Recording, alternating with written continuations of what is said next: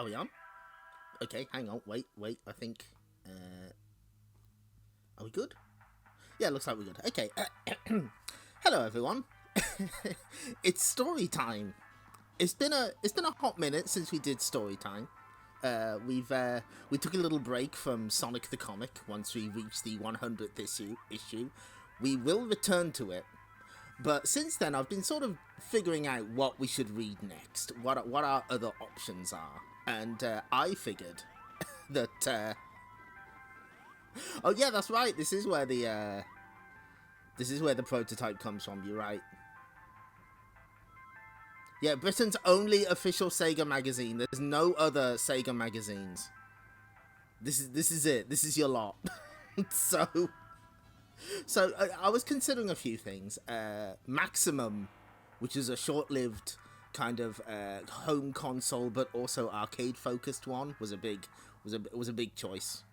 I've been threatening the Nights into Dreams comic, which does exist, and the Double Dragon comic. But I decided we could do with maybe a bit of light entertainment. So I thought, you know what, let's just go where I live. Let's go to the era of Sega circa 1990 circa 1994. That seems pretty good. So what we're looking at here is Sega Magazine. Oh, hello. Let's see who's shown up. Hello, Arnold Rimmer and Strawbros. Hello. You did get light entertainment with the roll chance stuff, yeah. So yeah, this is Sega Magazine. It's not called Official Sega Magazine. I suppose its official true title is Sega Magazine, Britain's only official Sega magazine, which is a bit unwieldy. So this is published by EMAP, East Midlands. What's this stand for again? Hang on.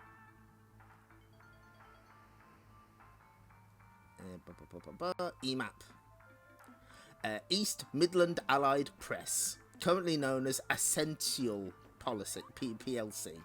So they're the people who printed, among other things, Mean Machines, Maximum, which you've already mentioned, and the two magazines that split off from Mean Machines, Mean Machines Sega, and Nintendo Official Magazine. This is relevant to our story because Mean Machines Sega started around 1992, and then in 1994, hold on, here's the page on Mean Machines Sega, and then in 1994 they decided, you know what, let's do another one, let's do another magazine, and so we have Sega Magazine, Britain's only official Sega magazine. Which I imagine might have been a bit confusing for people who, liked, Mean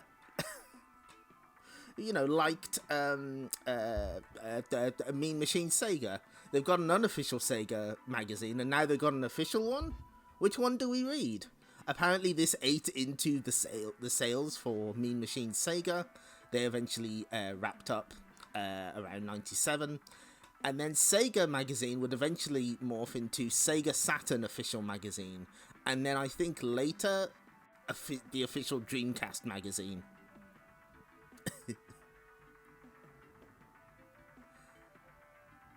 Eternal Champions. Yeah, just bear in mind, this is the first issue. And they're like, okay, we have a video game to push and its name is Eternal Champions. Read the exclusive review on page 94. So I don't think I've loaded up 4 issues of this.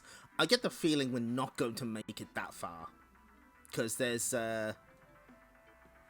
kind of a lot.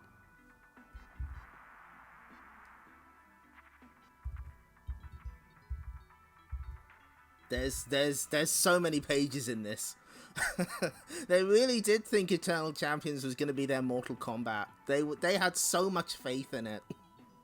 Virtual Racing exclusive inside. But that's kind of it. There's nothing else sort of advertised here. It's just Eternal Champions. Also notice Mega CD, Mega Drive, Master System, and Game Gear.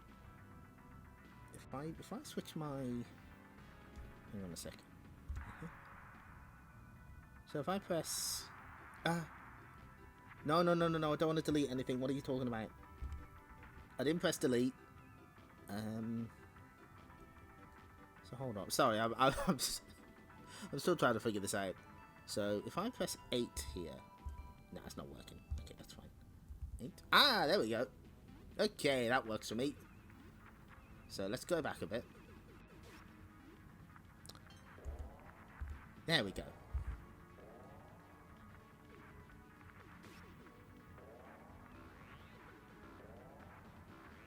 The what, sorry?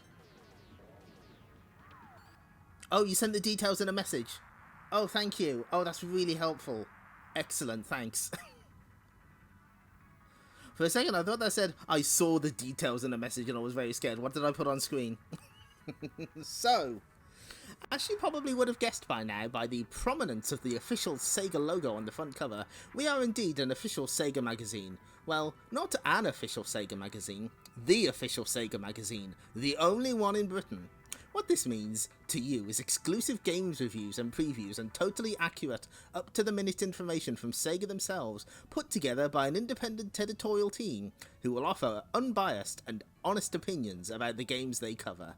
Why us? Well, when Sega decided to grant an official license, they wanted only one group of people to do it. The team who brought you Mean Machines Sega. So here we are, and here it is. Share and enjoy, and remember, you ain't seen nothing yet. Jazz and Rich. Ooh, I wonder who Jazz is. Oh, that's right. Julian Rignall. Jazz Rignall. Who I think he's putting a book out soon. Big, huge name in the UK games magazine circuit at the time.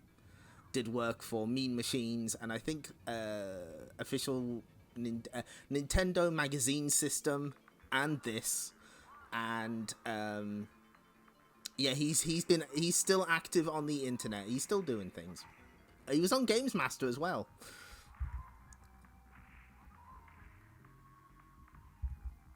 Yeah. Yeah, I bet the old-timey computer show loves it when he does that. Good. Julian Rignall, editor of the year and all-round jammy bun. Jazz's history goes back to the time when dinosaurs, like the Spectrum and Commodore 64, roamed the Earth. Oh, it's given us a history already, thank you.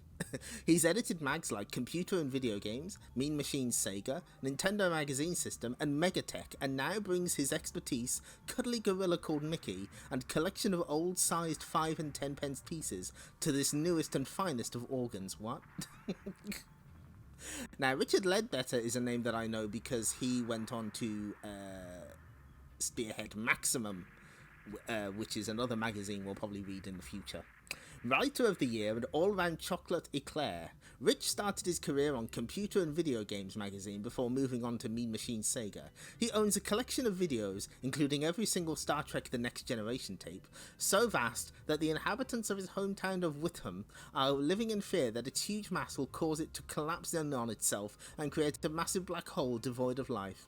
Although it must be said that anyone who's ever visited Witham will no doubt think that that's already happened.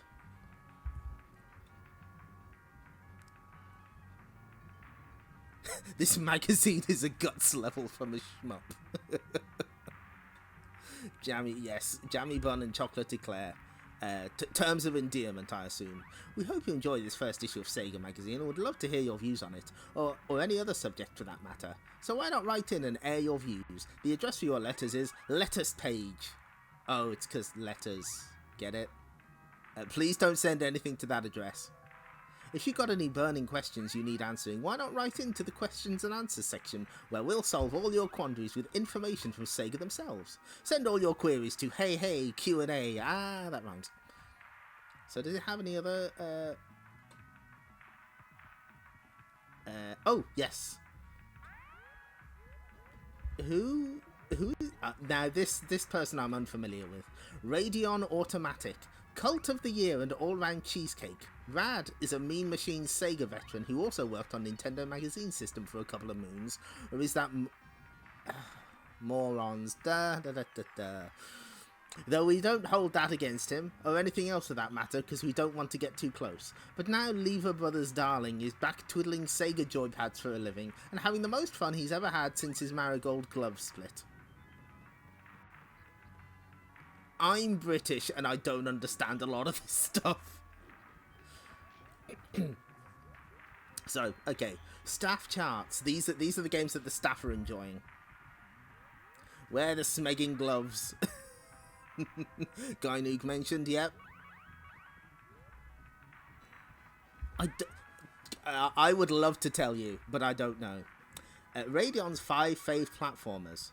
Rad's a bit of a platform fan, but enough about his footwear. Here's a list of his current fave games, including scrolling screens, ladders and ramps. Tiny Toons, visually the most impressive platformer game yet seen, and it's got loads of variety in it. Gunstar Heroes, a lot of love for this. Ultra fast action packed Death Fest. That's also really brilliant in 2-player mode.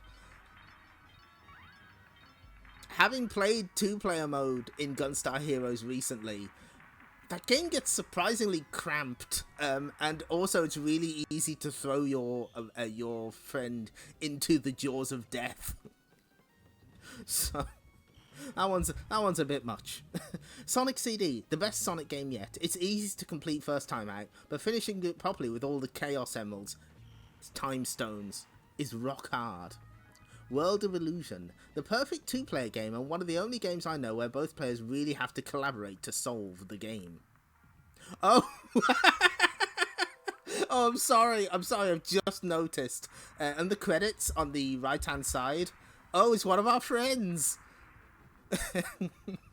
Tony Takoshi. Reams of thanks go to Barry Giaffrato, Mary Miller, and Tony Takoshi. I know you. We thought we'd seen the last of him, but no, he's back.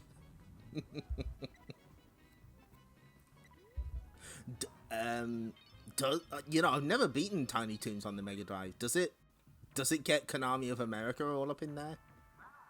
Rocket Knight Adventures. Ooh. Packed with tons of different stuff and really imaginative. It's almost like playing a load of minigames in one cartridge. That is not quite how I would describe that game. That's fine. Jazza's Something for the Weekend selection. Most Saturday evenings for Jazza and his chums degenerate into an all-night game-a-thon. Here are titles guaranteed to cause a riot. Yeah, I can sort of see it. Like, I wouldn't say mini game, but I suppose there's the shoot 'em up sections and all that, and the minecart section. Street Fighter 2, the classic fighting game, and you can handicap the better player in your group of friends by insisting that he uses a 3-button joypad. Cheers very much, my dear old pals. Oh, that's rough. Something for the Weekend is also a phrase for someone who wants to buy family planning products. Thank you. That's good. Gunstar Heroes, not as good as Marco's Magic Football, featuring from Tony Takoshi. Every stage does put you in different situations, that is true.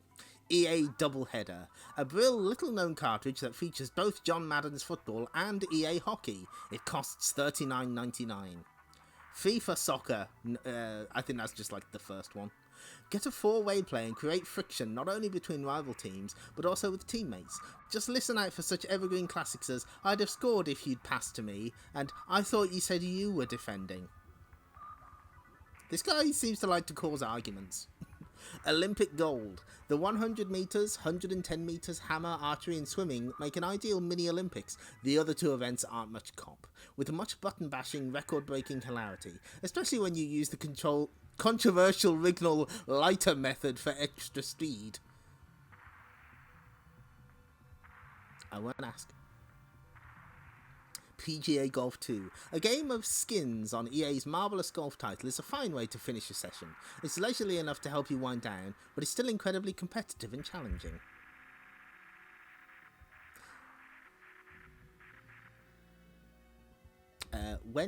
And Rich's Biggest Blasters. When his trigger finger starts itching, these are the 5 titles that Rich reckons are bitching. We don't care. We don't care. We'll say words. Afterburner 2, incredibly fast, tons of sprites on screen, and gives me a real buzz every time I play it. Jungle Strike, the different vehicles are excellent and the graphics and gameplay are wicked. Gunstar Heroes, it's arcade quality and totally amazing in every respect. Hellfire, it's not exactly original, but it's super playable and highly challenging too. And Gynoog, known in the US as Wings of War. Almost as playable as Hellfire and features some amazing graphics and horribly gory bosses. That is true. Inane Filler. This is the last one of these I'll ever write because I'm leaving on a jet plane and I don't know when I'll be back again. Lots of love, Jazz. How would you like to visit Sega's plush London headquarters, test top secret games and talk to ourselves and the people at Sega? Early in the new year, we'll be selecting a strictly limited number of readers of Sega Magazine to participate in the first of what will become a regular series of Sega conferences. What the fuck?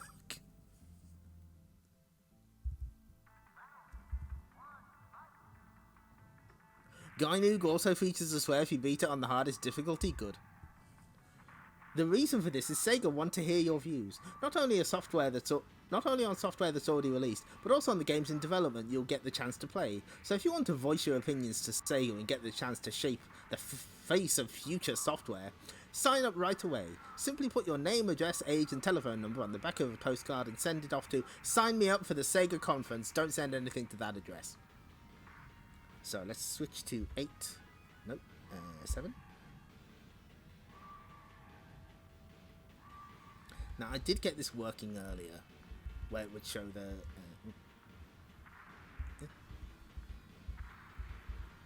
there we go. Oh, fuck, no. I see the problem. Hang on. No, I'm doing this wrong. What I need to do is I need to...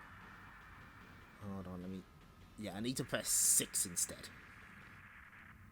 So, Vinny, Footballer, says, Mortal Kombat makes the rest look like turkeys. Understood. So, okay.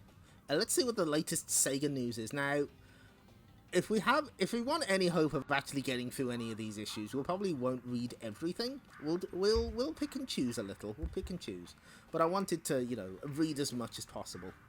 Core go into orbit. Following something as hot as Thunderhawk was never going to be easy, but Derby-based Core Design think they've got it cracked as they unveil Soulstar, a fast-paced blast for the Mega CD. Remember the old Galaxy Force coin-op? Soulstar is a progressive shoot-'em-up with the player resembling the old Galaxy Force coin-op. Cultural note, coin-op is British vernacular for arcade game because it is coin-operated, you see. Soulstar is a progressive shoot 'em up. What does that mean? With the player controlling one of 3 hardened pilots out to destroy the evil Mercoid race.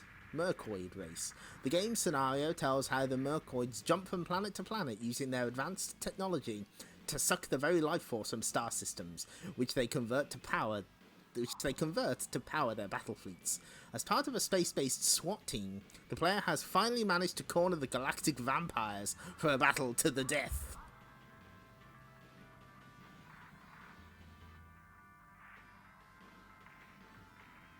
It advances the genre, that is true. Soulstar uses third-person perspective to depict the action, with the player's ship skating across numerous planet surfaces, including the obligatory ice and fire worlds, as they use their freshly collected missiles and lasers to pick off the Mercoid fighters. In addition, no shoot-'em-up would be complete without the usual array of smart bombs and speed-ups, and these are conveniently littered across each planet's surface awaiting collection. A release date has yet to be set, but keep your eyes on these pages for a more in-depth look. A lot of good work for charity. The first ever Mega Drive Games charity pack is about to be released. Okay, here's a lineup for your ass.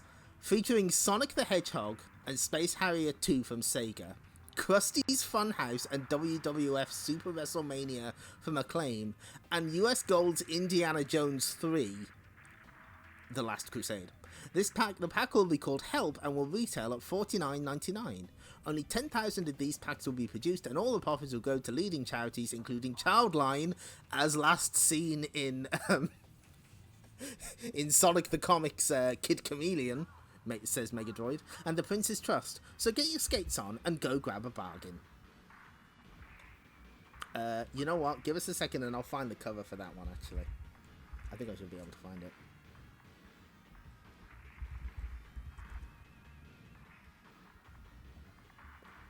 Is this it? Aha. Nope. That's a PC version of it. No, that's not the one we're looking for. Help. Mega Drive. It's probably not going to... Absolutely not. Well, basically, what I remember, it was like a plain yellow box. Ooh, Megadroid is here. Good. Let me adjust him. Let me. Actually, no, he can sit there. That seems like a good spot for him. He could just chill over there. Oh, they did do a follow up, didn't they? What was on that second one? This is a Sega directed paper form. That is true.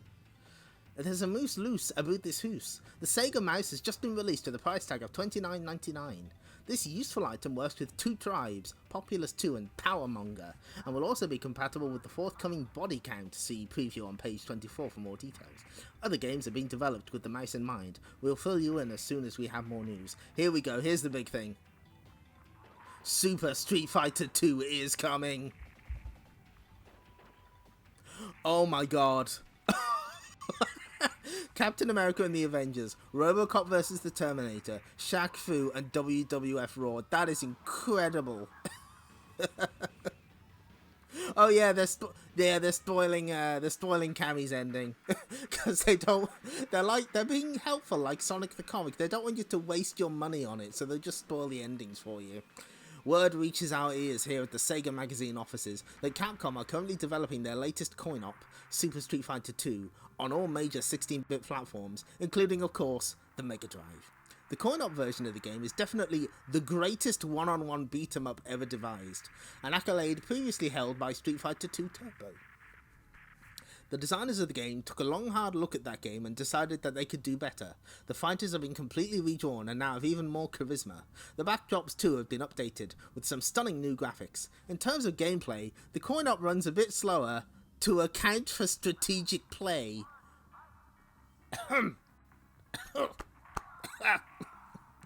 But there's all manner of new bonuses, including first hit, reversal attack and combo bonuses. However, the real excitement of the game is over the 4 new characters. Fei Long from Hong Kong has studied the mystical arts of...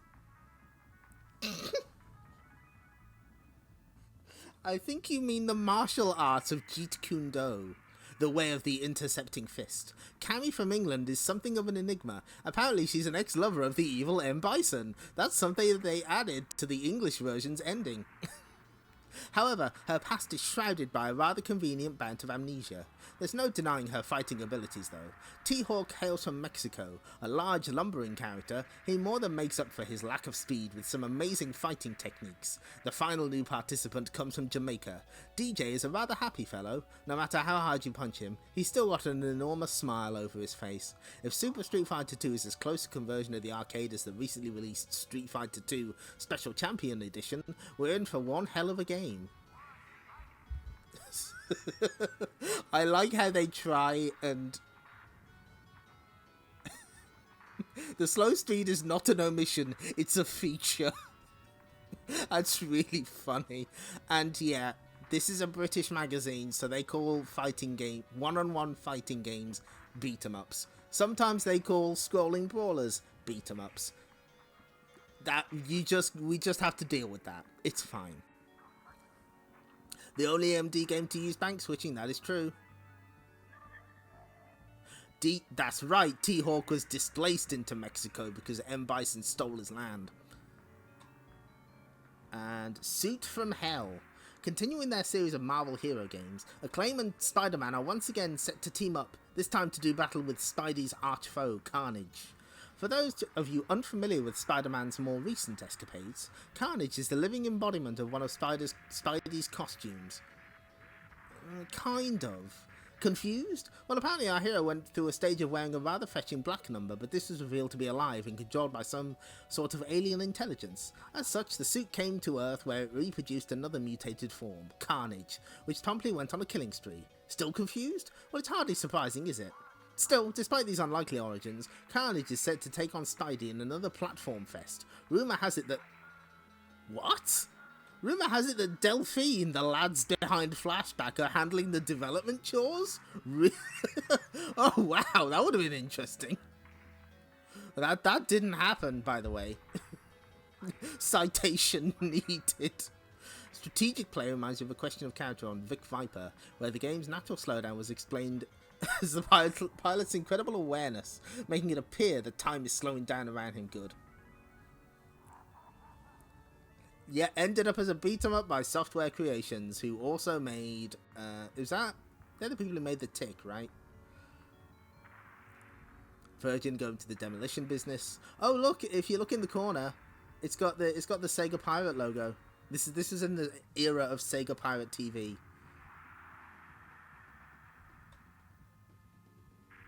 We can skip some of these. Now, this is interesting. I hadn't heard of this.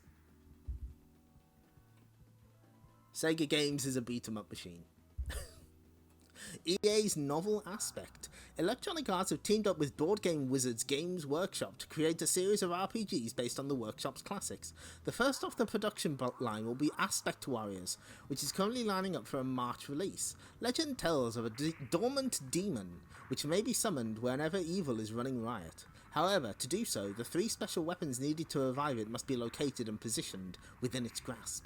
Well, you've guessed it, evil is indeed starting running riot, and taking control of 3 disposable heroes, the player is left to find the necessary weaponry.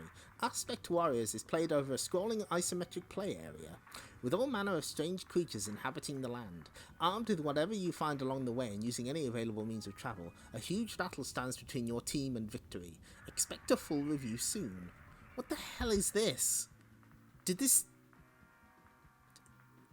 Do the Aspect Warriors play Game Gear games in their spare time?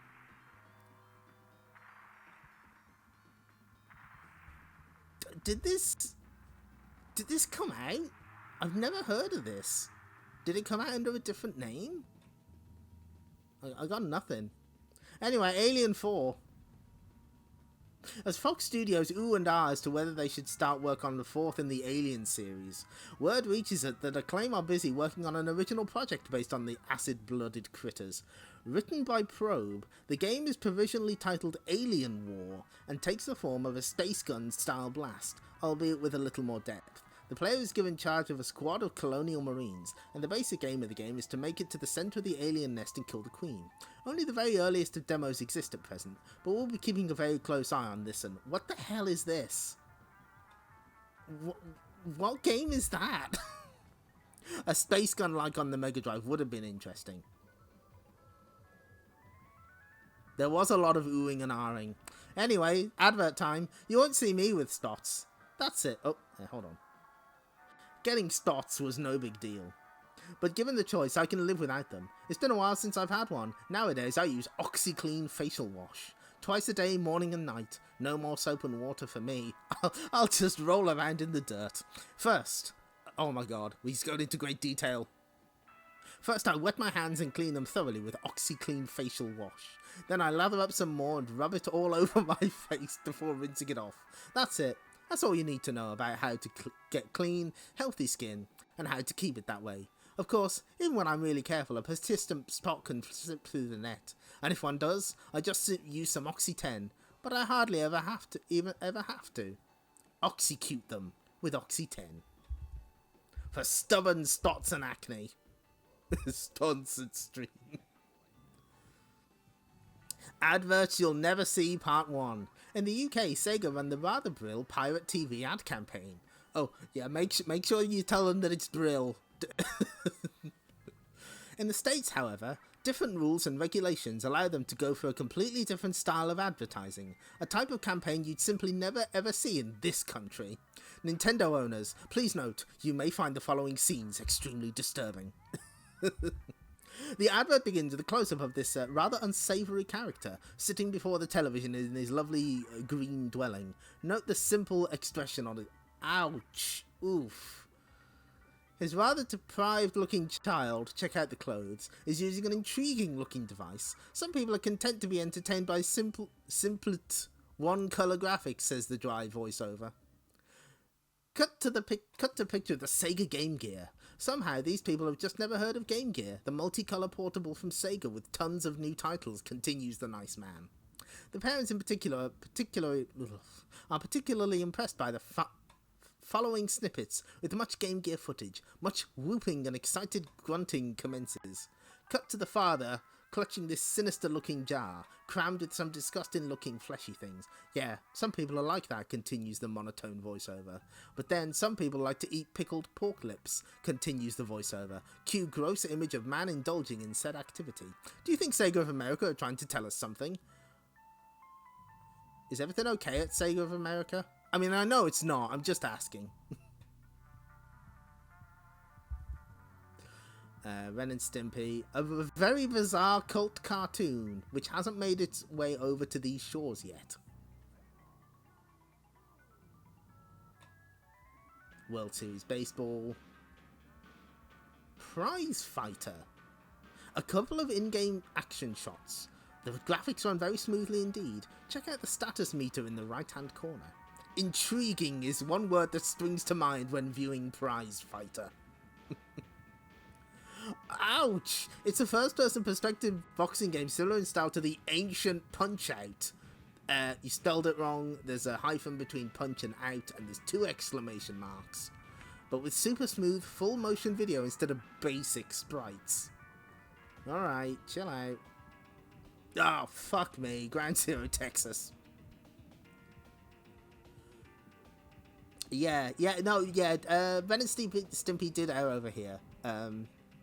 BBC Two and UK Nickelodeon. They're always talking about Prize Fighter. Can't stop people talking about it. From the people who gave us the controversial Night Trap comes Ground Zero Texas, a game involving nuclear bombs, aliens, and a small town, all put together to form an explosive whole. This game uses Cinepack TM in order to produce full-motion video windows much larger than those seen in the likes of Night Trap. The game looks quite similar to the aforementioned title, but also includes some Lethal Enforcer-style gameplay. Due out in February, we'll be reviewing this next month. We got Mega CD Jurassic Park. The full motion video is probably the best ever seen on the Mega CD, and the sound is absolutely stunning. A February release now looks very likely, so all being well, we should be reviewing the title next month. After a very successful outing on the Mega Drive, the Uncanny X-Men are now due release on the Game Gear. The basic gameplay seems to follow the platform game style of the Mega Drive version. We can confirm that the graphics have been reproduced brilliantly on the Gear, and the game is very fast indeed. Ooh, Dracula Unleashed. Sega have started to employ the use of Cinepack TM in their full-motion video Mega CD games. One of the first titles to use it is Dracula Unleashed. The benefits include smoother FMV as well as a larger action window. As you can see, it looks considerably larger than the likes of Sewer Shark and Night Trap. More news soon. Oh, there's a Cinepack mention that you forgot to put a TM on. I see that. I see it.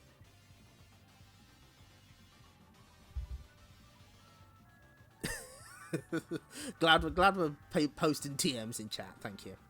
Interesting fact number 1. There's currently only 2 Virtual Racing Mega Drive cartridges in the entire world. One of them was in the possession of Sega Europe, who only allowed journalists from Sega Magazine to get a look at it. To our knowledge, every other Virtual Racing pictures you've seen have been purloined from Japanese magazines. We've actually played it. Here is our report.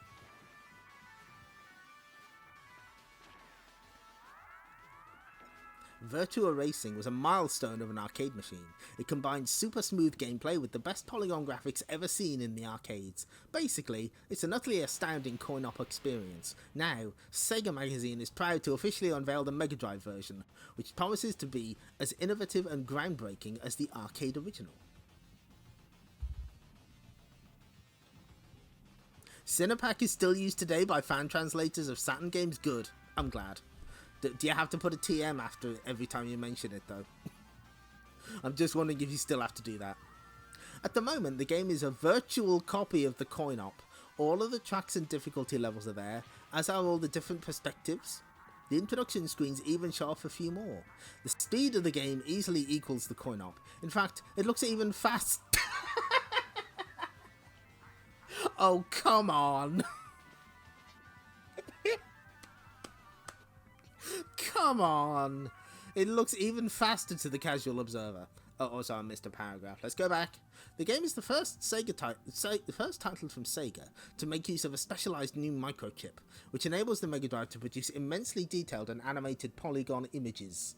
Take a look at our exclusive screenshots to see just how amazing the graphics are. That being the case, you won't be surprised to discover that the game is being programmed by the very same team that created the arcade original.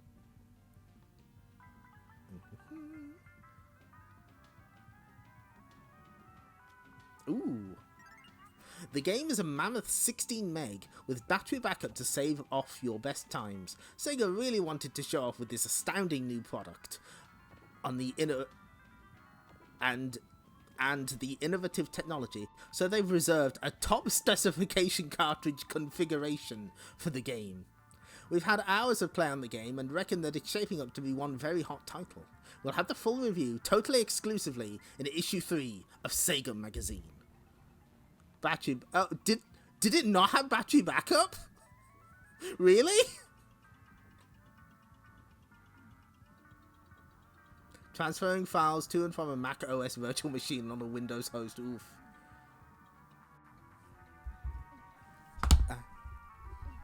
Thank you, Pop Shield. Appreciate you. Stay. Good.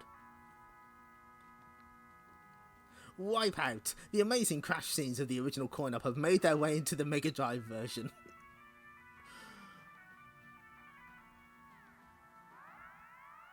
This is the daunting expert course, surrounded, for the most part, by towering cliffs. I like that they capitalize the names of the courses. That's a good detail. That is correct, no battery. That's fucked! I thought it did! The talking point of virtual racing is the amazing polygon graphic engine. The results are very close indeed to the original coin-op, played on a large translator's note, television. Virtual racing is simply stunning. The graphics are powered by an all-new microchip inside the cartridge, previously known as the DSP chip, DSP standing for Digital Signal Processor, not that other guy.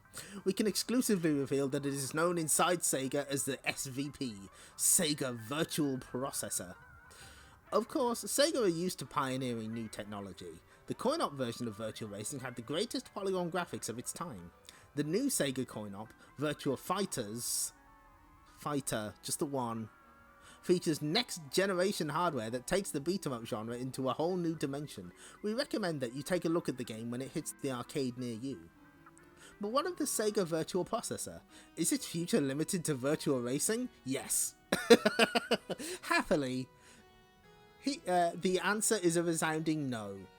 This is a lie. Barry Giaffrato told us that there are several SVP games in development, covering several different game genres. We'll be bringing you more precise details in an upcoming news piece. The big question at the moment concerns the cost of the SVP chip, and thus the retail price of products which incorporate it. Sega are trying their best to make the chip both highly powerful and very cheap. However, one idea that Sega are seriously considering means that... Oh my god. Oh my god. One idea that Sega is seriously considering, that you buy a special Sega Virtual Processing cartridge, which contains the chip along with basic interfacing circuitry. The actual games would then only have the actual game code on them. That way, you don't only buy the process. That way, you need only buy the processor once. You don't need to pay for it every time you buy a SBP game. We'll bring you more news on the situation soon. The situation. Hostilities in Virtual Land are increasing. We'll keep you on the ground with this situation. Extend time. Strict time limits are given for your racing. It's your job to reach a checkpoint before the time runs out. Oh, I've only just noticed we've damned the stream with Arisu's Fury. She's so mad that they never use the SVP chip for anything else. Day 5 of the virtual racing situation.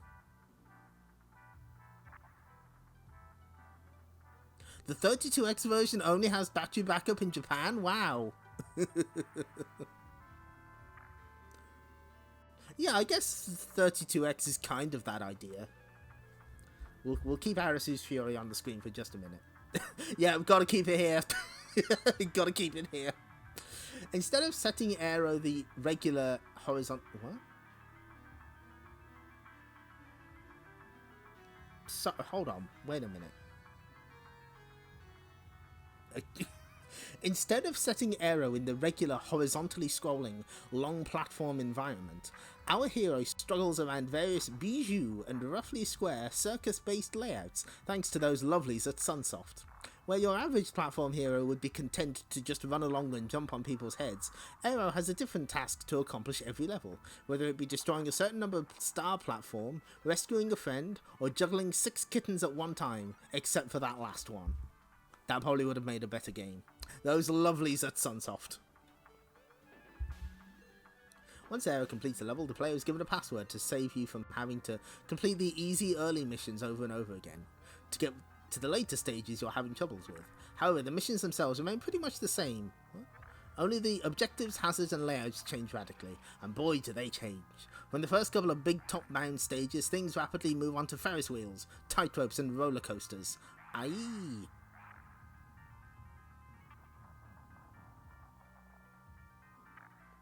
Aero doesn't jump on things to kill them like regular platform characters. His only form of attack is a diagonal stin operated by a double press of the jump button, followed by either up or down on the joypad, depending on whether you'd like Aero to carrying on ascending or dive earthward after his target. The emphasis of the game is very much on the circus gear. Blowing yourself out of cannons, leaping through flaming rings, riding unicycles on tightropes, you name it, there's a simple way of doing it in Aero. For example, jump on a unicycle, press left or right. Watch as the unicycle travels in that direction. Climb into a cannon. Press jump. Observe the flying bat. Are you observing? Are you observing the flying bat? Please observe. A lot of the objectives in Aero concern destroying these star platforms. Doing this is dead easy. All you have to do is leap repeatedly on the centre block, whereupon the other two revolve. When all the blocks show blank, the platform dissolves. Being a bat, you'd think Aero would be pretty useless at seeing things, but he's actually got eyes like a hawk. Hold down the C button and press in any direction. The screen now scrolls over that way until Aero touches the edge, allowing you to see what's ahead, or above, or below, or even behind. Hooray. That's it, there's no further details. Oh boy, here we fucking go.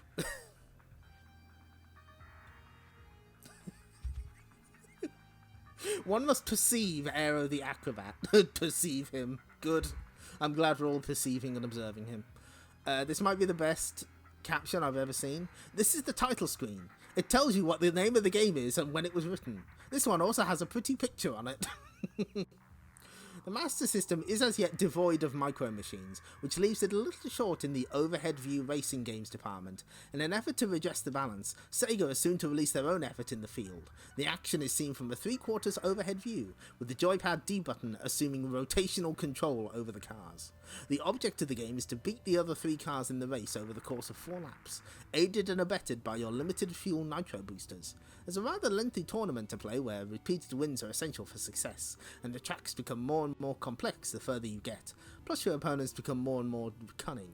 Other than that, this is simple fare, minimalised for a minimum of fuss and lots of high-speed hijinks. Buggy Run is also one of the most extensive Master System games.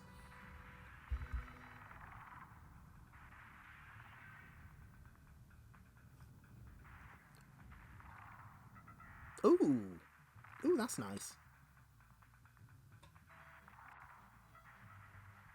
Oh, it's made by Sims, of course it was.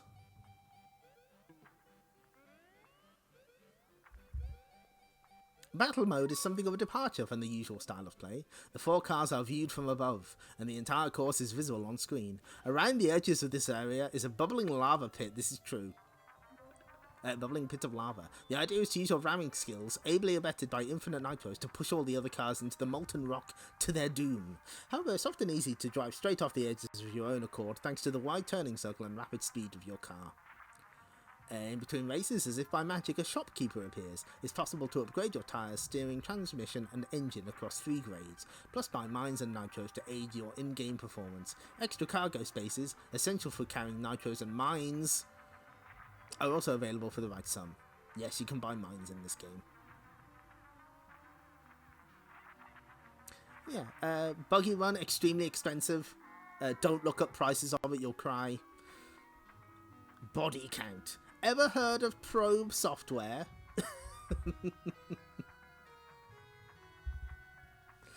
They're the luminaries behind such greats as Alien 3, Terminator 2 the arcade game, and Horace Goes Skiing on the Spectrum, except that last one.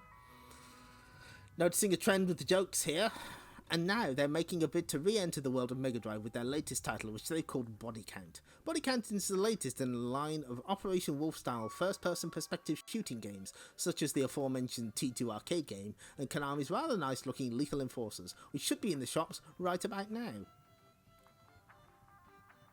The plot revolves around a sinister alien race who have invaded our lovely blue planet. Your job as a lone mercenary is to send them packing. Doesn't this sound awfully familiar?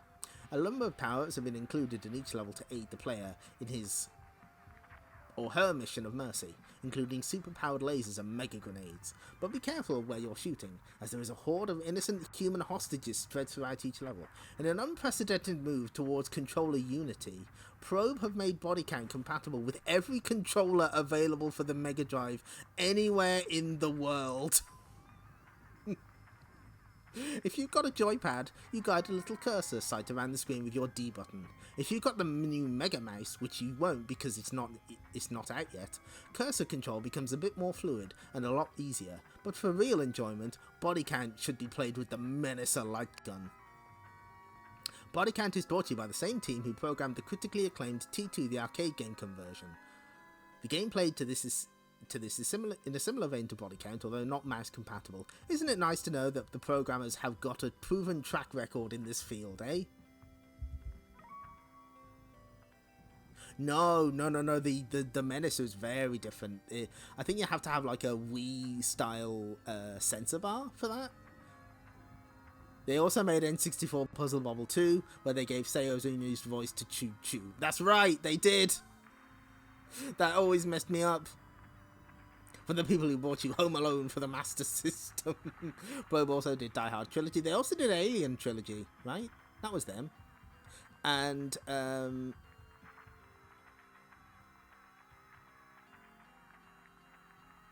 what else? Yeah, it's not compatible with the Sega Activator. More lies from Sega Official Magazine.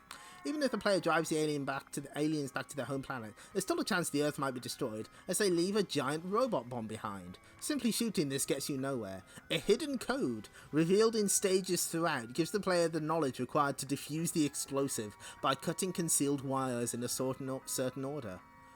Oh my god, this code changes every game, so every time you play, it's still essential to search for the secret data. How utterly fiendish. Oh my god. There's a fucking, is it just a single page for, yeah, okay. Hold on, wait, no, I've gone the wrong way. No. Oh, this is a disaster. Hang on. Okay, we're back. RoboCop versus the Terminator.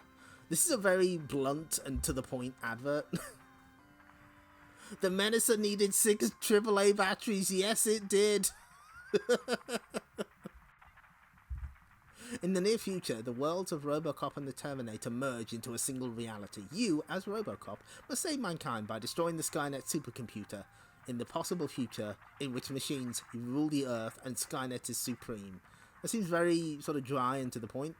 Available on Sega Game Gear and Sega Master System soon. Again, the Master System's still a going concern at this point. Peter Weller versus Arnold Schwarzenegger. You can try and warn people not to try it at home, but kids are bound to replicate things they see on the TV. For example, after watching the NBA championships of the telly, a group of friends immediately rushed out into the streets for a game of basketball. It's around these easily influenced children that Virgin's new title, Jam It, is based. It follows the tykes out onto the streets and details their basketballing exploits, even allowing you, the player, to join the action controlling one of the teams. A neighbourhood league has been set up, and it's your job to take yourself to the top of the block in order to win mega cred.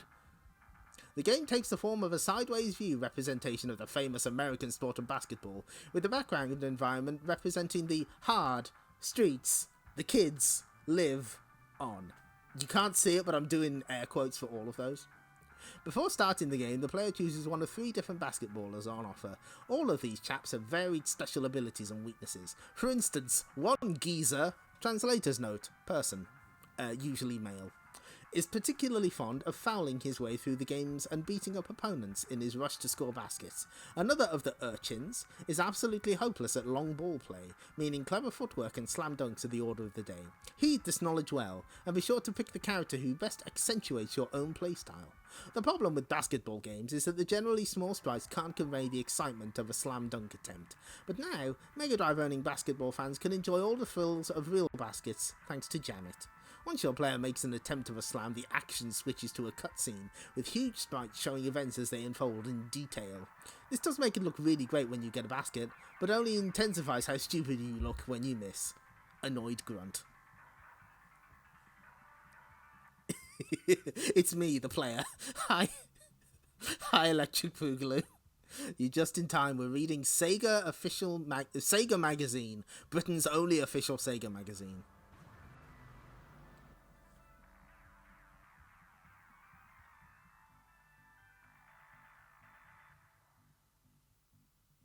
Once you know what you're doing, it's easy to get the hang of the nifty footwork needed to dodge this kind of challenge.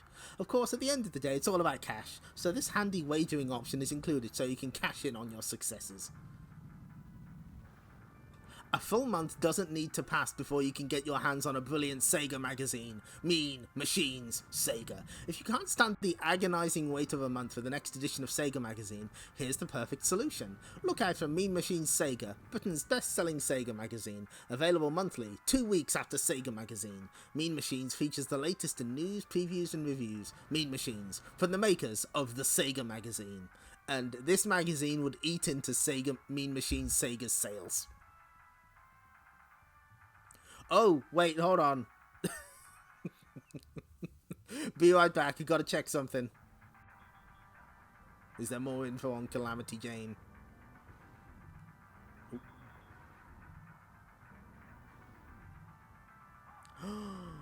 There was a second... A second home release of Calamity Jane has hit Pico Interactive. Good. Fuck them.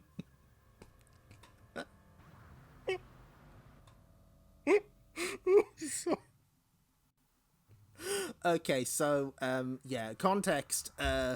Pico are at it again. They're doing a Kickstarter for Bleem.net where they're trying to sell the cancelled Ocean the Shadow game as a sequel to Nightshade. And that reminded me that they did a Calamity Jane Kickstarter and then Discotech fucking shanked them by releasing The Legend of Calamity Jane on Blu-ray. And I guess Pico just haven't fucking done anything about that. Yeah, Nightshade suddenly being a serious, gritty, dark game where he uses guns. It's so silly. Oh good, Kai's here. There she is. That's definitely Kai from the legend, from the Quest of Kai, right? At the end of the game where she turns into a rock. Oh, yeah, no, okay, I'd better get rid of Arisu. Sorry, everyone. Her fury has subsided. She's like, oh, Sega's advertising fucking Eternal Champions again. I must go rest in Valhalla. Showcase. Yes. The greatest fighting game ever? Just immediately. Just Just going the fuck in. When Pico tried to... Wait, what? Wow! Oh, that's... Oh, that's... Okay, put it back on. You got it. We need it just for this. Just for this. It's the greatest fighting game ever.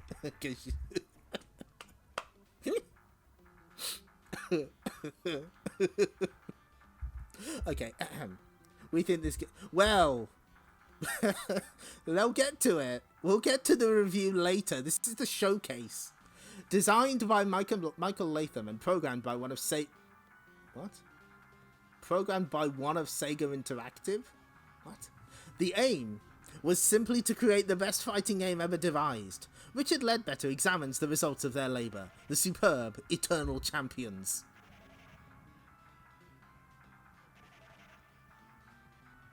Invincible. Oh, Invincible put out okay, I understand. I thought it was the comic book as well.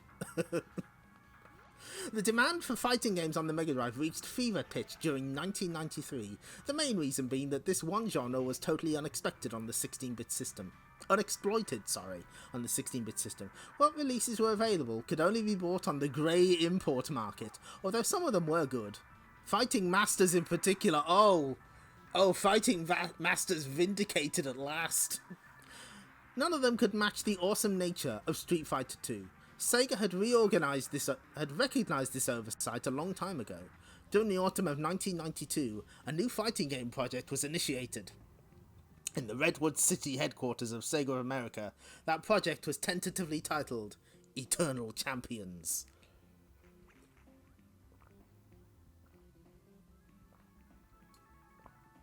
Sorry, need a little drink.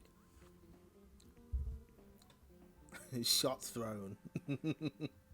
These champions are so eternal.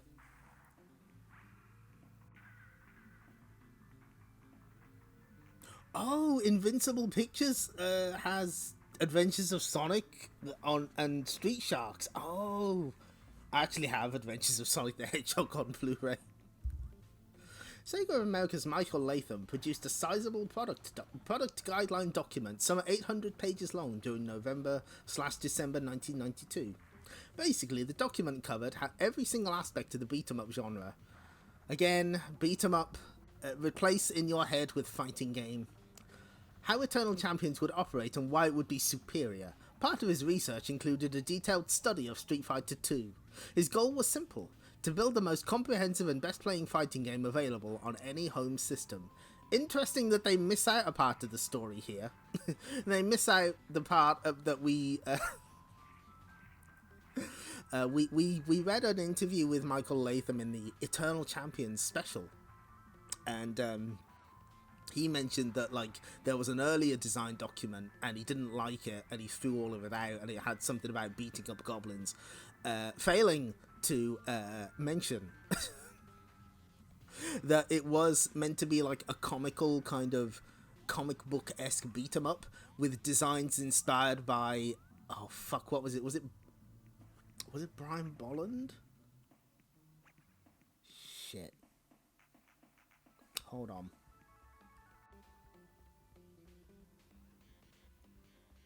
Fuck, I can't remember who it was. Was it Brian Bolland? One of the big, yeah, I think it was Brian Bolland. Yeah. Guy who did, did he do Loaded?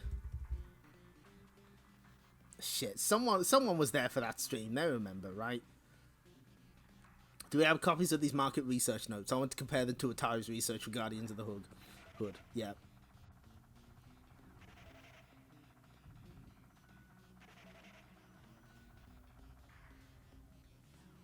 Oh shit. Oh, that's gonna bother me. Actually, you know what? Hang on. Wait a minute. We can drag it up. We can drag it up because I put my resources in my streams, in my stream descriptions, so we can find it. Give me a minute. we're going on a field trip, everyone. Where's the Eternal Champion stream? Oh, it was so long ago. A bit further. A little bit further. Yes, okay, this should be the one.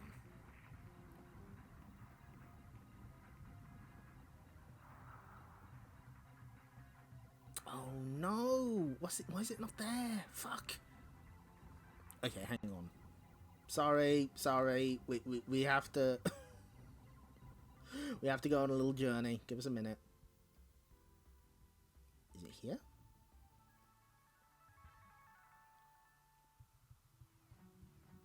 Aha! Here we go. Okay. Simon Bisley, that was it. Okay, there we go. Yeah, they were going to do a fighting game inspired by the artwork of Simon Bisley. They wanted him to do the artwork, but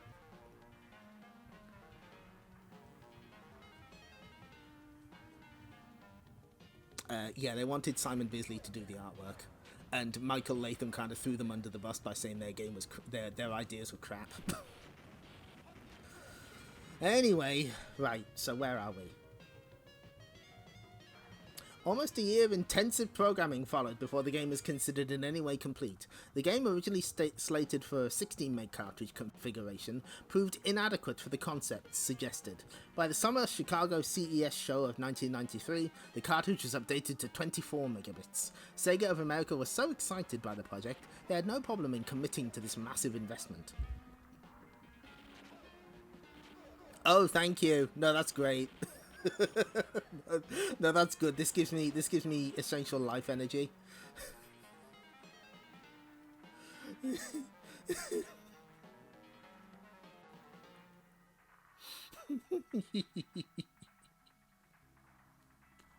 Tee.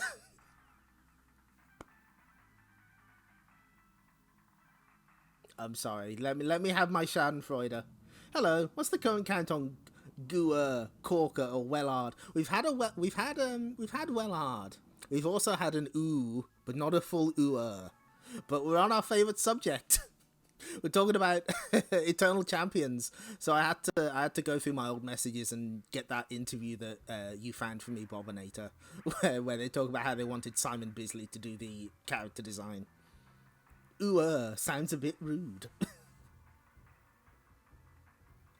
Nothing has warranted an ooh yet. I'm pretty sure chat's making some very interested noises, though. We've had plenty of mentions of beat 'em up when talking about fighting games, though, don't you worry. Some of the ideas suggested for the game evolved.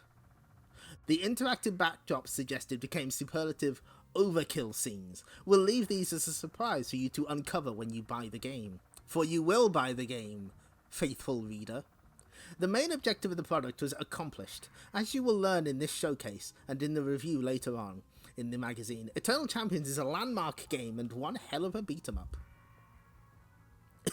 Ooh is the mating call of the British. I hate that that's true. Oh yeah, we've had coin-op mentioned recently, frequently, yes. The Eternal Champions design team attempted to create the ultimate beat-em-up and concentrated on every single aspect of the fighting genre in their efforts. Their aim was to create a product that would meet the needs of any fighting fan. As well as an intriguing storyline and wild characters, Michael Latham came up with all manner of ideas, a lot of which were totally original. The actual Eternal Champions contest became an aspirational aspect of the game. What? First of all, the player would have to learn the characters back to front. Dynamic training modes, covered later, were added, allowing the players to learn the characters thoroughly before entering the real contest. Again, that was in the original pitch, which the training modes were like you were beating up small goblins. It wasn't the core part of the game. The team also wanted to make the player have to fight the environment he's playing in, as well as the opposing player. It hadn't been done before in a combat game of this ilk, and would introduce new facets to the gameplay. Therefore, in the finished game, there is the daunting battle room, a contained chamber that puts the player up against over 20 different hazards, as well as the opponent. From the documentation surrounding Eternal Champions, it's clear that the team have a great respect for what Capcom achieved with... Oh, with what? With what? With Avengers? With Sidearms Hyperdyne? Did any early SNK fighters have intro poses? Yes. I'm pretty sure you could. I'm pretty sure Art of Fighting did. Sort of. like in the single player mode, like Ryo would like take his gator off, that sort of thing, and Krauser took off his cape, and before that CPU Bison took off his cape. So yeah, they were in fighting games before this. Maybe not as common, but they were there, I'm pretty sure. Yeah, I've always liked that little animation where he throws the gator off. You hear Spinball playing, yep. This is the Mega Drive Mega Mix that my brother helped me make. I recorded something like 200 Mega Drive game attract modes and was like, okay, put them all in. The first draft I had to reject because he put the Green Dog attract mode in 3 times, and I was like, no, only once. Expect to see. Oh my god. Oh no. Oh no! Expect to see a lot more of the Eternal Champions. Sega have an extensive licensing campaign lined up for these characters. You're gonna see them everywhere. It's it's an overwhelming onslaught of Eternal Champions awareness. Oh, yep, you're right. Street Fighter 1, everyone gets in position. Push Eternal Champions. There's... Slash's fighting moves are some of the most entertaining. Based on the pain technique, all sorts of down and dirty attacks are used. I just want to be clear. I don't hate Eternal Champions. I think it's pretty interesting. I don't think it's successful at what it necessarily does. Any chance of a let's... Yes. No. I do... Okay, I do have scans of those books. I would like to do it. It's how to do it that would be quite difficult, because obviously there's a lot that I'd be juggling, and my multi-monitor system is a little limited. I'm actually doing this stream on a single monitor, believe it or not.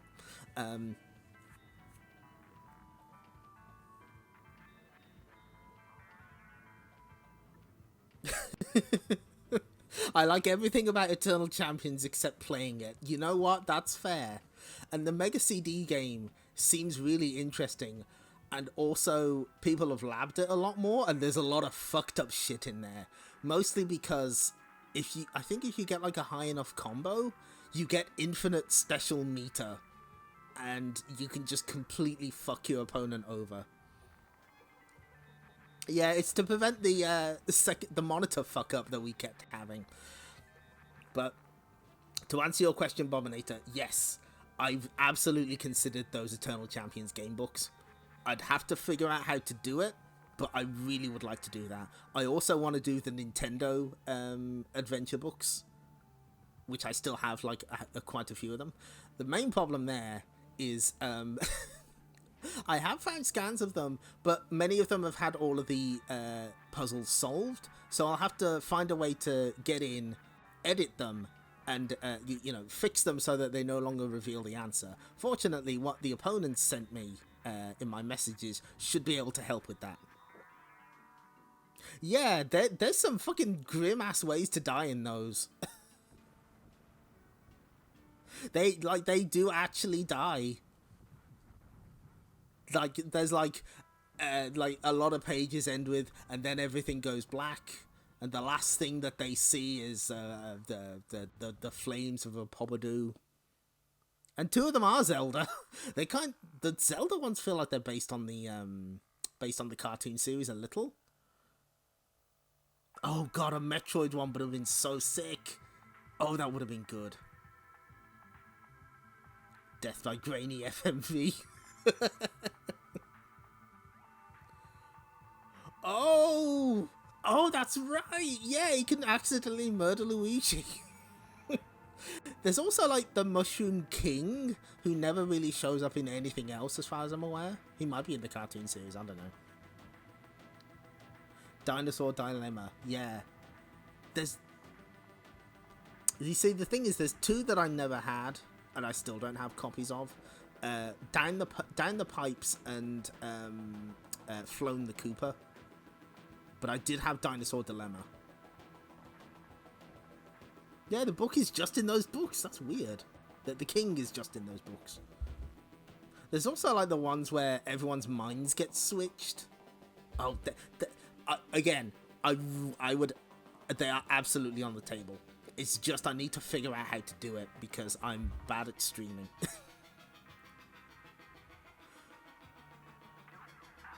Let me just catch up with chat. Yeah, no, okay. Right, so... So, the Capcom game they were thinking of was not Capcom Bowling or Avengers. Somehow, it was their groundbreaking Street Fighter 2. However, they felt confident that they could actually improve on it with better tournament play and superior solo fights. The intelligence of the computer was greatly improved, with sophisticated AI routines that actually learn new offensive and defensive tactics during play. Can anyone confirm that this game actually does that, or is that... Is that the Rise of the Robots thing where it's kind of bullshit? The art of training. Training is very important in all forms of martial arts, and the programmers wanted to incorporate this into their game. A detailed training program was created, designed to let the player test out the strengths of the champions and conquer any weaknesses. So this just explains what all of the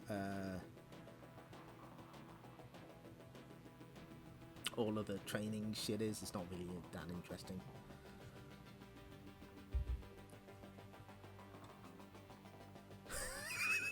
Eternal Champions had dexterity spheres. Willy Beamish had laser balls. The CPU learns to cheat far faster than in SF2. Okay, good. Do they mean the Eternal Champion having more moves between phases?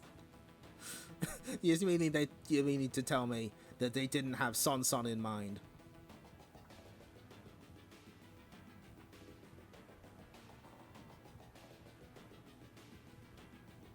Yeah, that's fair. 1993, nobody knew a lot about fighting games or AI, so they swore that self-rewriting code was real. No, Willy Beamish didn't get a Mega CD released, but I'm pretty sure it got a PC release, probably. Now, we missed out on quite a few Mega CD games, actually. But we did get Mansion of Hidden Souls. It was retitled Yumemi Mystery Mansion, but we did get it. Eternal Champions designers didn't want to miss a trick when they set out creating the game. One of their initial aims was to have the player fight in the environment as well as the opposition. This didn't make it into the actual contest part of the game in a few small ways. However, it really came into its own when the coders created the Battle Room. This part of the game incorporates all of the practice options of the Holo Trainer, but also introduces 20 new environmental hazards for the player to deal with. 5 hazards can only appear at once, and these are chosen before battle commences. Scatter grenades, spiked balls, slow motion bolts, life extenders and drainers, transporters and seismic charges. This part of the game is a welcome addition to the standard scenario and very original indeed.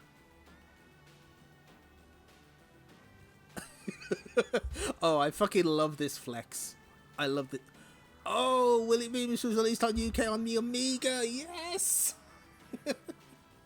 Oh, good. Maybe the UK version has the gangrene ending. We'll have to see.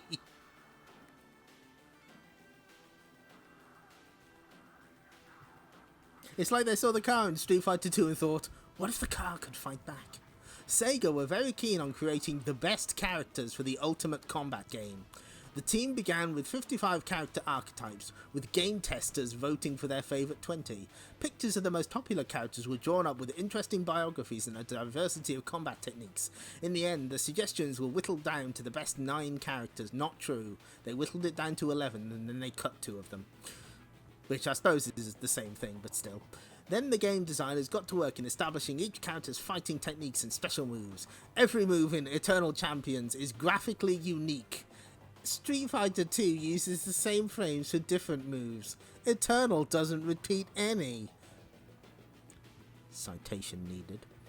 Examine these established biographies of all the contenders. The final character, the Eternal Champion himself, we're going to leave as a mystery for you to unravel when you buy the game, and you will buy the game. Also, Eternal Champions caters for just about every single fighting option you could possibly think of, including both characters using the same both players using the same characters. Not a genre standard at the moment. World Heroes didn't do it.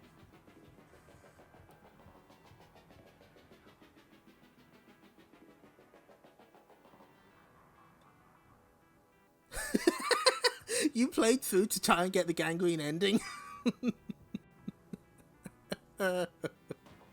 Okay, so right, load up your Eternal Champions character relations chart.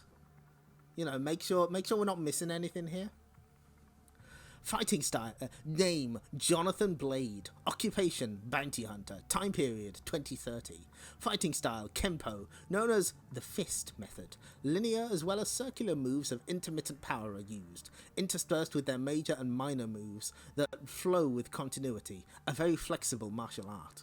Biography, very dedicated. Blade worked some of the meanest areas of New Chicago in his role as a police officer. However, his propensity for anger caused Blade to brutally assault one of his criminal enemies.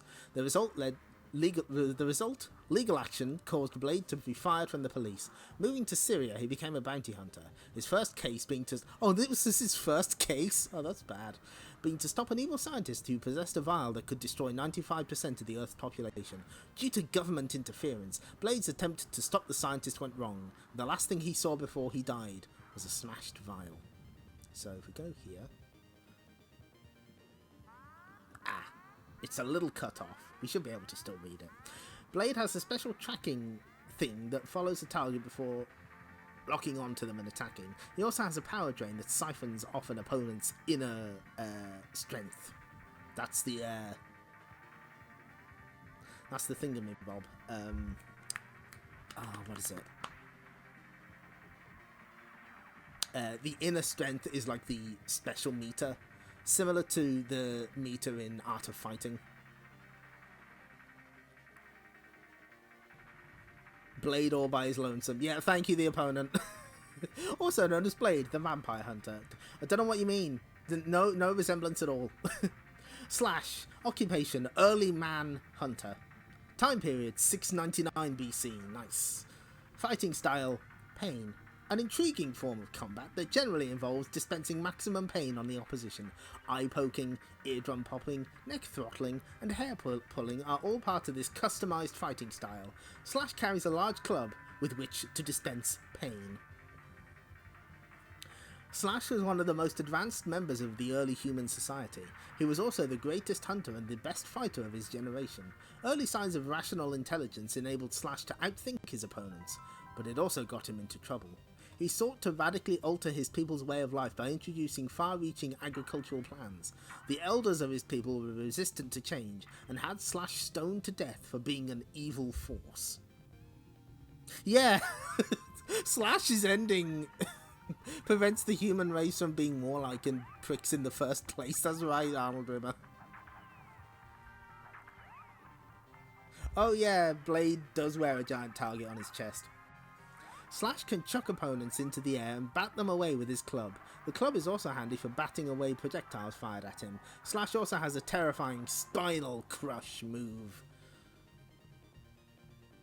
Jetamax, circus acrobat, 1899 AD.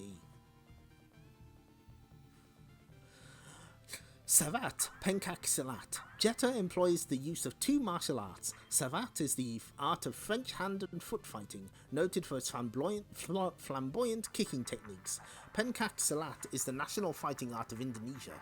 Many of its moves are based on evasion and the warding off of attacks. Its offensive moves include upsetting the opponent's balance. A born rebel, Jetta broke away from her Russian aristocratic upbringing to be a circus performer. During shows in France and Indonesia, she learned gymnastics and martial arts. In 1899, the circus visited China during the Boxer Rebellion, where innocent Chinese protected their homes from foreigners.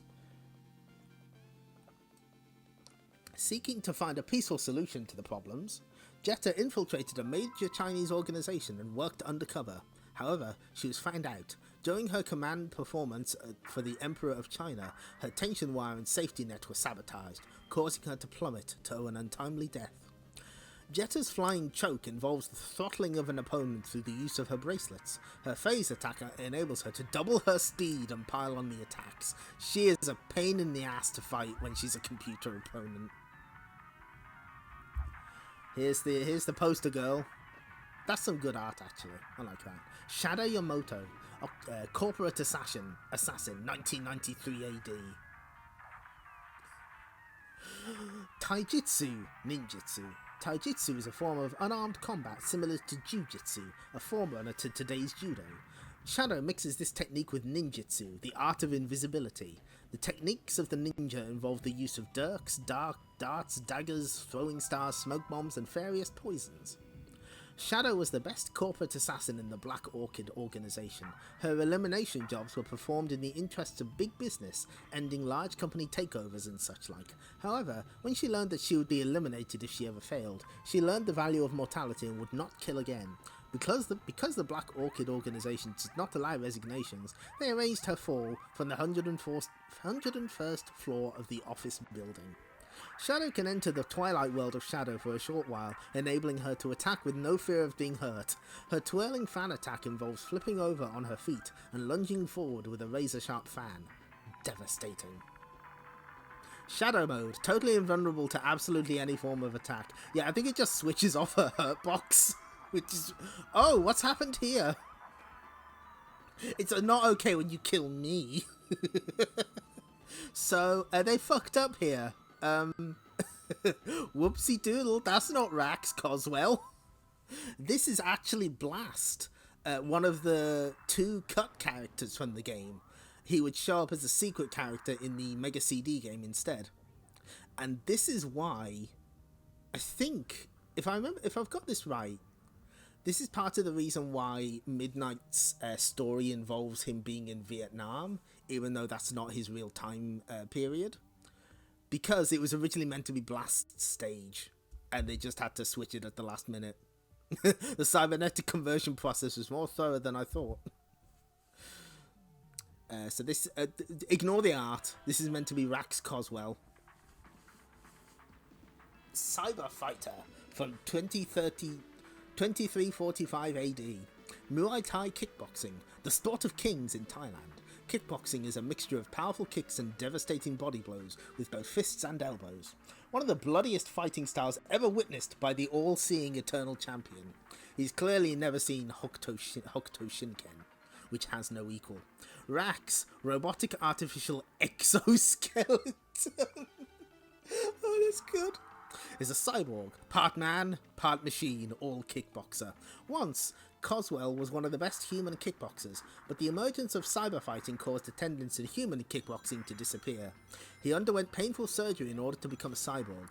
During a world title fight, Rax was killed by his promoter, who implanted a virus into his computer subsystems in order to win a bet. Rax's jet knee smash is quite interesting. He kicks in the afterburners and smashes his opponents into the wall.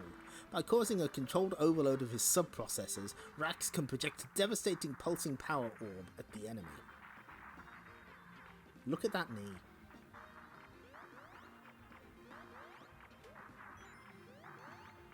Next up is Xavier, Warlock / Alchemist, 1692 AD. Hapkido cane fighting. Interestingly, Hapkido emphasizes a code of non-violent counter-defense. If the force of an attacker's blow is strong, it must be met with a soft reception and counter move. If the force is soft, it should be met with a powerful defense. This approach leads to the fluid and circular motion and constant mobility of the art. The cane is used in place of the limbs. Almost all hits and defenses are performed with it. Xavier's career choices were very strange and all met with failure. He attempted to be a blacksmith, but nailed hot shoes onto the mayor's prize horse. Therefore, he decided to take up science, specifically alchemy, the hidden art of turning base metals into gold. After intense study, Xavier still could not find the formula, but instead created a limitless clean power source. However, before he could document it, he was tried as a warlock and burned on the stake. Xavier's dragon trap moves cause his cane to ensnare the opponent, holding them for the ensuing attack. However, his most powerful move is the Identity Change, a move that morphs the opponent into another entity entirely, thus creating mass confusion. Behind him is the stake on which he was burned to death. It's pretty good, pretty strong. Oh, thanks for stopping by, Arnold Rimmer. You have a nice day. Xavier is concerningly relatable. Oh, and you take care as well, Electric Boogaloo. Thanks for stopping by. Appreciate it. Overclocking your knee attacks. Larson Tyler, ex-cat burglar, 1920 AD. Praying Mantis Kung Fu. Praying Mantis Kung Fu originated in a Shaolin temple. Really? Did it? I genuinely don't know. If anyone happens to know, do buzz in. And is characterized by fierce grasping movements, clawing attacks and punches. The Shaolin priests use these techniques to defend against larger and stronger attackers. They developed it by studying the moves of two fighting mantises, designing this brutal, specialized art. Fighting style. Toro Ken. As a youth, Larson became embroiled with a Chicago crime boss, and under his tutelage, he became a master cat burglar. He performed many illegal jobs, like planting incriminating evidence, but he would not kill. Instead, he used martial arts to drop his opponents. One day, the crime boss asked Larson to plant a package on another mafia boss recovering in hospital. However, when he got there, all he could find was the crusading police chief. Realizing he was probably carrying a bomb, Larson tried to chuck it out the window. He was too late, and succeeded in killing himself, the chief, and everyone in the hospital. They're all dead. Larson crawls across the ceiling and drops at speed on his opponents. The grappling hook he carries enables him to swing across the screen. His swinging hammer fists enable him to inflict multiple hits on his opponent. Larson reels from a kick to the face courtesy of Shadow. The female warrior has engaged the Shadow mode, making her invulnerable.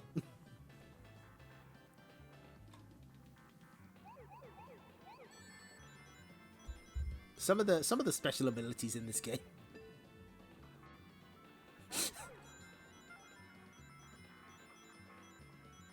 All I know about praying mantises is a northern Shaolin style. History is a little unclear on who founded it. Aha.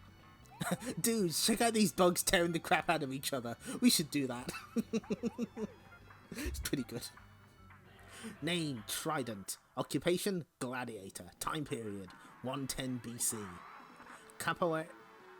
Okay, forgive me. Capoeira. You know what? Hold on.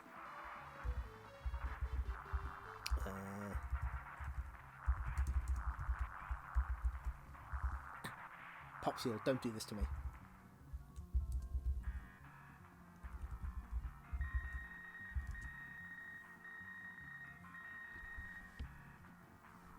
Hold on, wait a minute.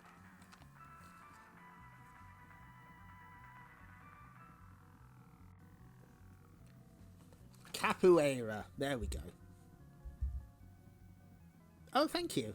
Capoeira. Capoeira. Capoeira. There we go. Got it. Nailed it. I wanted to just double check, because I know it's deeply embarrassing when you don't know how to pronounce something, and you know I don't want to fuck it up. A Brazilian form of combat adapted by African slaves to fight oppression, in which the foot is considered the strongest weapon and the head the weakest part of the body. Thus, the core of this art's strategy involves bringing the strongest force to the weakest point. Somersaults, hamstrings, as well as kicks are used. Trident lost a battle against a shark, resulting in the placement of a trident on his arm. During the Age of Atlantis, he was genetically engineered to be the perfect warrior, but he lost a fight with a shark. I'm just saying. During this time, the Atlanteans lived above water and competed against the Romans for mastery of the globe, although they sought a peaceful end to the conflict. The Romans disagreed and suggested a battle of champions. They rigged the fight and killed Trident, forcing the Atlanteans to seek refuge beneath the waves.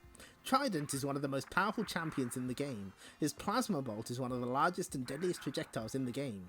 His bizarre liquid mode enables him to become a wall of water and avoid enemy attacks. Trident has several auras, each with a different effect.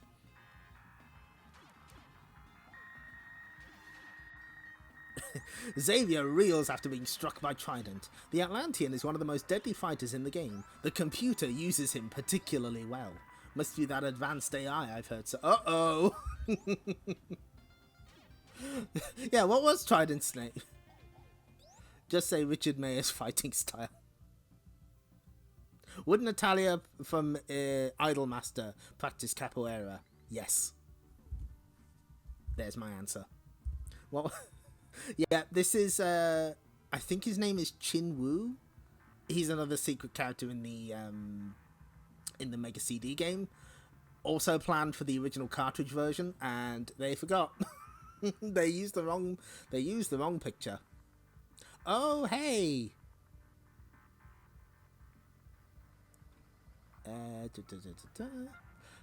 Jeet Kune Do, a martial art developed by the late Bruce Lee. Literally translated, it means the way of the intercepting fist. Jeet Kune Do is a collection of basic mental and physical concepts, observations of combat maneuvers, and philosophies of attitude. I thought it was a mystical art earlier. What happened to that? They did say it was mythical.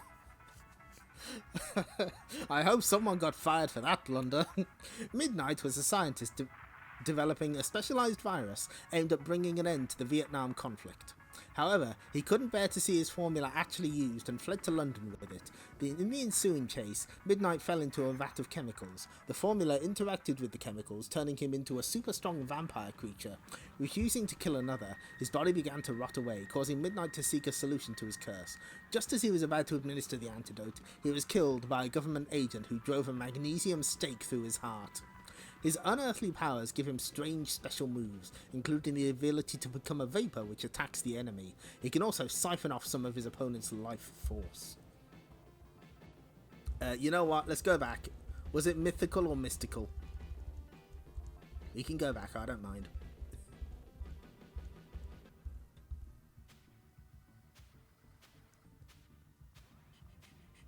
The mystical arts, there we go. Good to know. So there's all the... Oh, is that it for... Oh my god, is that really it? I guess we're done. Showcasing the game. Flick on the replays and this selection appears after every round. Highlight shows all the best parts of the round. Auto shows the final blows. Manual replay mode is the best. Using the joypad buttons, you're able to advance the action frame by frame. Or a bit faster if you want. One of the most intriguing new features in Eternal Champions is the replay mode. Using this mode, it's possible to review the round at different speeds. It's an excellent addition to the game and allows players the chance to replay and show off their best attacks. A very good feature that isn't present in Street Fighter 2. The two screenshots to the left investigate this mode in a bit more detail. The only other game with this feature is Konami's Turtles Tournament Fighters. However, the implementation in Eternal Champions is far superior. Okay, speaking of fighting games... Oh, it's nice that they put that on the full screen.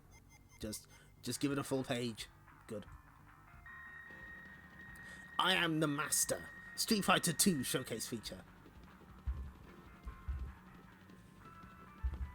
Until the arrival of Eternal Champions this month.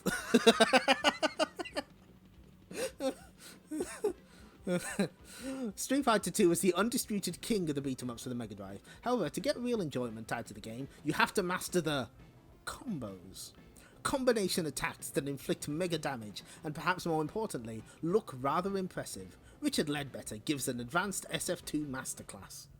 When you start to learn the hidden art of the combination attack, choose Ken, one of the easiest guys to learn combos with. Start out by attempting a high power flying punch.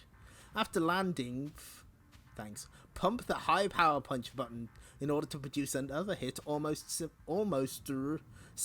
instantaneously. Practice that until you're ready to move on.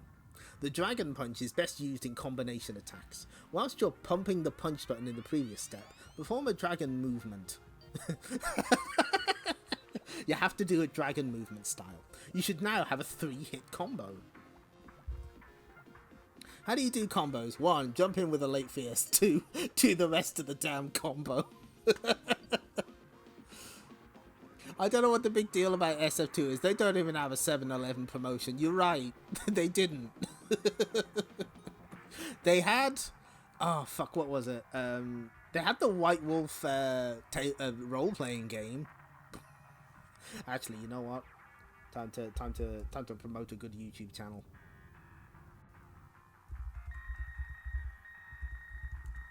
Bear with. Yeah, yes.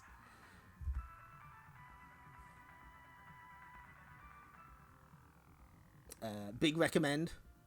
This talks about like the Street Fighter 2 pinball game, the Rock'em Sock'em Robots game, and more importantly, the White Wolf storytelling game that apparently. Oh, what the fuck has it got? It's got like T-Hawk fighting a like fucked up mutants and shit. It's great. It's pretty good. Hold on, wait.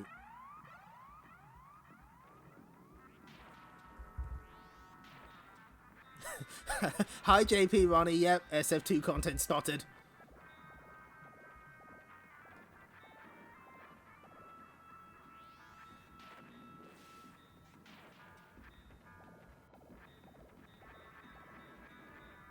Oh, what's the weird art that they have in this? Fuck, I can't find it now.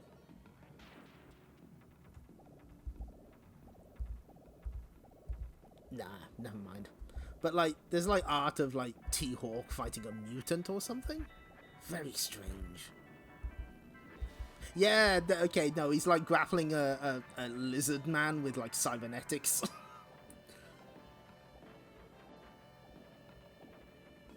Did they tell the tech to pull off Sagat's Tiger Flame? Oh, the old Tiger Robocop, that's what they call it. On the following pages, you'll see just about every combo I've ever witnessed in 3 years of SF2 play. Of course, the real joy in Street Fighter 2 is developing your own combos and perfecting them. For example, a bit later I'll be demonstrating the Guile Double Sonic Boom Redizzy, perhaps the most impressive combination assault I've seen in years. However, for the novice, I'm sure the biggest question has got to be, how do I do these combos then, eh? Yeah, but what's the point? Fool. Learning combos is the only path to Street Fighter mastery, as well as racking up your score. I'll let that sit there. Combos inflict loads more damage than normal attacks or special moves on their own. Some of the combos I've seen can drain over 50% of an opponent's energy. Learning these moves is the only way to consistently beat the opposition. 3 steps to combo mastery. Okay, you've mastered all the special moves and you're feeling rather happy. However, one thing puzzles you. During play, you often notice your character perform one move after another at high speed, and you don't quite exactly know how you did it. This 3-step guide should aid you in exploiting your discovery. Calling the reader a fool and then immediately following with a typo sure is a thing. Imagining one of these ultra-British magazines discussing modern concepts like Oki or frame data. Can't I just pump the buttons? Fool, you must be the master of martial arts. Step 1. Basic 2-hit combos. Select a 2-player game to give you a passive target. Choose Ken and attempt a flying high power punch, followed by another heavy punch. Repeatedly tap the punch button after the console has responded to your first punch. Once you've got the knack, you'll have recognised the subtle timing required to get the 2 hits in quickly. Good work. You're ready to move on. Remaining with the 2-hit combo, attempt a low power punch close up followed by a dragon punch. Use the button tapping technique mentioned earlier to get those hits pounding in at top speed. You'll know when you've mastered this, because you'll be using it in real games and your opponent is unable to block both hits. Once the first hit is connected, that's it. The second hit is inevitable. Mastered that? Good. Try a high power punch followed by a dragon. You'll notice that the strength of the secondary attack dictates the timing required. Step 3. You're ready for step 3. Stringing those moves together to produce 3 devastating hits. The combo we're going to attempt here is a basic 3-hit Ken combo. Come in with a flying high power punch. Keep tapping on the punch button to get your second punch in. Keep tapping and perform a dragon movement. With the lessons and timing you've learnt from the previous 2 steps, you should be able to cope with this combo with ease. Left or right-handed? The movements you have to perform in order to pull off a combo are quite difficult, requiring speed and precision. Therefore, a lot of practice is required from both sides. Unless you are ambidextrous in your use of the joypad, you're going to have problems pulling off combos in a direction you're not used to. My advice is to follow the 3-step plan, detailed above, attacking from both sides. There's no point in being able to pull off stunning combination attacks unless you're capable of performing them on both sides. Good to know. Character capabilities.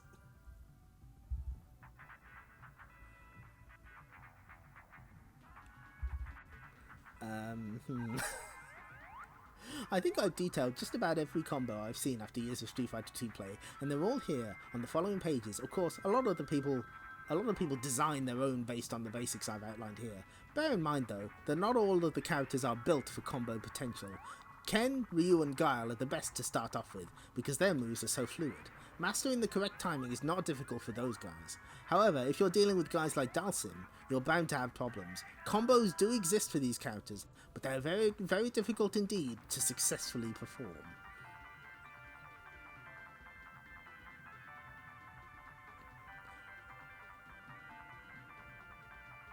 So, okay, we might have to... Yeah, we'll have to go into double mode with it. No, hang on. I need the other one.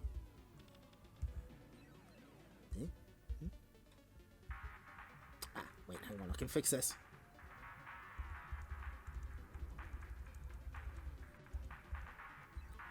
Beautiful, fixed it. Okay.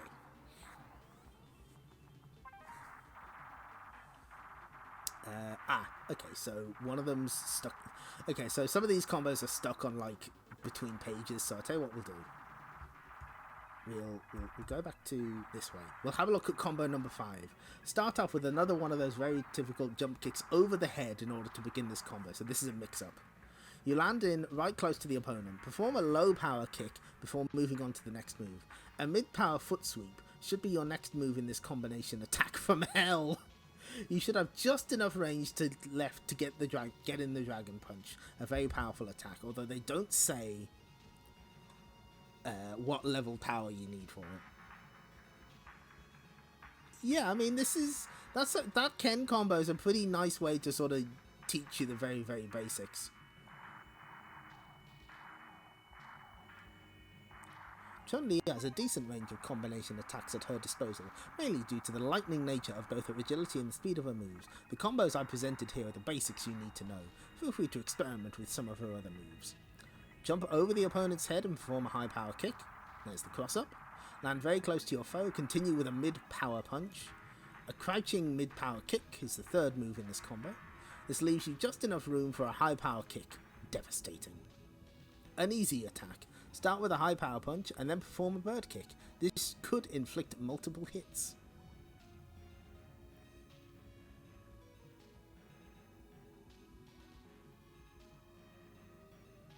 Ooh.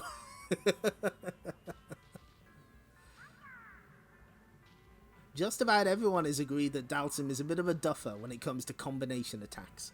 There are many you can attempt, but remember that Dalsim is a character more suited to long-range attacks. So what do we got for Dalsim? Quickly perform either a Yoga Fire or Yoga Flame move. Simple and relatively effective. Dalsim doesn't have many combos. This is one of the best available. A crouching mid-power kick initial... done. Tomo Ohira talking about cross-ups, good. Crouching mid-power kick initializes this simple combo attack. When a foe jumps in, slide under the foe. If the attack connects, immediately continue with a mid-power crouching kick, and then finish the attack with either Yoga Flame or Yoga Fire. Okay, we can read this. We should be able to read this Zangief one. Begin with a... Oh, is this... Yeah, this is Zangief. Begin with a Stomach Cruncher. Can we... What? What's a Stomach Cruncher? Can we be more specific? Land with a high-power crouching kick. Finish off with any lariat you desire.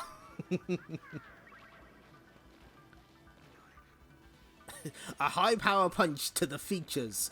Translator's note. This means face. A simple low-power kick follows. Complete the attack with a spinning pile driver. Zangief was long regarded as one of the most useless characters in the Street Fighter 2 tournament. With the advent of Champion and Turbo Edition, people changed their minds very quickly. Zangief has a whole host of devastating combos at his disposal, and although he's slow, his moves cause the most damage. Incorporate a spinning pile driver into a combo and you have a major damage inducer.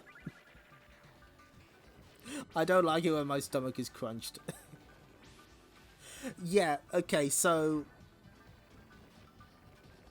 to be honest, this is my first exposure to low, mid, high power, but it makes more sense to me than short, strong, roundhouse, jab, medium, fierce, or whatever's on the control layout for Street Fighter 2. I know that some people know those terms off by heart. I don't. I've never learned them. It just goes out of my head. But yeah, this I can see the purpose, but I think it could have done with better note. Oh Jesus Christ! How long is this Vega combo? Charge up as you perform this mid-power flying kick on your foe. A mid-power punch is required as soon as you land on the ground. You should be fully charged, ready to unleash a rolling crystal flash.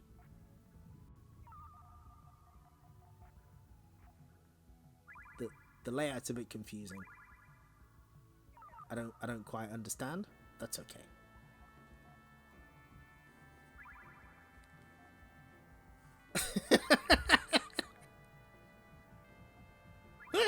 Jab, strong, fierce, short, forward round. That's the one. Yeah.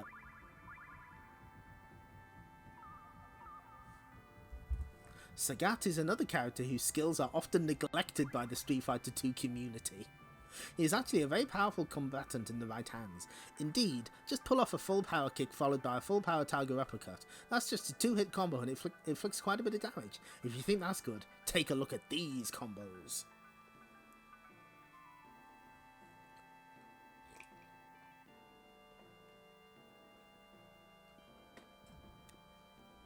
A very simple to master combination.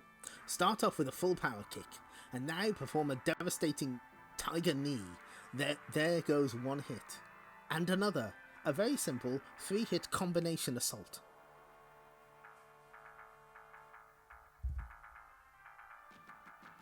Low, high makes you think of Mortal Kombat? Yeah, that's right.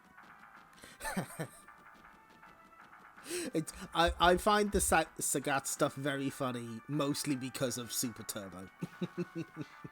They would not ignore Sagat for long.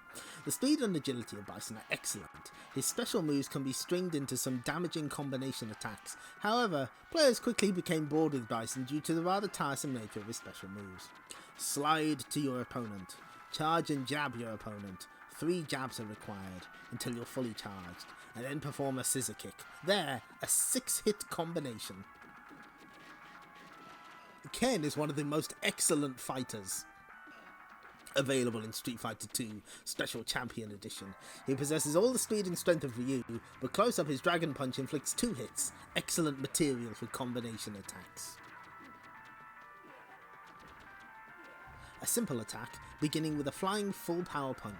The combo continues with a mid-power crouching kick. The move is complete with a cyclone... What? A what? What's that again? Are you gonna... Are you gonna explain that? A cyclone punch? You mean a fireball? You mean a Hadouken? A smart combination. That feels like something that would show up in like a Japanese developed action game. Use the smart combination mechanic. Getting one hit KO'd by armpit fire is rough, is true.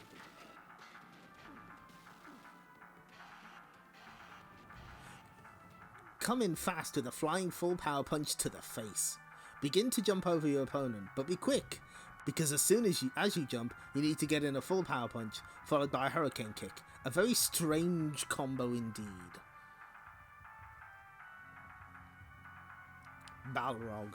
This mean boxer is a character short on variety in terms of moves, but more than makes up for it with fast moves and the potential for some excellent combos. Beware though, Balrog hasn't any kicks and is often vulnerable to lower attacks.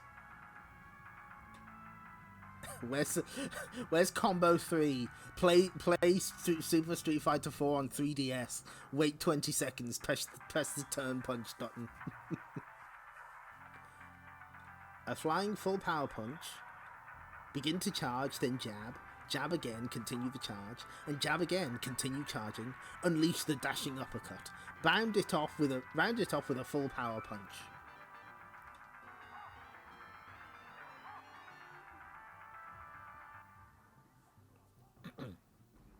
There are 3 3 different secret modes that Capcom have added to Street Fighter II Special Champion Edition. They aren't really cheats as such, but do allow for some intriguing play. For example, have you ever played a match using only special moves? Do you and your pal want to choose the same characters in the group play mode? Perhaps you'd like to play Champion Edition with hyperspeeds. Check out these fascinating codes.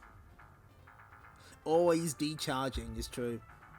So there's Champion Edition with hyperspeed. Use only special moves in one player mode. Use the same character in group play.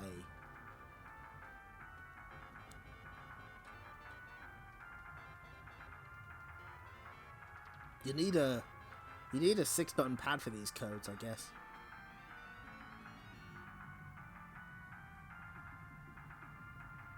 Oh. Ah, fuck. I'm lost. Ah, there we go. Get the funk out. Toe Jam and Earl, the 2 funkiest dudes in the entire universe, are back in their most bizarre adventure yet. So we thought we'd better send our resident groovy cat swinger, Paul, I favour the hip, wider trouser bottom daddy-o, Glancy, down to Funkotron and see exactly what they've been up to.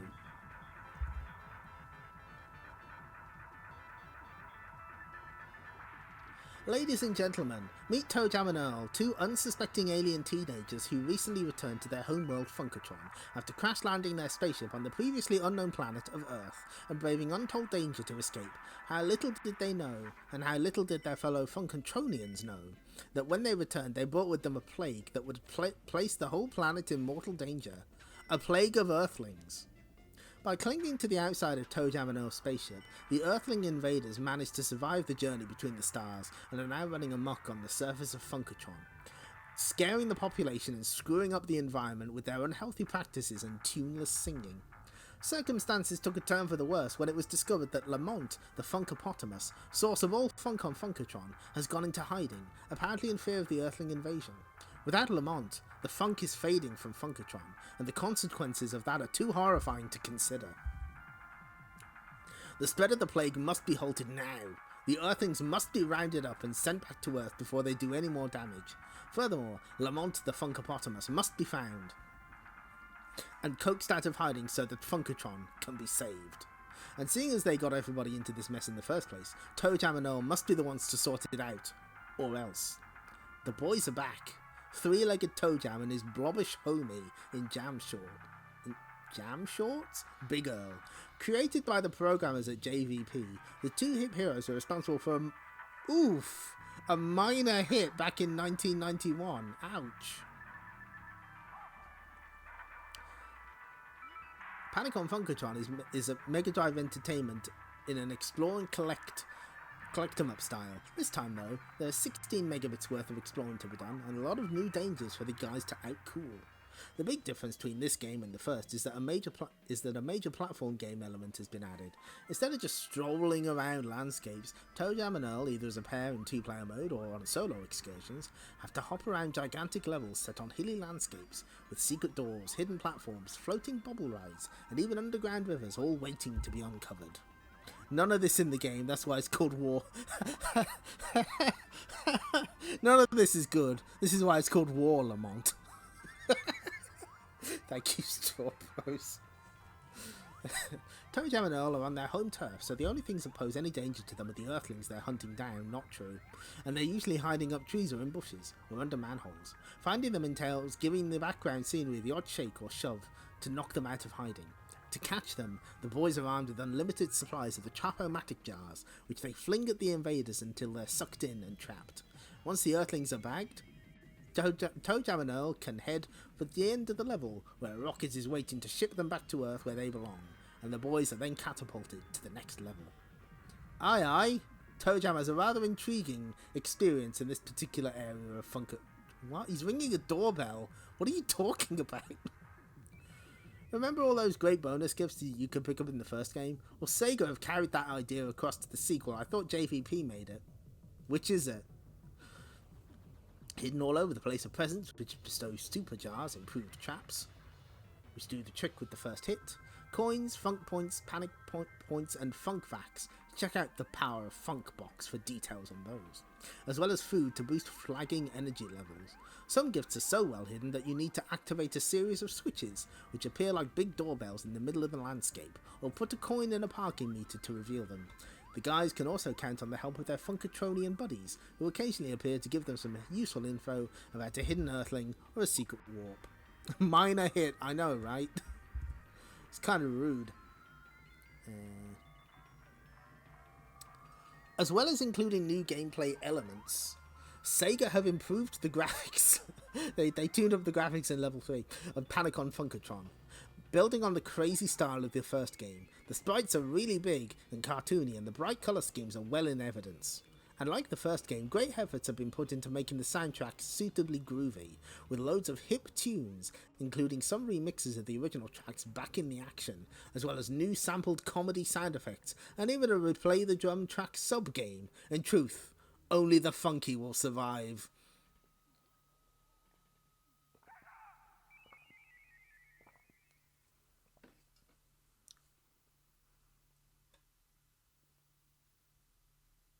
Oh, this is more interesting. Toe Jam and Earl, A Life in Pictures. It was thanks to the creators at American developers JVP that Toe Jam and Earl was launched onto an unsuspecting audience in 1991 in their first Mega Drive game, aptly titled Toe Jam and Earl. This is a simple collecting game in which the unearthly stars crash-landed their spaceship on Earth and had to retrieve the bits so they could get back to Funkatron. It was a minor hit. Ouch! God, stop. They're already dead.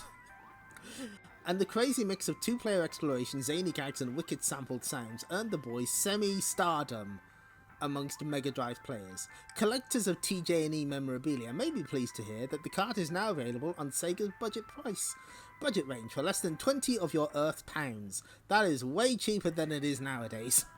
Toe Jam and Earl's only other appearance to date has been a cameo role in the game's pack, bundled with Sega's Menacer light gun. Their game, Ready Aim Tomatoes, was a simple aim-at-the-screen shoot-'em-up, but the inclusion of the weirdo baddies and sounds in the first game made this the ace in the pack.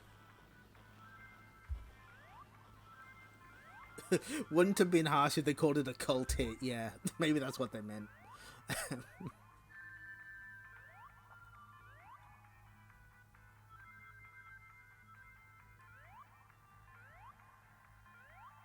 I like this. May the funk be with us all. What? As Marlon Brando might once have said on the Waterfront, if only that the line had been in the script, with funk on your side, you can do anything. And as far as this game goes, it's almost true. Collect the right stuff and you can make things go much easier for Toe Jam and Earl with these handy funk devices. May the funk be with us all. I like this one though. Funk Scan. Scans the screen for funk and anti-funk radiation, which indicates the presence of hidden presence, earthlings, secret doors, that sort of thing. Oh god. Oh god, there's so many.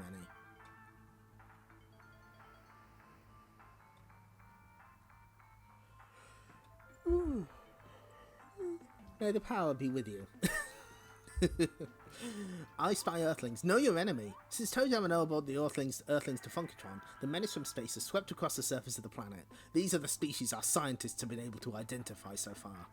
Squawking Girl has taken up residence throughout Funkatron, habitually leaps out of bushes, giggles and kicks hunters on the shin. Fortunately, very easy to trap. Baseball Kid, more coordinated than the Squawking Girl, this animal can duck the trapper's jars, then takes pleasure in pelting him with tomatoes, yelling, "Hey, catch." Pea Shooter. The pea shooter is to be found around the slamming slopes, where it floats from clusters of balloon-like growths and expels hard pellets through its elongated mouth parts. This is disgusting. Mrs. Fat Lady. Is that really what they called her? Seems harsh. Harmless in itself, but has a symbiotic relationship with Fifi's, see below. The Mrs. Fat Lady wanders the hillsides calling coochie coochie coo, apparently a warning cry which encourages its savage pink companions to leap out of the undergrowth and attack without mercy.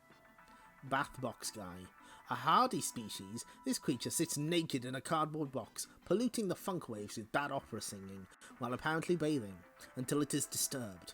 It then either hurls tomatoes at the potential threat or takes cover underneath the box, marches toward it and politely shoves it out of the way. Cameraman. Lurks in bushes until a Funkatronian passes, whereupon it leaps out and fires a blinding flash of light. Trappers are warned to keep their eyes covered whenever they hear the mating call of the cameraman, which sounds like, "Say cheese." Beware the female of the species, which is especially dangerous. Crazy Old Witch. This strange flying creature is harmless, except for the fact that it likes to drop bags of powder on passers-by. This powder induces involuntary fits of laughter, which leave the sufferer immobilized for several seconds. The Fifi. Canine parasites which live off the Mrs. Fat Lady, see above, and which are usually found somewhere near their host in packs of 3. The Fifi is small and reasonably easy to trap, but is capable of ferocious biting attacks. Spectral Cow. This rarely seen supernatural entity takes the form of a floating earth cow, which takes nourishment from possessing Funkatronians. Symptoms of spectral cow possession are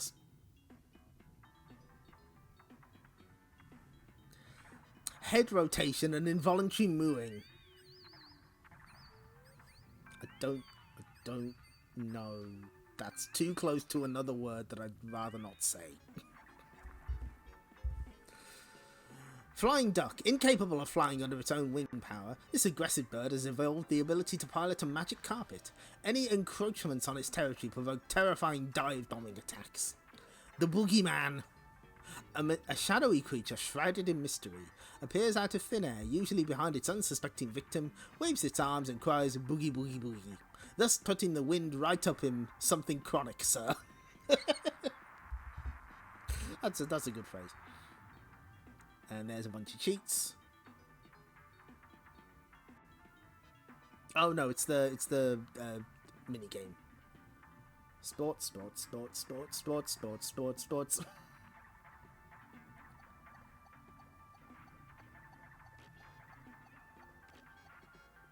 Let's have a...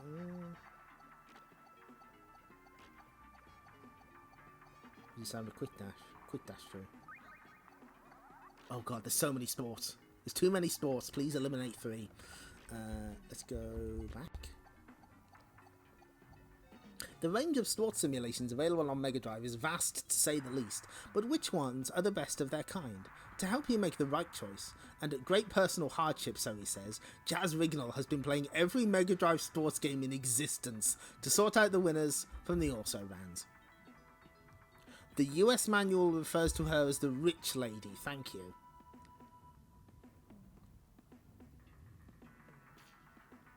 So, okay, what I'll do is I'll skim read these and, like, pick out which ones they say are the best. California Games, that sounds about right. Accolades Games Winter Challenge.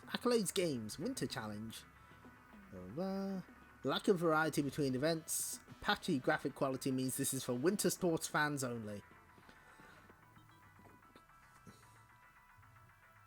Mega Drive tennis games were thin on the ground as the hair on Paul Daniels' head. But over the last year, the genre has burst into life with the release of 4 tennis games: Andre Agassi, Grand Slam, Wimbledon and Davis Cup. Ooh, savage! Andre Agassi's tennis from Tech Magic is plagued with poor graphics, unresponsive controls and fiddly gameplay. It simply doesn't warrant consideration.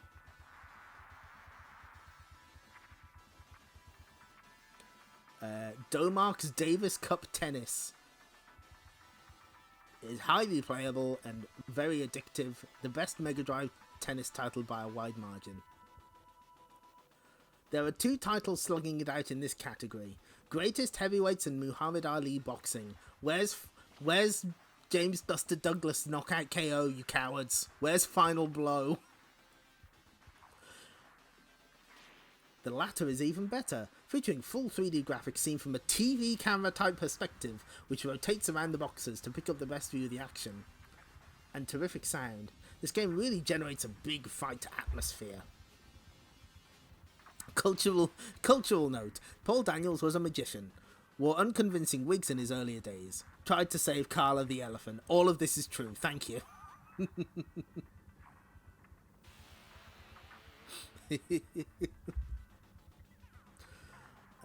Future Sports. Oh shit!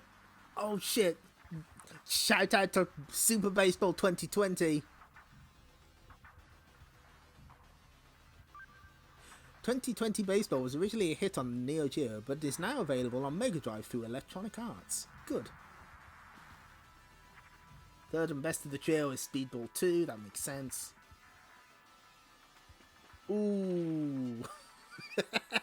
For ages, Mega Drive owners only had one football game to buy, the rather naff, overhead-viewed World Cup Italian 90.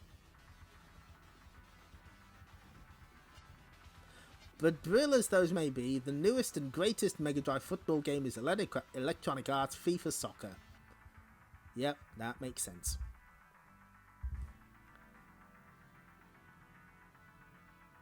PGA Golf Tour 2, that was mentioned in the intro. International Rugby Challenge is the only Mega Drive rugby game available. Fortunately, it's pretty good.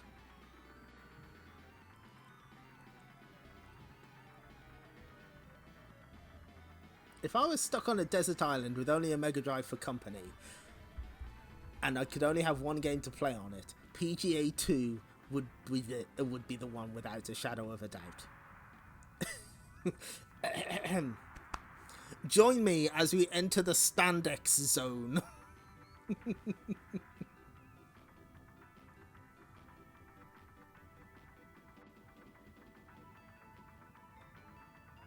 Wrestle War's interesting. It didn't get a US release for some reason. WWF Royal Rumble, the best wrestling game around, highly recommended to grappling fans. So far, nobody's come close to John Madden Football, that makes sense.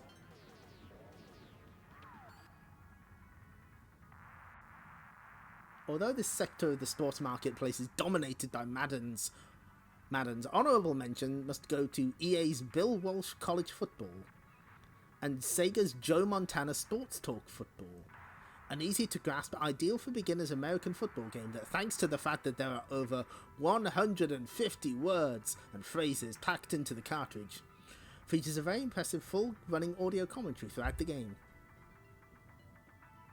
Not familiar with that zone in Sonic.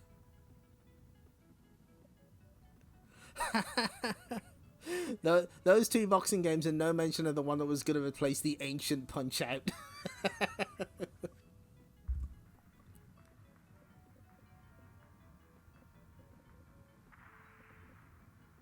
Team USA Football? I don't even know what that one is.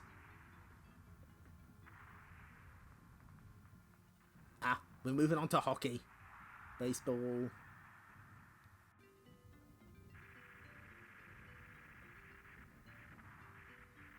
Once again, oh my god, look at this stretched out.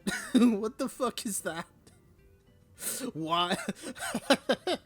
This football game presented in Hidamari sketch aspect ratio.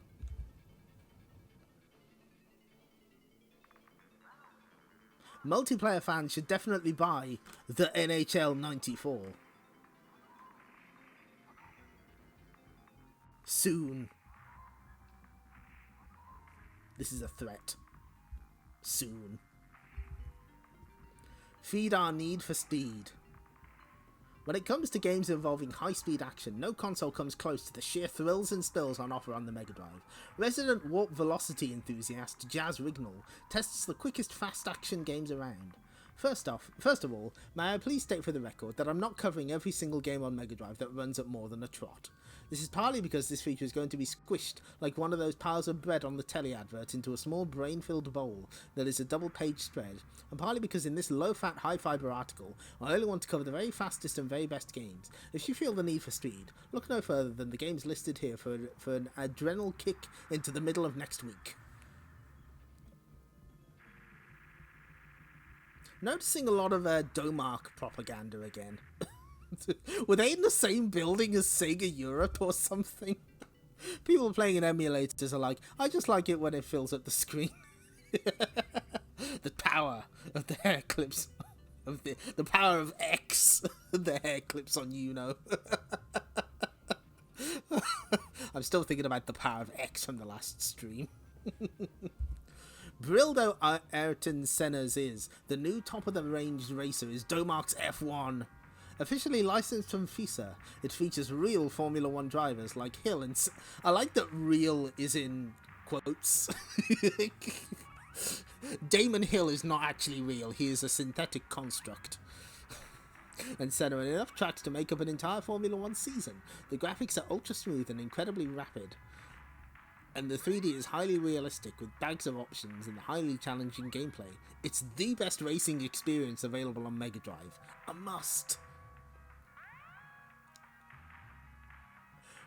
Would you call Micro Machines an action game? That's kind of strange. I mean, I guess it kind of is.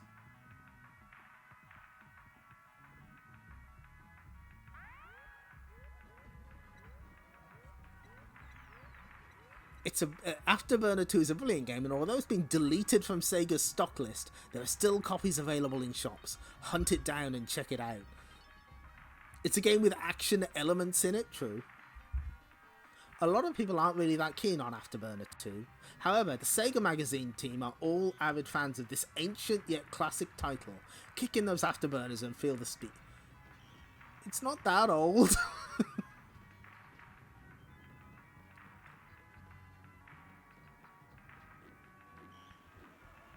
Combining speed and amazing crashes, Road Rash 2 must be bought. It remains one of the greatest 16-bit games ever.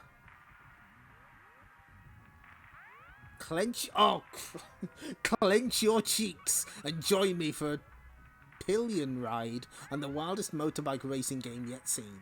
Road Rash 2 from Electronic Arts, with one and simultaneous two-player options, oodles of tracks, and a veritable showroom of motorcycles to choose from. This fast and realistic game combines gratuitous violence, bash your opponents with clubs and chains as you race past them, very high-speed action, use the Wild Thing cheat detailed in the tip section for nostril-swivelingly high velocity, and a complete disregard for the lore. The burn 'em off or bash 'em off ethos is most entertaining, to produce a classic that simply must not be missed, and all for a fairly jolly $39.99. Staying on two wheels but racing on Grand Prix tracks rather than the highways of America, we move on to Sega's very own Super Hang-On, an arcade conversion of old. This crusty yet trusty race game has 4 different tracks to tackle and also sports a rather nice Grand Prix mode, where you have to earn money to improve your bike by winning races. These days the graphics are a bit on the sparse side, but the road routine is fast and realistic. The sprites are big and the game is incredibly challenging on top settings, but the real appeal is the price tag. A mere $19.99 gives it by far the best performance to pound ratio of any Mega Drive racer. Ooh!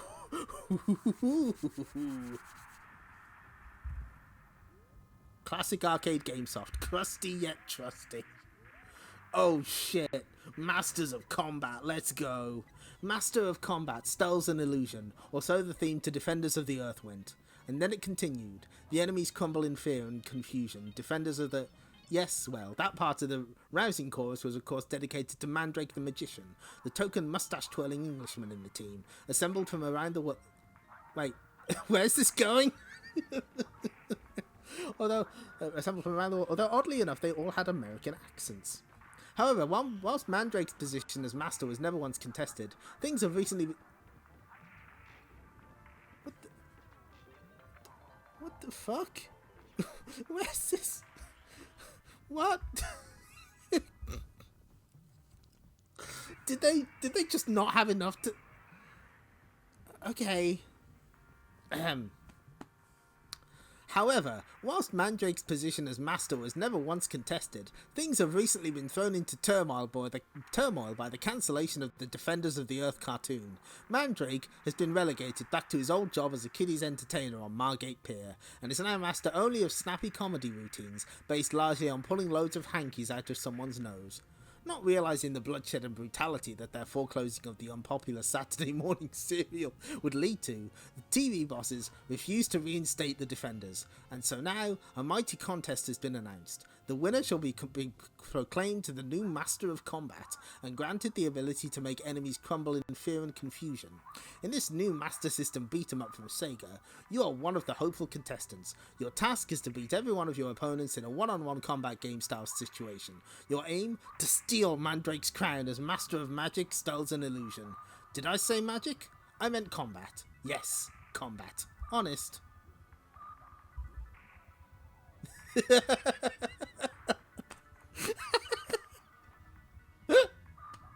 This is just what UK game magazines were like. Yeah, no, it was. Even I was wondering, where the fuck are they going with this? There are 4 player characters to choose from, each one radically different in their powers and abilities. Each player has a whole host of special moves and a different style of play, but we just can't be bothered telling you about them, to be honest. Ha! Just our little joke. Full profiles of all the characters are listed below. Notably, they don't say who wrote this one. That's very interesting, isn't it?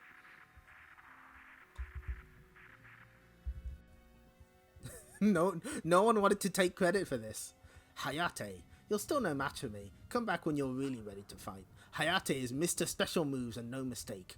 While his attacks are generally trickier to pull off than all the other characters, they're generally more spectacular in their results. Hayate is one of the fastest characters, but his regular attacks do very little damage, and he has to rely on his specials to get anywhere. Ooh. So this is a bit of a rarity. There weren't that many one-on-one fighters on the Master System, and so I think this was like maybe the only one released in the UK. Lightning Punch. Hit the attack button rapidly and Hayate launches into a super fast volley of punches, ending with a devastating uppercut, best used against stunned opponents. Laser Shuriken. Hayate is able to charge his shuriken with kinetic energy and launch them at his foe. Super Shuriken. A double shuriken attack which launches 2 projectiles at once. Aye! Dragon Punch. Some things never change, eh? A swift half-turn on the old joypad produces this chestnut of a move. Lightning Kick.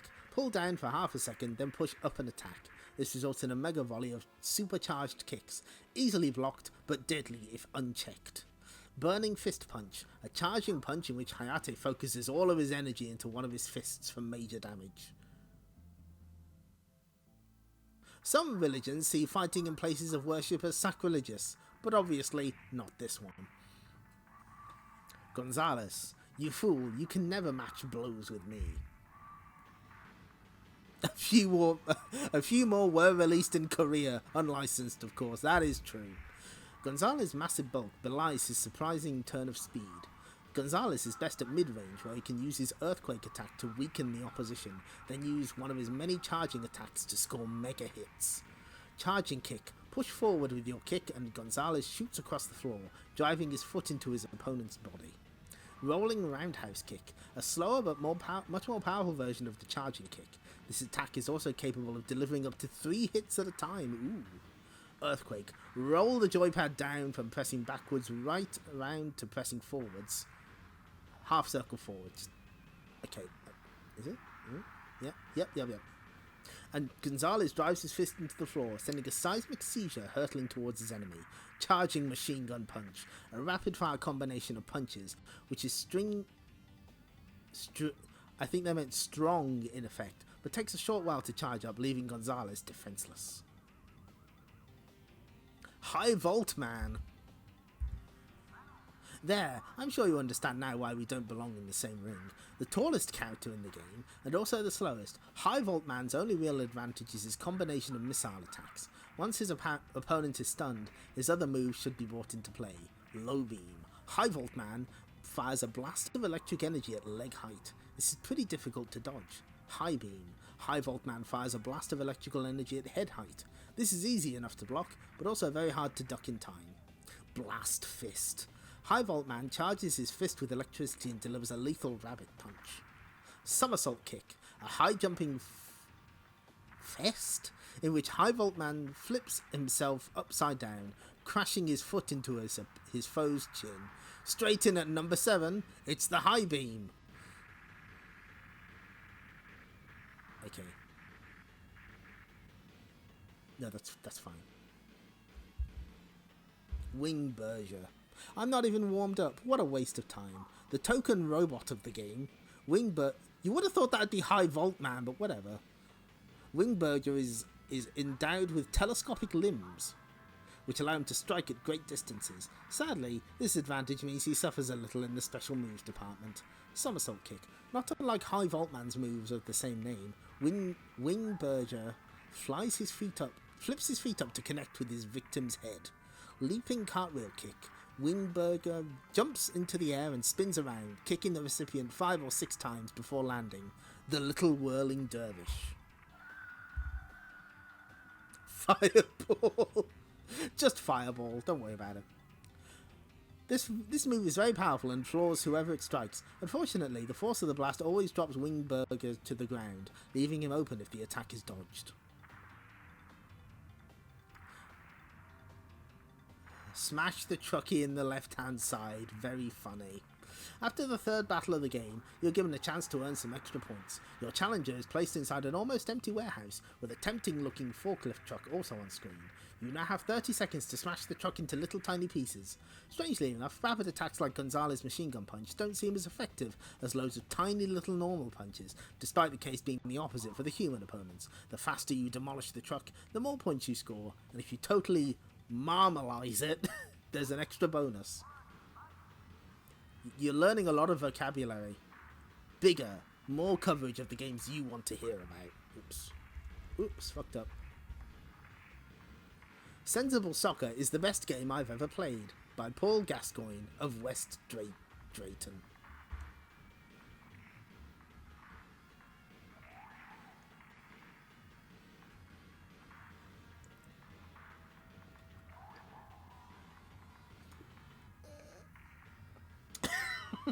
Sorry, I'm just seeing one of the things on this screen. Copper load of that chest.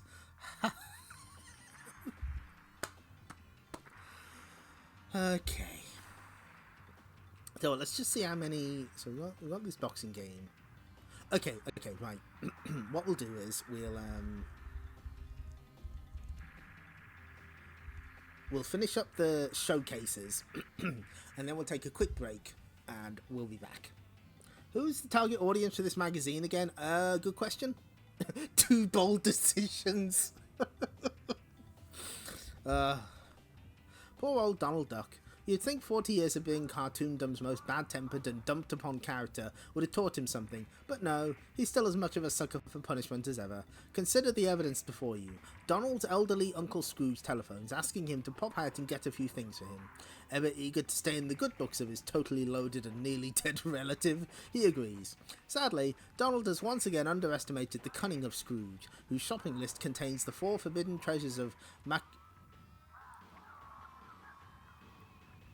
Makatakalakham. So it's off to the old family boat and heave-ho for the lost island of Makatakalakham. If there's one thing Donald Duck loves, it's smashing chests, splintering the lid, and looting the contents. It would appear that our old waterfowl pal is in luck with his little jaunt to Matakalakaham, as it is littered with booty abandoned by previous explorers of the Forbidden Island, beyond the ken of mere mortals. Ken is knowledge. Chests conceal any number of fascinating items, all of which are detailed here. These chunky gems boost Donald's points total by a generous amount, thus making him a rich man. Chilies. Eat one of these and Donald goes into a severe psycho flop for a few seconds, smashing all and sundry that lies before him. Ice cream. Obviously kept fresh by the cool refrigerator-like conditions inside the chests, these ice cream cones replenish one of Donald's 3 life points should any be lost. Chicken. We all know eating chicken without thoroughly heating it first is dangerous. And for... fuck me. Donald, there's an extra hazard. It might be somebody he knows. Still, it's easy for him to ignore this moral conundrum since noshing one replenishes his entire energy bar. Extra life. A little Donald Duck head denotes an extra life for our little pal. Chests containing these reset themselves when you die, so remember their locations and keep yourself well stocked. Mental blocks. What? Huh? Oh, I see. Okay, no, this is explaining that there's different types of blocks. Rock blocks. Kicking these blocks sends them flying through the air and they shatter upon landing. Rock blocks are multi-purpose and are best used as either a weapon, by kicking them onto someone's head, or just to smash chests, that are just out of Donald's usual range. Metal blocks. These indestructible blocks slide around the floor for eternity once you've hoofed them. Like rock blocks, they're useful as weapons, but metal blocks are best used for crossing pits of spikes, making an ideal moving platform over otherwise impassable gaps. Certain icy slopes need the help of metal blocks to ascend, as Donald's floppy, webbed tootsies are tad on the slippery slide on this friction-free surface. Ice blocks. Ice blocks behave, to all intents and purposes, like rock blocks. However, sometimes you can find a diamond frozen inside a block of ice. Also, ice blocks are formed by watery drips from the ceiling, so once you smash the block, another one takes its place.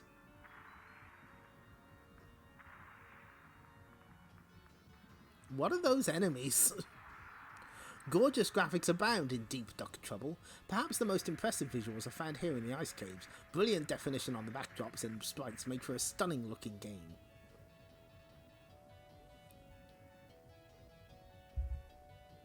Culture note, chase me was the catchphrase of comedian Duncan Norville, who would portray himself as heavily camp. Yes, that is true.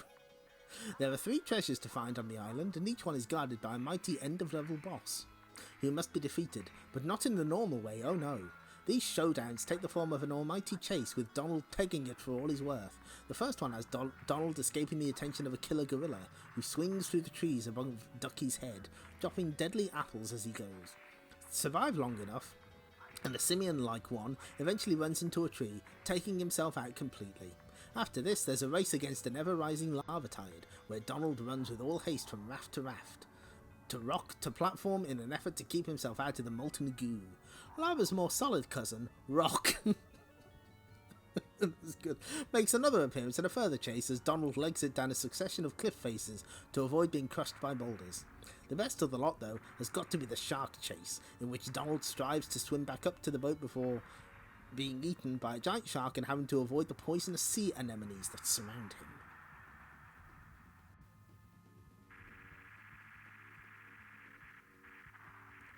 We can probably skip this one. Radiant Automatic examines the title in greater depth.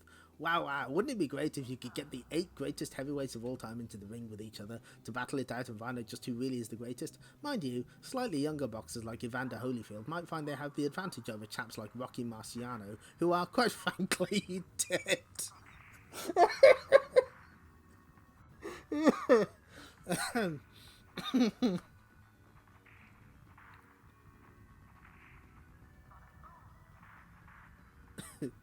That's pretty good.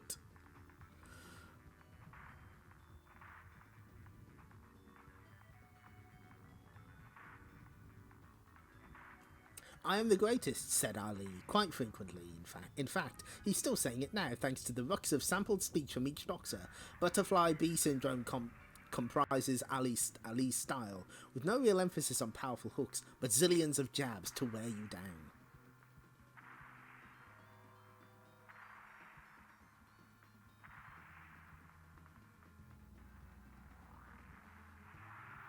Wow, fucking savage Evander Holyfield summary. He may be champion right now, but Evander doesn't really match up to the panache of some of the opponents on offer.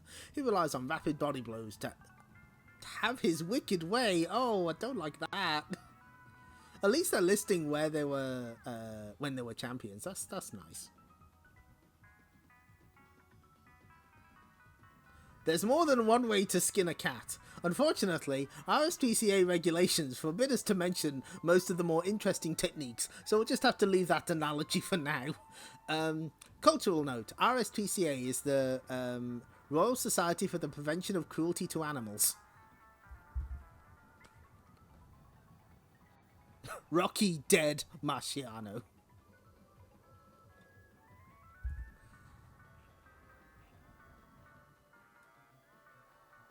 Oh, this is the one where you can... Is this the one where you can make a boxer called the Beast? And he's, like, way better than everyone else? Because you can make your... you can turn your boxer any colour you want.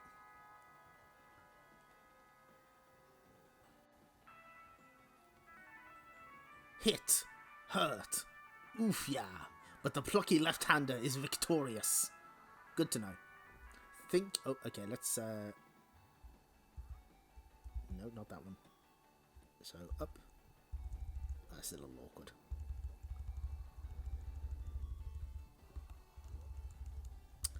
Shit, hang on. Is it this one? There we go.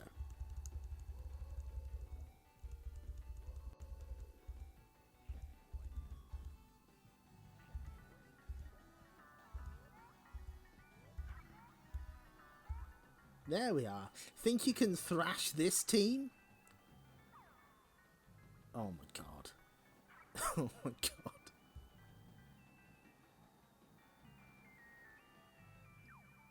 Yeah, there we go. Burkamp, Baggio, Papin. So you know your goal scorers. Matthaus, Guili, Platt, and your midfield maestros. But did you know that Dixon's stock the premier football games? FIFA Football, Ultimate Soccer, Super Kickoff. The boys done good, but the boys done even better if your bag is golf, motor racing, ice hockey, American football, athletics, or skiing. In fact, Dixon's has more choice of sports games than any other store. Conveniently, there was a sports feature in this issue, huh? We will refund the difference on the spot if you can find the same product with the same offer cheaper locally. Just come back to us within 7 days of purchase with the details. The product must be new, complete, and available for immediate delivery. This guarantee excludes mail order prices and offers. Our boys will also do you proud when it comes to value for money. Whoa! That's the entire mic going. Don't worry, we're fine. Stay. We'll get back to it. I haven't closed the stream, have I? Okay, good. Dixon's, a now defunct brand of electronic stores, now known as Curry's.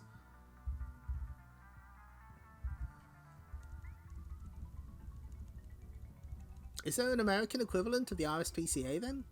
Or does the R stand for something different? I'm learning. So, what were they saying? What mad shit were they talking? With more stores in more towns, we always get the best deals on Sega games. And with our price promise, if you can get a game cheaper, we'll refund the difference. So as they say in this funny old game, if you don't pop along to Dixon's for your sports games, you're likely to be as sick as a parrot. That's a bit of sports humour. So okay, I just need a quick break. We will be right back. Break 3, there we go. You can't escape. You can't escape.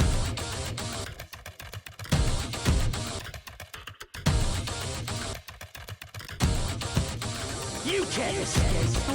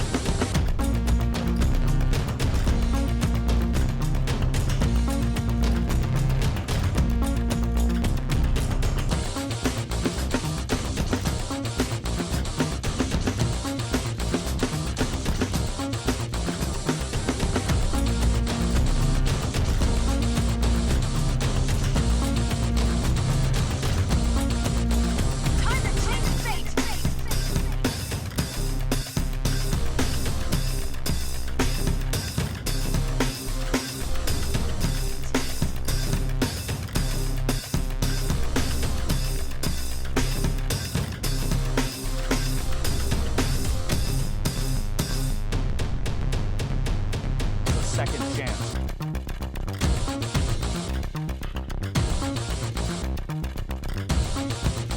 You can't escape. Let's go.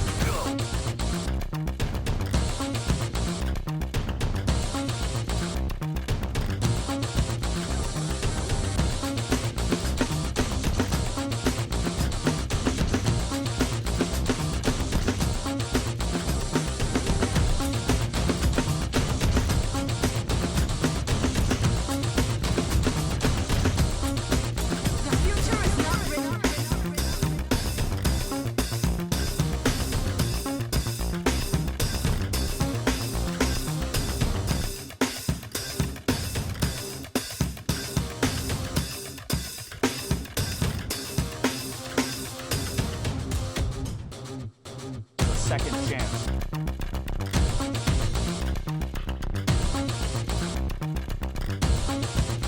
You can't escape.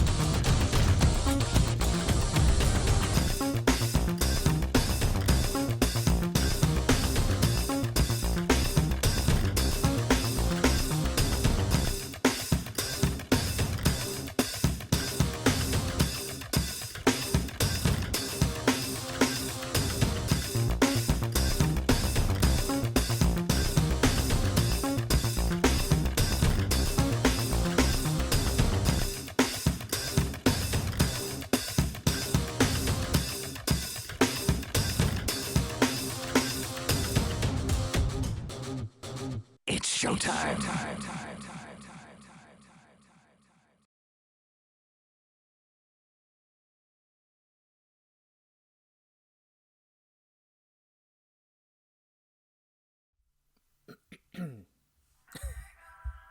And we're back. Yeah, my brother is very happy that people like the new break song. By the way, the old ones aren't going anywhere. I'll probably like switch between them, and I'm gonna upload.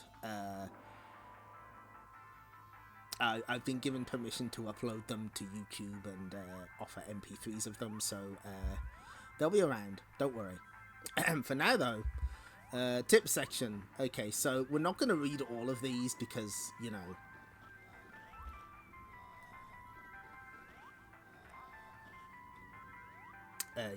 They're not necessarily going to be interesting, but I'm gonna read the more amusing ones. For instance, Abrams Battle Tank. During the game demo mode, press BBC, BCCC, BC, BB, and C to make life easier. How? It just makes life easier.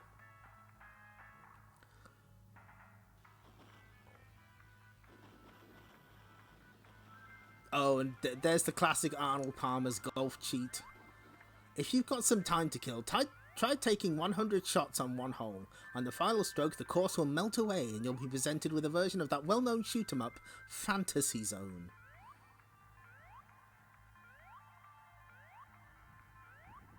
Battletoads, Biohazard Battle. Ooh, okay, this one was frequently printed in British game magazines. This cheat, Bonanza Brothers. This cheat's a little tricky to get working, but it's a good way to get yourself out of a tight spot. Position yourself next to a rake, then tread on it just as a bullet is about to hit you. You should now be impervious to damage until you collect some treasure.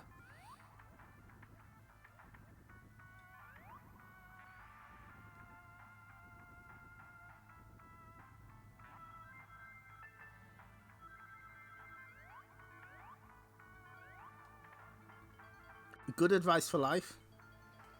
If Chuck's paralyzed with fear at the roar of a saber-toothed tiger, hold down right and press C to get him mobile again. Iframes for the brothers. Also, an entire guide to corporation, also known as Cybercop. Update your access card on level 5 and take the lift to level 4. Update your access card again on level 4. Take the lift back to level 5. Take down the password in the lift and reset the game. When the game starts, enter the password and repeat the process. You can keep doing this and update your access card to allow you to go anywhere. Go to level -3 and pick up the embryo. All you need to do now is get to the car park to complete the game. Where'd they get the Bubsy the Bobcat from? 2/3 of that isn't even in...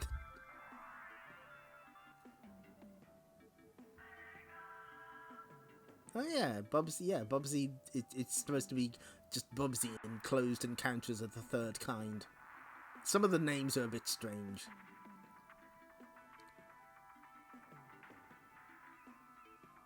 Oh, this font is not very good for Oh, this font's not great for passwords. A's and U's and D's look very similar. Oh.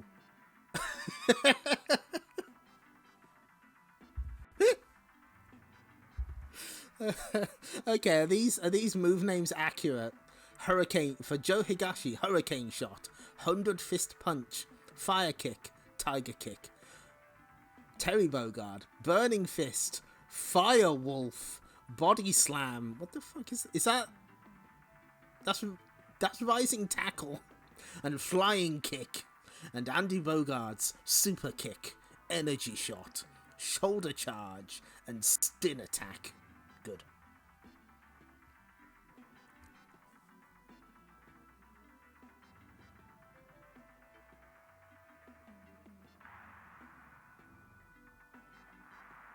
Also, yeah, that Ghostbusters code, that's actually for the Master System game, not the Mega Drive one.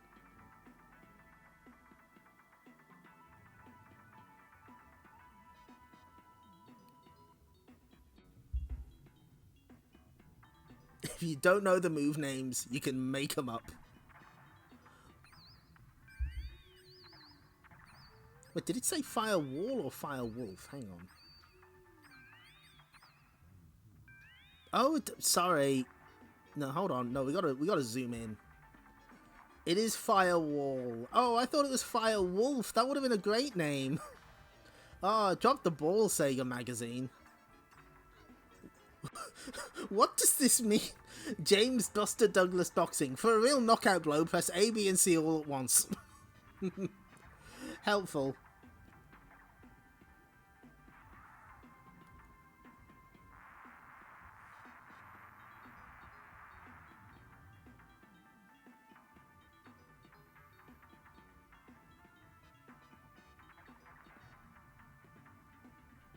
Oh, this font is so bad for passwords.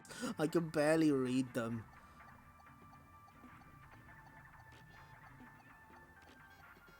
If for some incredible reason you actually find Mercs too easy, go to the title screen, select original mode, and hold down A, B, C, and start to play in near impossible mode.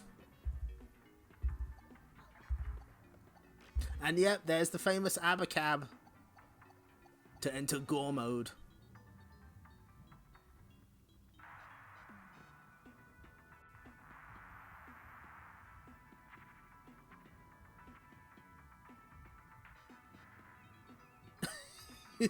How about a real challenge, eh? Enter your code as there's a much better font than you've been using for the other passwords. You now find yourself controlling Muhammad himself, ranked at number 1 with a win-loss record of 0. His next opponent fight is against another boxer called Muhammad, only this guy has white shorts, white hair, white eyebrows, and is harder than depleted uranium. Good.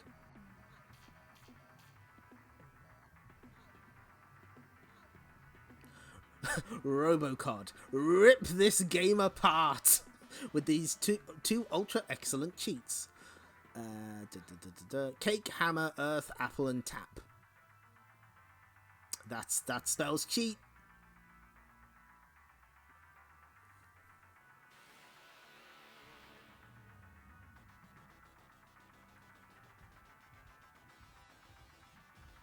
Oh, and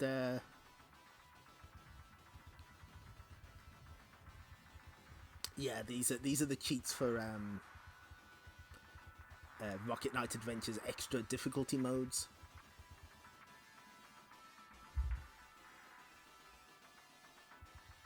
But how do I fight Reptile? Yeah, sort of a sideways 8. Hold on, I missed that. Yeah.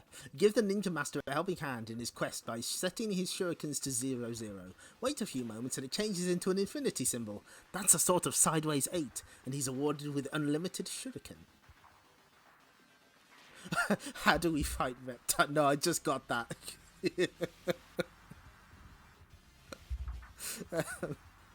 Because, of course, they were asking for help with Desert Strike in Sonic the Comic, and they said, listen carefully, I'll only say this once. How to fight Reptile.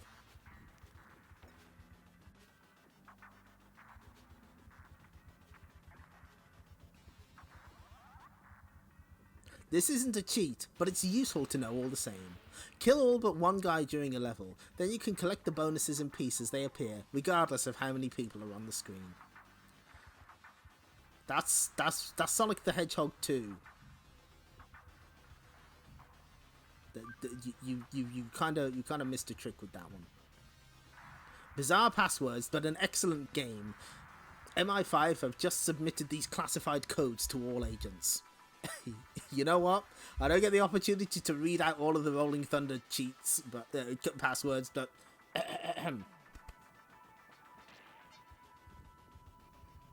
a rolling program smashed the genius. A magical thunder learned the secret. A curious rainbow learned the future. A natural fighter created the genius. A magical isotope blasted the device. A rolling nucleus smashed the neuron. A private leopard punched the neuron. A curious program punched the powder. A slender fighter elected the genius. A logical leopard blasted the secret. A digital rainbow muffled the secret. A private isotope desired the target. A logical thunder smashed the powder. A natural rainbow elected the future. A rolling machine desired the future. A magical machine muffled the killer. A slender nucleus blasted the target. A digital nucleus punched the device. A curious isotope created the killer. A private thunder created the powder. A natural program desired the neuron. Is that good? You noted all that down?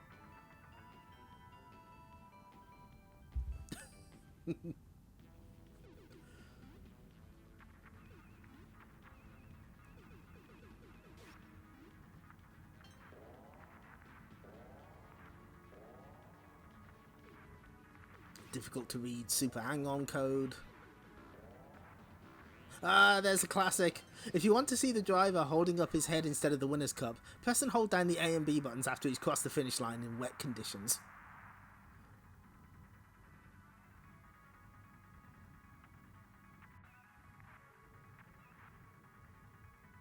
When you start off in the spaceship at the start of the game, press the A, B and C together and move the joypad left or right to select it. No, you don't need... No, you can... Sega, you can do that without it. It's okay. You don't... You can just do that normally. You don't need to hold the buttons. Did no one tell them? That's good. Oh, hold on. Let's see that full advert. Hang on. Yeah, there we go. Konami cred. Black and white SOR2 screenshot. It has obviously had a lot of attention paid in every aspect of the production. It's superb. Very impressive. That's Sunset Riders. A top-class product with attention to detail second to none. Amazing. Rocket Knight Adventures is possibly the best game on the Mega Drive ever. Hyperstone Heist. Good, clean, amphibious fun. Turtles really is a visually stunning game. We got to zoom in on it. You see it says hero. One of the best platformers ever. A fast-paced platform game that is similar to Sonic, but better fun. I get the feeling those ellipses are doing some heavy lifting. Why am I suspicious? I don't know about that. I don't know about that.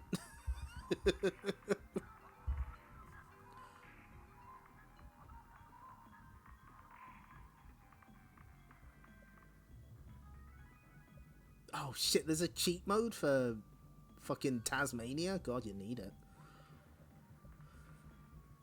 Well, here's a handy level select. Okay, I thought they didn't mention what you actually did.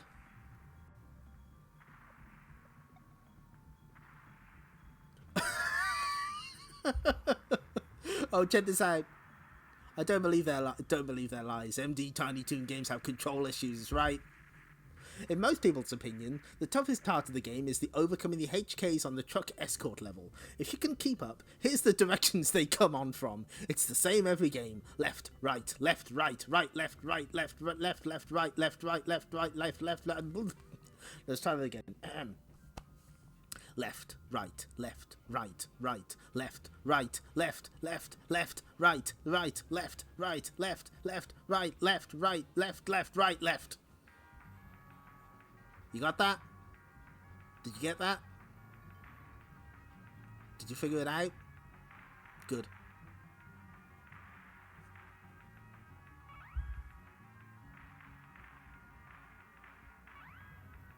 Yeah, there's a whole paragraph that parentheses is skipping over.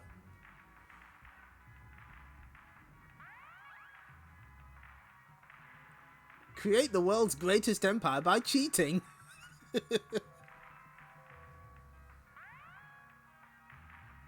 Plug in a second controller, and when the selection window appears, press Start on pad 1. Move the cursor to the far right of the Load Data option. Hold down Start on pad 2 and press A on pad 1, followed by Start. Now, instead of commanding legions, you find yourself playing a dodgy tug-o-war game. Okay. Oh no, Xenon 2. Oh. Oh shit, Mega CD tips, let's go! Go to the options and set the view mode to cockpit and the rolling mode to free. When you take off, push your afterburners to full and angle the plane to around 45 degrees. All you have to do now is keep the fire button pressed. The only time you come unstuck is when a plane comes up behind you. Good to know.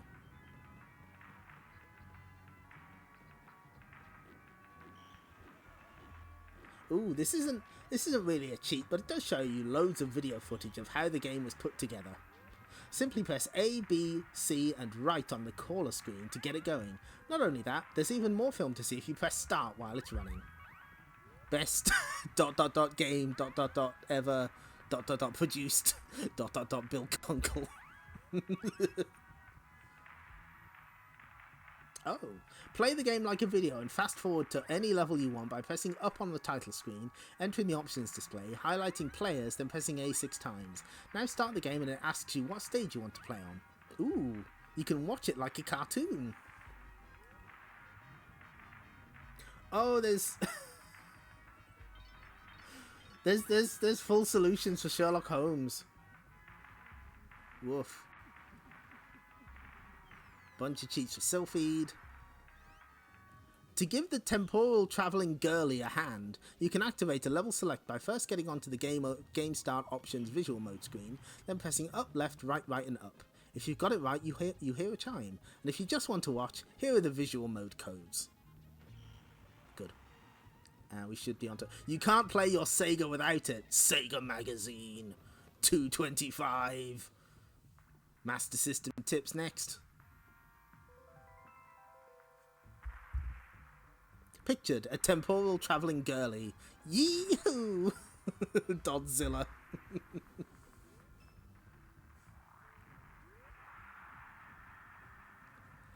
It's possible to go from levels 1 to 12 without getting hit by holding the joypad in a diagonal position, but keep firing off everything you've got and dock with the tanker for those hit counts. You should be able to get an extra life by stage 12. From stage 12 onwards, however, this method doesn't work. Instead, at the beginning of stage 12, climb as high as possible, and as soon as you see the first missiles launched towards you, dive as low as possible. You can outfire and outclimb the missiles, which disappear off the top of the screen. Then stay down until the next lot of missiles appear and repeat as before, except climb hard. If a missile does manage to follow you, dodge it by going up or down, and then in the opposite direction as it gets close to you. You may find yourself going constantly up and down, but it works.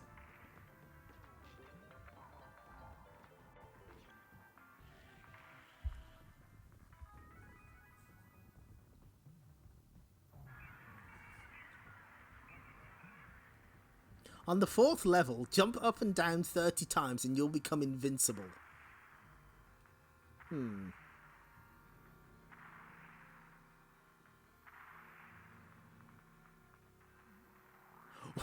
Wow!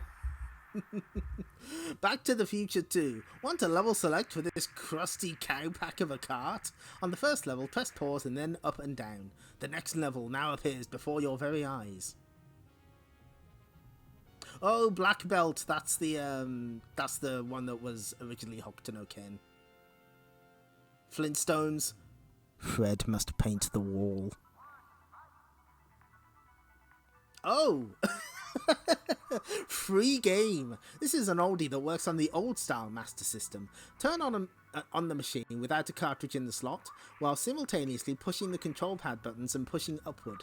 A maze game scrolls from the right and you can play away.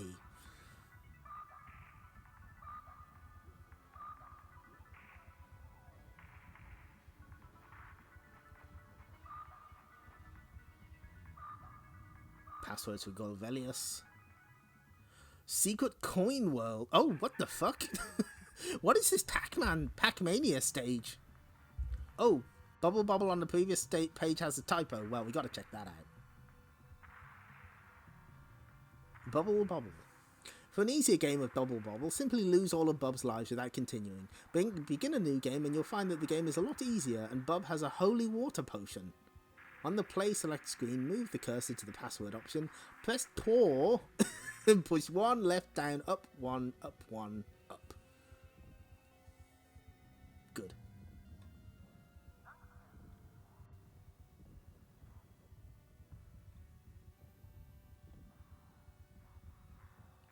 There's a weird fucked up coin world.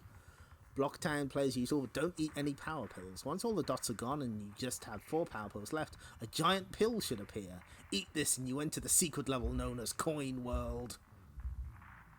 Yeah, Pac-Mania was on the Master System. I think it was one of those really late Tech Magic releases.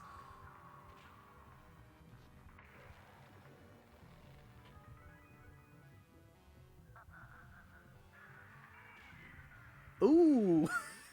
Quartet. Push pause 4 times on the title screen and any button on the joypad 2 for a sound test.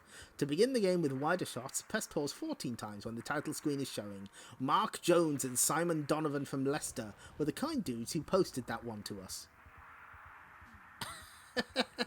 Rambo 3 tip. Shoot the cabin roof above Sergeant Koloff to kill him.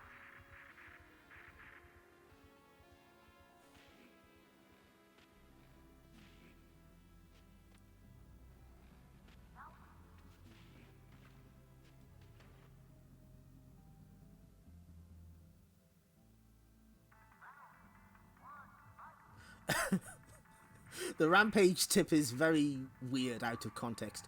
Whenever you can, pick up a woman from a window and just hold her.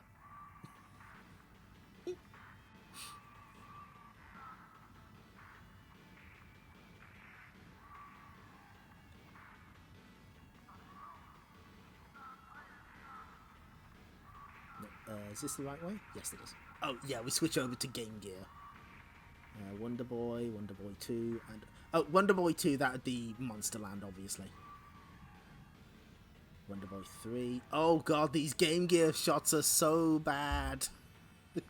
Commands for gamers. The end of screen yob. You know what, let's go back.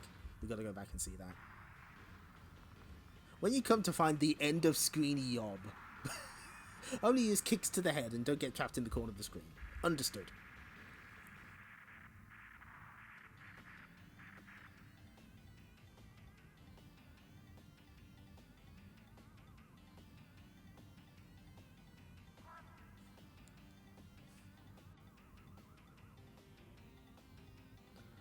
these Game Gear screenshots are killing me. Oh, fuck me. On Green Hill Zone 1, stop before the first loop and you'll find a ramp. Spin off this and press right. You should spin onto an extra life on top of the first loop. Scroll the telly off the screen by going right and walk right up to the edge of the platform.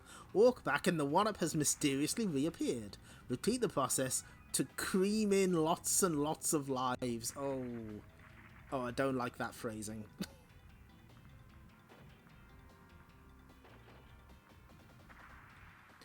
Better, accurate information from those in the know. Sensible Soccer, Magnifico, David Platt from Byfleet. You see, the joke is that they're named after... They share names with football people.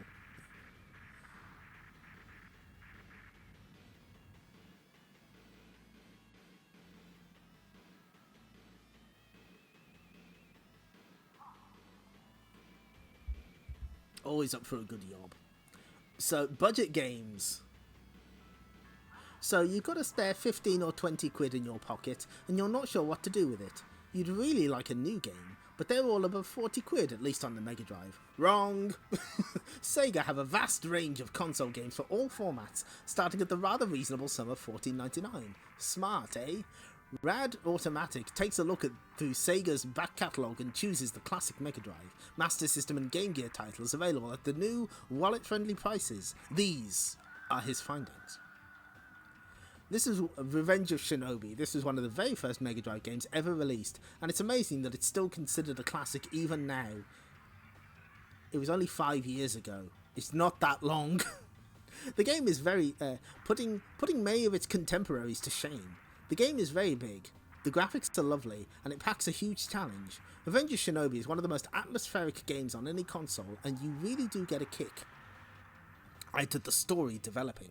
Despite not having as many features as the new sequel, Revenge of Shinobi is stuffed with secret bonuses and hidden goodies, and is about as much fun as Ninja Action gets. A lot of people are put off buying older games, even though they may be better than the latest, muchly hyped piece of software. Completely unrelated, please buy Eternal Champions. But at this new budget price, Revenge of Shinobi is something everyone should look up. Pause. Pause. Pausing. The game is paused. Super hang on. Okay, we've already read about that. Gynoog. How much is that with inflation? Good question. Let's see. Inflation calculator.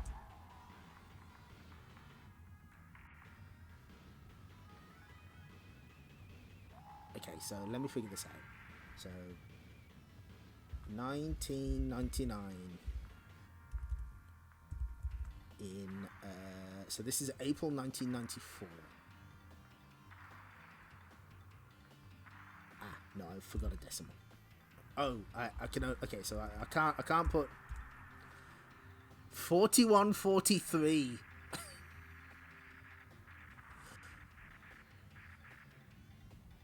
Don't you love despawning the monitor explosion object prematurely by moving it off screen? Is that what happens? Oh. Wings of War from the Choaniki people. Hi, Incident, yep. Fuck, where am I? Here I am. Gynoog caused a bit of a stir when it first came out, thanks to the disturbing gory graphics inherent therein. Of course, after the whole Mortal Kombat episode, this looks pretty tame, but the dark, gothic visuals are probably what makes this game so much fun to play. That and the huge array of weapons and enemies, and indeed the absolute rock difficulty of the game, especially on the toughest level.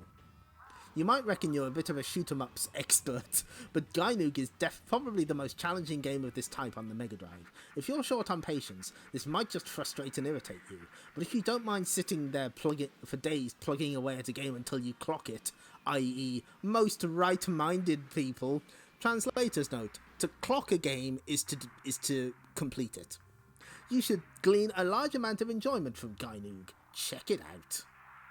Oh shit! Well, actually, hang on. We saw a Gynoog thing screenshot earlier. Where is it? Yeah, it's shit like that. Can you see it? The horrible machine flesh hybrid on the screen right now.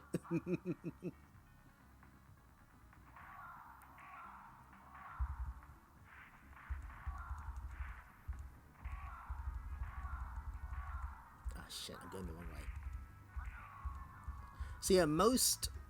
Hold on. I tell you what, let's fast forward a little. I think they should list the price. Yeah, okay, so something like Eternal Champions was 60 quid back then. So, Bank of England... Inflation calculator, there we go. So, pop in 60 quid in April 1994... In today's money, that's £124.30. So you can sort of see... yeah, and I mean, some games were even more expensive. Infamously, Street Fighter 2 on the SNES retailed at £70, which is £145 and 2 pence adjusted for inflation. So, that's... They probably felt they could get away with it, is the thing. Anyway, Zero Wing for $19.99. Another forgotten classic, Zero Wing caught the tail end of the huge shoot-'em-ups boom a while back, and was bought by practically no one. Ouch. This is despite the fact that it was one of the most impressive, innovative and challenging games of its type released. Nowadays, it has been surpassed by Thunder Force 4, Gunstar Heroes and the like. Famously in the same genre, but it certainly suits the new budget price. Compared to some of the newer stuff though, this is a pretty no-frills spaceship blaster, although that's not to say there aren't hordes of mega powerful weapons to shoot with, and herds of mega powerful aliens to shoot at. The intro and intermission sequences add a fair bit to the polish and atmosphere of the game, and even decent gamers should find this a bit of a challenge. If you're not a big shoot-'em-up fan, this won't convert you, but if you like a good destroy, this is for you. I'm always saying that.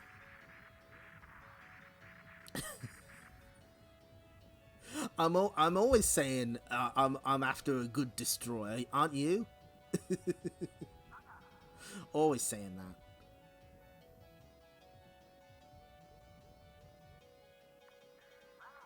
that. Here's a budget game, but fuck that. If you're after a shoot 'em up and you've got an extra $5 to spare, forget aerial assault. Fuck it. Ooh.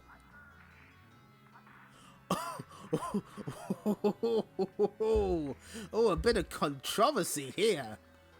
Not to be confused with the disappointing Golden Axe Warrior RPG. This is one of the turning points of beat-em-up history, and also one of the best Master System games ever released, ever. What the fuck are you talking about? What the fuck? Golden Axe on Master System is terrible. What are you talking about? I'm British and I reject that statement. It's missing 2 of the characters. It runs like shit. Oh my God. They did use the correct genre term here. You know what? I'll give them that, I guess. Wait. No, this is all wrong. I didn't know what game they were talking about here. But if they're talking about the Game Gear Fantasy Zone, it's not a port of the Master System version. It's a completely different game. What are you talking about? No, it's Fantasy Zone Gear. It stars Opa's son. It's different. Well, Jazz Rignall is putting out a book soon, so maybe maybe half the anecdotes are just, yeah, you know, we had a liquid lunch.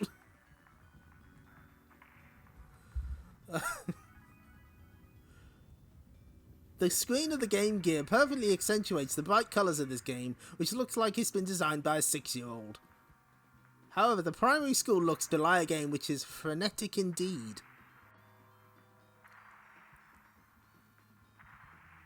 Ooh. Ninja Gaiden might seem like a poor man's Shinobi, and that's exactly what it is. It's just like Shinobi, but £5 cheaper. No, it's not. What are you talking about? The price is... What are you... What the fuck? A power lunch, as rich businessmen like to call... What in God's name happened here?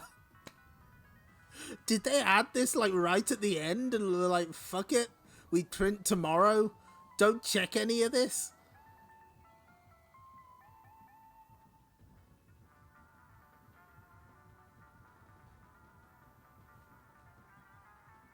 Unless they... Oh, what the fuck, man? Now, I thought for a second maybe they're talking about the Game Gear Shinobi, but no, it's not there. What are you doing? Streamer is experiencing intense psychic damage.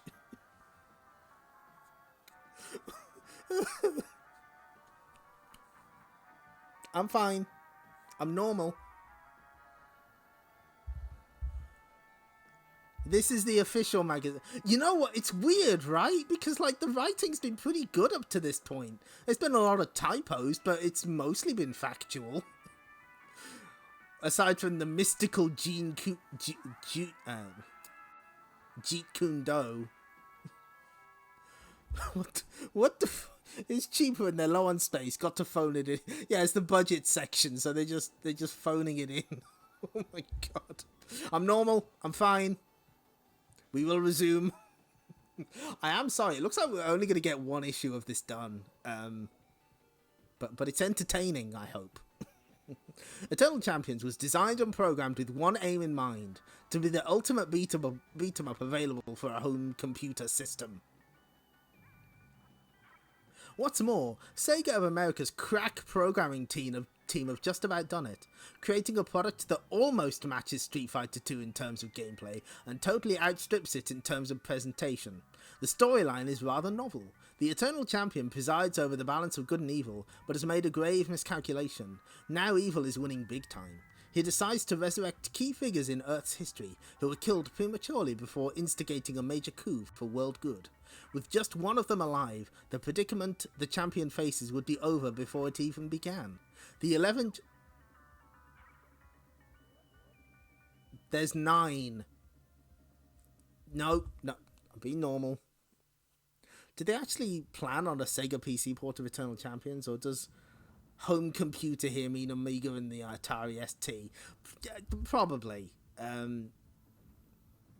I don't think they were planning on a PC port. I think it's just a case of weird wording. You know how it is. The 11 challengers, there's 9 of them, must be whittled down to one contender who must defeat the Eternal Champion in battle in order to get their life back. The player chooses a character and then must face up to the others in a series of Street Fighter-esque battles. However, the real fun of Eternal Champions is in exploring the vast options on offer, which radically alter the gameplay. We covered just about the lot in our showcase earlier in the issue, but believe us when we say that this game is the most flexible fighting game in existence. Eternal Champions is as much a landmark product as Street Fighter II, and recommended without even a nanoseconds hesitation. £59.99 British pounds. Continues infinite. Well, about that. Eternal Champions boasts loads of training modes, including battles against holographic representations of other characters, dexterity spheres designed to test reflexes, as well as a battle room where the player is pitted against a whole host of lethal unknowns. The game is tough, a lot more difficult than Street Fighter II in one-player mode. Although the game has infinite continues, you have to defeat the last 2 opponents again should you lose. A subtle but very effective last ability booster.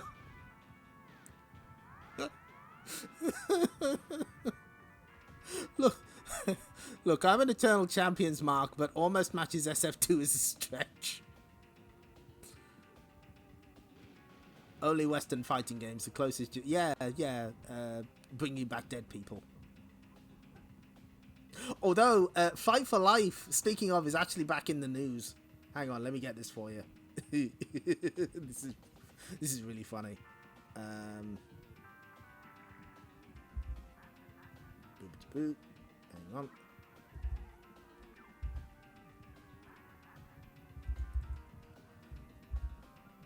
Apparently, Sega briefly considered suing Atari over Fight for Life because, you know, one of the programmers worked on Virtua Fighter. But that was only when they saw still screenshots. When they saw it in motion, they thought it would be too embarrassing to sue over this.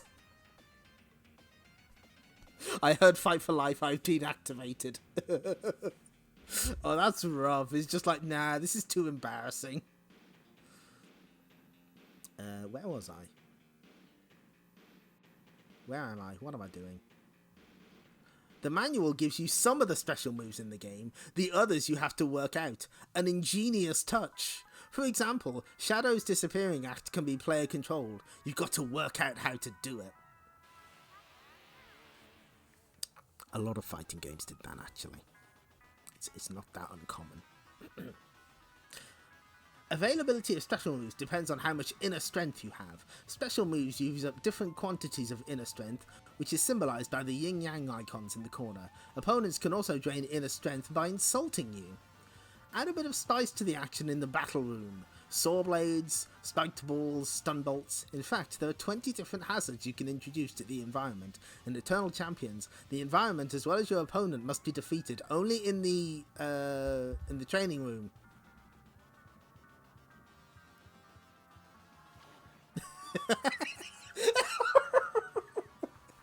Hawk to no shock gets it. I guess Sega were about to take legal action, but they decided to do the math. Yes. Oh. Yeah, I imagine Capcom USA versus Data East would have nipped that in the bud. If someone told me that a beat-em-up had been created to compare with the mighty Street Fighter II, I'd have laughed in their faces. However, here it is. Eternal Champions is utterly superb. The characters are great, and learning them all takes ages. The vast range of practice options, all of them useful, and the brilliant battle room add even more value to the package. The action is fast, fluid, and compelling, right up there with SF2. The only thing that isn't so good is the... Really? That's like one of the things people... Whatever. The effects are great, though. Overall, this is a superlative product, better than SF2 in one-player mode, and compares favourably with two players at the console. As soon as any new one-on-one beat-em-up comes along, you immediately ask the question, is it better than Street Fighter 2? Well, in this case, the answer is that Eternal Champions isn't better than SF2, but it's easily just as good. Surprised? Well, I was pretty taken aback myself, but since it came in a few weeks ago, I've been playing it solidly. It's not just the fabulous new characters, each a true, highly original individual, the massive amount of innovative special moves to master, all of which are refreshingly new and not just sad SF2 rip-offs. Translator's note, sad can be used in the context of not being good. For instance, Eternal Champions is sad. For sad people. Or even the excellent combo potential that makes this a classic. It's also the fantastic presentation, multiple play modes, and incredibly challenging gameplay. Eternal Champions is a fabulous game that oozes class, and is the first beat-em-up ever that is a real alternative to Street Fighter 2. Check them both out and see which one you prefer. Well, here's the closest we get to the raves and graves. Look at all the comments. No, Miria, don't look at the comments. Jazz new to Hedges bets even this early. Yeah, Jazz is keeping it a little real. And a presentation 98, an enormous range of options and great storylines. Check out the showcase in this issue. Keep reading Sega Magazine. Graphics 93, superb. The animation, backdrops and sprites are all amazing. Sound 70. The music is lacking, but the sound effects are excellent. Originality 77. The basic action is very SF2. The battle room and practice options are ingenious touches. Playability 96. Awesome, immediately addictive and immensely compelling. Challenge 95, the hardest beat-em-up available for the Mega Drive. Lastability 95, complete the game and explore all the options? Months at least. You will be in the lab forever. Oh, I don't know if they review Fatal Fury 2. An utterly stunning product incorporating everything a beat-em-up fan could possibly desire. I don't like it when they call it product. That feels a little gross to me. Oh, Lotus 2 Rex. Oh, no good. A poor sequel which adds little to the original and subtracts most of the excitement.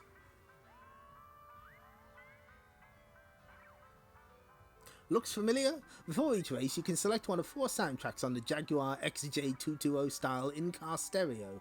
They're all a bit naff really, and your best bet is to leave it switched off so that you can hear the sound effects. Okay. Sure, why not? Enjoy product, TM. Road Rash 2, Super Monaco GP2, and Domark's astounding F1 game. How much were Domark paying them? Astounding F1 game prove that road races can be exhilarating, testing, and lastable. Lotus Rex is an admirable attempt to improve upon EA's last game, but ultimately fails because the basic road racing action lacks the buzz required to make games of this genre work. If it's a racing game you're after, go for one or preferably all of the games I listed above. The main flaw with Lotus 2 is that in sticking with Lotus' contractual stipulation that none of their cars ever get visibly damaged in the game, the programmers have cut out most of the excitement. No one dies. No one gets fucked up. It's bullshit. Why can't I send my Lotus off a ramp and hurtle into the audience? Maybe they're paying them more than tier techs, probably. In the game, you never seem to crash, and the steering's so good you hardly ever run off the track, so there's never any problem completing the course. Actually, you do crash occasionally, but not so you'd notice. Hit a rock and the car appears to go straight through it, unaffected. The illusion of speed is also lacking too. You think that the 2-player option would save the day, but the fact is that the race remains very dull. I'd rather play Domark's F1 TM instead of this any day of the week. Faster. We're talking global exclusives. You don't have to advertise yourself in your magazine. It's fine. Sensible Soccer is the only game I play. Ian Wright from Thames Dilton. Oh, bloody football. Continues not applicable. Oh damn! Sorry, Shark. This was a bit last minute. We still got a way to go though, because we still got some pages left. And okay, you know what, Shark? Just for you, I'm gonna go back a bit because I need you to see this. Not to be confused with the disappointing Golden Axe Warrior RPG, which has also recently had its price slashed to a $5 below Golden Axe. This is one of the turning points in beat-em-up history, and also one of the best Master System games ever released, ever. The Master System Golden Axe. You know, the bad one. Also, they think Fantasy Zone on Game Gear is a port of the Master System version. Anyway, also play Eternal Champions. An utterly stunning product. I'm going to use product as like a savage insult. Me talking to insurance. I mean, there were crashes, but you'd hardly notice. FIFA Soccer hammers more nails into the coffins of its predecessors by way of its superbly drawn and animated players. The end result is about as close as you're likely to get to Match of the Day this side of Saturday evening. Fortunately though, unlike Match of the Day, there's no Jimmy Hill to listen to between games.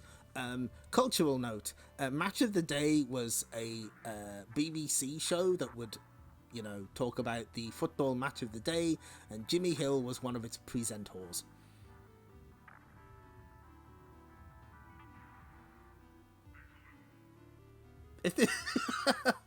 If this magazine had a volume knob and it was turned up, you'd be able to hear the amazing sampled crowd that roars and chants throughout the match. But it hasn't, so you just have to take our word for it that when we say that the atmosphere the sound generates is truly awesome. This strange box-like object is the kick target. At any set piece, this marvellous piece of software jiggery-pokery is used to aim your ball at the area of your choice.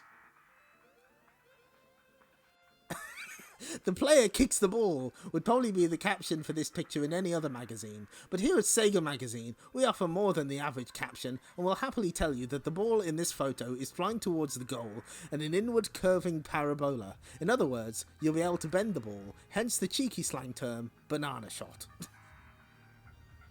We cannot stress the brilliance of FIFA too much. It is in every way a classic sports sim. Oh yeah, they also think 1999 is 5 less than 14.99. Culture note, Jimmy Hill has a big chin. A box-like structure, also known as the Hell in a Cell. I understand that joke. I get that now. I watched Mick Foley episode of Dark Side of the Ring. I know things about wrestling, sometimes. What makes FIFA so great is the way that it really captures the big match atmosphere. The sampled crowd with its roars, chants and songs is simply awesome, and the stunning graphics and superb animation make it one of the best looking sports simulations ever. This, of course, wouldn't be worth much without if the gameplay was a pile of old cheese, but fortunately, FIFA Soccer delivers here too. The control method features a wealth of different moves, the computer players are intelligent, and there are also an absolute ton of options to fiddle with. And with its multiple options, heaps of teams and different play modes, FIFA's long-term interest is guaranteed to keep you playing all season and beyond. Presentation, absolutely stunning, with pages and pages of options and parameters to fiddle with. Oh, I love to fiddle a good parameter. I love to fiddle with a good parameter now and then.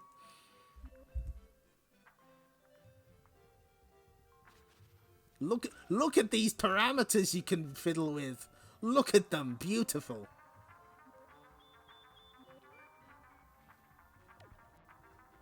Basically, this is an utterly brilliant game and definitely the best sporting simulation I've ever played. The graphics are superb, the animations are the most detailed I've seen, and the isometric viewpoint puts a whole new perspective on the genre. The control method is brilliant as well. Very simple, but providing a lot of scope for some fiendish footwork. The best sports sim since EA Hockey. Who up fiddling with the parameters? Pages of options. A stunning new footy game which sets the standards others must now follow. Also, why'd they give it an 85 for challenge? What's the deal? Ooh, fighting games, lad. Now this I know. This I'm familiar with. Hopefully there isn't an extended intro about fucking Defenders of the Earth, which was earlier in our presentation. The poor old Master System has been somewhat neglected in the recent rush of one-on-one beat-em-ups, with only really Mortal Kombat carrying the torch. But hooray, here comes Masters of Combat to give Mortal a run for its money. There's no real surprises here for any aficionado of the mano-y-mano fisticuff scene. There's a choice of characters, each with their own advantages and selection of special moves pulled off by complex joypad combinations. There's actually quite a good number of specials in Masters of Combat, and they're pretty easy to pull off once you get the hang of the directions involved. It isn't a hit-miss affair, as in some games of this type. The selection of characters is somewhat limited though, with only 4 different protagonists to choose from, although the differences between them are very wide. Visually, there's quite a lot of difference between the Blighters too. Blighters... person.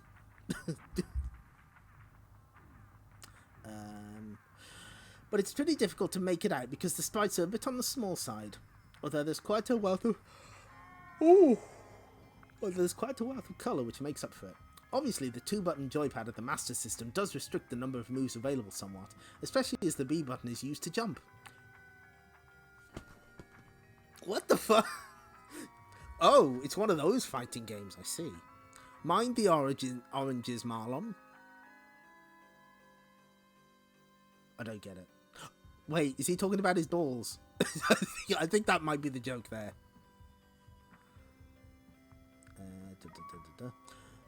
However, pressing up and down allows an extra 2 heights of attack, and each character has any number of special moves which make up for the seeming lack of attacks. However, nothing really makes up for the lack of opposition.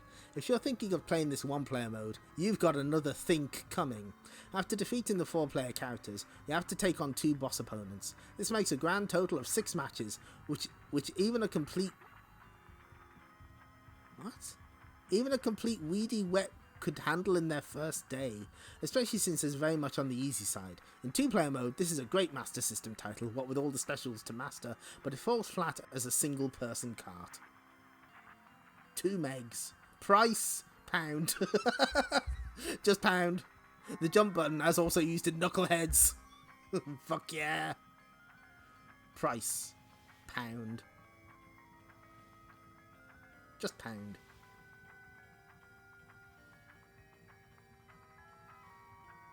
It's about time the Master System got a really first-class Street Fighter clone of some description, and Mortal Kombat accepted. There's no competition for Masters of Combat.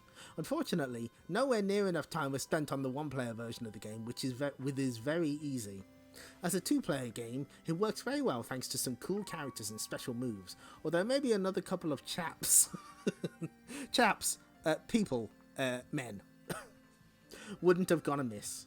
If you've got a lot of pals who like beat-em-up action, this is a good investment, but if you're on your own, go for Acclaim's more challenging title. How many pounds is that Master System game? Good question. Price? Yes. It costs money. Mortal Kombat has more characters and more game in it. But Masters of Combat is my preferred title, simply because it's a lot more fun. The gameplay is utterly superb. Each of the characters has distinctive, highly impressive special moves, which can be strung together to devastating effect. As such, as a 2-player game, it's brilliant. However, as Rad says, the game is a tad lacking in substance with just the solo player of the Master System. Overall, though, a fine combat game. Challenge 32, virtually none. This is one of the most diminutive and straightforward games in the history of the whole world. What? A fantastic 2-player game with loads of appeal, but not enough game for solo players. Sylphied, $49.99.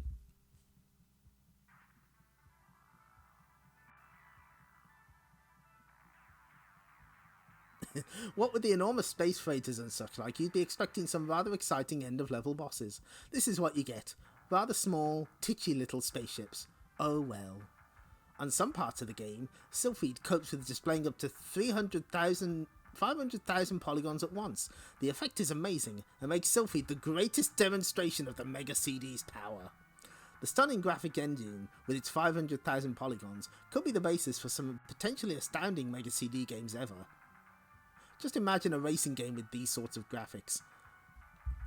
Are we sure it had 500,000 polygons? Are you absolutely certain?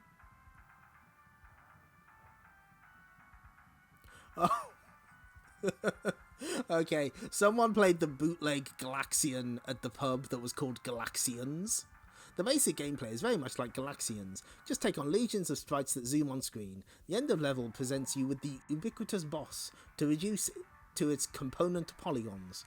Adding to the gameplay are aspects of interaction with the passing scenery. Avoiding hazards like rampaging asteroids, solid walls and protrusions from the landscape are the order of the day in that particular department. The main talking point of Sylphied, however, are the graphics. Definitely the most stunning looking game yet released for a home console. Does the all-important gameplay come up to scratch?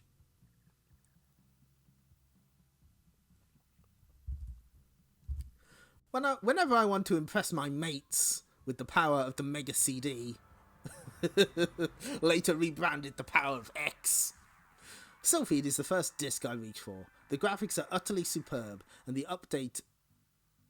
What? The update... What? What? The update is remarkably swift. A shame then that the gameplay is relatively shallow. The combination of blasting and dodging is initially great, but wears thin after a couple of weeks. However, I do recommend you buy it, especially if you have a large, decent telly and a smart hi-fi, because it's a whole new gaming experience and you will come back to this time and time again, just because it is such a fab audio-video extravaganza. Refresh rate? Frame rate? Maybe frame rate. Maybe that's what he meant. When you look at the gameplay on its own, you have to admit that challenging though it is, Sylphid is basically a straightforward shoot 'em up. The 3D polygon backdrops are truly fabulous. Just check out the screenshots and imagine everything moving past smoothly in perfect perspective. So what does straightforward gameplay plus titchy sprites plus mega backdrops equal? Well, normally I would say a visually impressive bore, but not in this case. Why? Well, Sylphid is far more than the sum of its parts. When you play it, the sheer splendour of the scenes and the fact that most of the backdrops are interactive give the impression that you're participating in some kind of epic space battle. You really get drawn into the action, and the desire to see what's on the next level makes it a very addictive game indeed. Sylphid is a stunning game. Buy it and your Mega CD will love you forever. Have you considered Starblade? I'm just putting that out there. Love a good splendor. So do I. Blah, blah, blah. Music is a tad sad. However, appropriate sound effects more than make up for it. Not that original at all. Then why did you give it 90 for originality? What are you doing? The blasting action is reminiscent of Galaxians. Remember that one? It's Galaxians. Galaxians!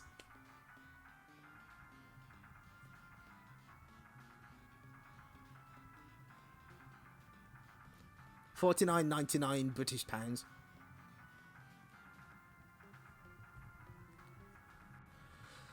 An excellent blaster and a whole new experience for Mega CD players. You must buy this game. Repost if you remember Galaxians. Gamesoft! Exclamation marks. Galaxians in POG form. Toe Jam and Earl in Panic on Funkatron. We had a showcase for this. Blah, blah, blah.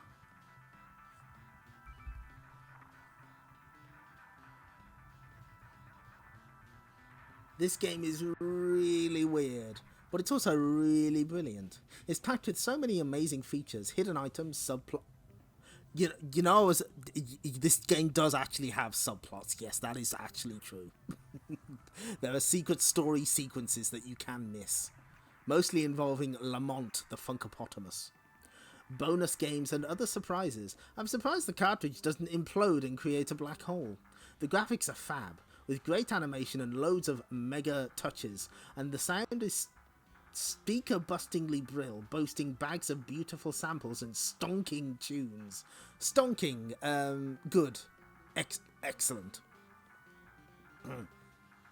The platform action is full of spicy things to do. Okay. It's full of spicy things to do, and there are so many things in it that I just kept coming back time and time again to find out what I'd missed, even after I finished the game, which wasn't exactly a breeze, but more like a howling gale, really. Fabulous stuff. Buy it and get the funk out. Have we gotten to say it's brill? Have we gotten any it's brill? That's a favourite of mine. We have had quite a few brills, yes. If a Star Trek the new generation VHS collection doesn't cause a black hole, a Toe Jam and Earl cart will. We've had at least a few brills. It's amazing that a game which is really quite simple as a concept should prove so addictive, but Panic on Funkatron manages it with ease. It's really just a collect 'em up. Ooh. Early pre-N64 concept of collectathon. But it gives you so much stuff to find that you just can't stop looking for secret doors and passages and presents. In fact, you can spend ages just on one level pressing buttons, shaking trees, lifting manhole covers, trying to funk move through walls, and putting coins in slots to see what happens.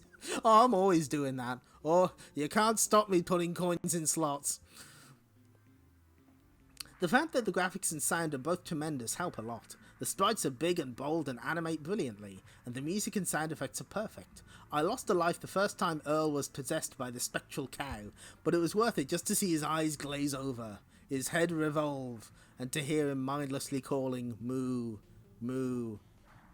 I liked it when the alien died. It's all good, clean, simple fun, and if you can get a second player to join in, you're in for a load of laughs. Put it this way, it's welcome in my cartridge slot any day of the week. This game is a friendship ender. This game will make you fucking hate your partner. You will want to kill them afterwards. Because you're very cramped, and you can't go off the screen, I don't think. And it gets... anything involving, like, the bubbles that you have to balance on will drive you fucking bonkers in co-op mode. You are right there, Richard. A brilliant sequel, which is great fun for 1 or 2 players. Way cool, as they say on Funkatron. No...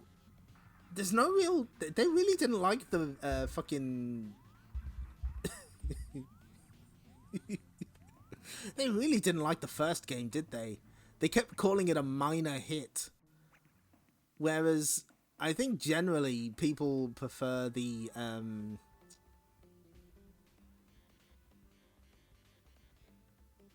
people generally prefer the first game, I think, is the general opinion nowadays.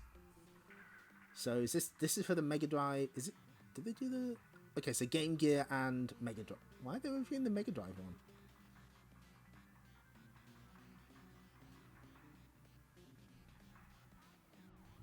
So do they call it Puyo Puyo? Do they do it right? Handheld consoles are the best platform for puzzle games by necessity, having to keep things clear and easy to follow, and also allowing the player to pass the time by exercising his or her brain wherever they are. So it's quite surprising that this is one of the first Game Gear puzzle releases in ages. Obviously, the main body of the game is the same as the Mega Drive title. Saving beans is the name of the game, and this task is performed in true columns/Tetris style. Line up two beans of the same colours in a horizontal or vertical line and they link together. Link 4 or more beans and they disappear. Should you persistently fail to link like-minded pulses, the beans pile up to the top of the screen and it's game over. The main game is the scenario option, which pits you against Robotnik's top 12 bean-catching robots before the final showdown with the good doctor himself. The object of the game here is to outlast your opponent. Once his beans reach the ceiling, you move on to the next opponent. If you manage... hold on. To score a combo of waves, having each line disappear trigger off another score when the beans fall into place. A number of refugee beans land in your opponent's screen. That is actually the term they used. These clear beans don't group together and only disappear when a bean next to them does the same. Needless to say, the passport to victory is building up clever wave patterns and... wave pattern... okay. Fighting style column/Tetris. Needless blah, blah, blah. Once the player has defeated a robot, the passcode for the next level is printed on screen. Whilst this saves a lot of faffing about, messing around, wasting time, having to take on foes you've thrashed 1,000 times, it does shorten the longevity of the title, and with only 13 opponents, Mean Machine can't really afford to do that. However, the challenge in this game definitely comes from the 2-player mode. End of sentence, end of review. Mean Machine is the perfect title for the Game Gear. The action is simple enough to be handled perfectly, but challenging enough to make it a fascinating game. This is certainly the ideal travelling companion, especially with the addition of the agonising puzzle option. There's been a spate of good Game Gear releases recently, but this is one of the best. Playing a bit like Column with jellies rather than jewels, Mean Machine is superb. Okay, so it's not a fast action game. Okay, so it doesn't have mega graphics or sound, but it's extremely playable, is incredibly addictive, and has kept me on the Game Gear longer than any other game has for ages. Highly recommended. The puzzle option, played within the pages of Robotnik's robot instruction book, is a welcome addition to Game Gear Mean Machine. It adds a new challenge to the game and works quite differently to the What? Where's the rest of it? Where's the rest of it? Where's the rest of it? Wait, what the fuck? Where'd it go? What? Oh, fuck. Sorry.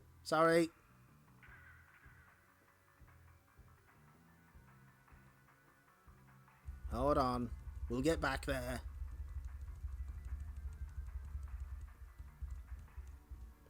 Where's the rest of it?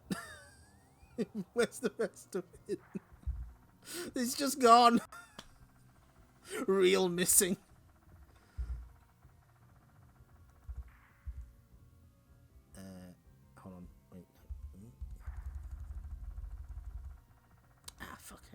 wrong one.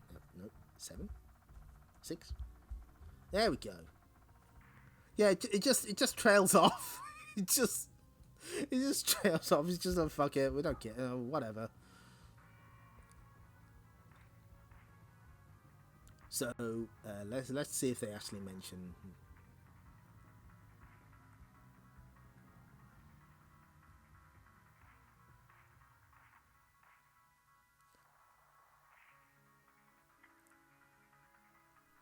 Blah blah blah. No, it doesn't mention Puyo Puyo.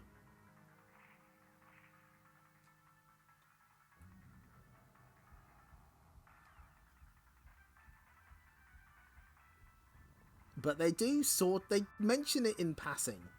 This has been the #1 selling game in Japan for absolutely months, and it's pretty easy to see why. In the absence of any decent Mega Drive Tetris clone since the deletion of the... What? The deletion of the excellent Blockout? This is a most welcome release. It's much more reflexes oriented than Tetris, as the action speeds up very rapidly and you really have to think fast. If you think you're quickest on your mental processes drawer, this is certainly one for you. This has almost become a national institution in Japan, and it's easy to see why. Dr. Robotnik's Mean Machine is a super playable puzzler, easy to get into, playable, and mega addictive. As a two-player game, it's second to none. There's nothing better than unleashing a mega mean bean combination on your opponent and watching those tons of dud beans come piling on down. A superb game that is definitely the greatest Mega Drive puzzle game available. 91%.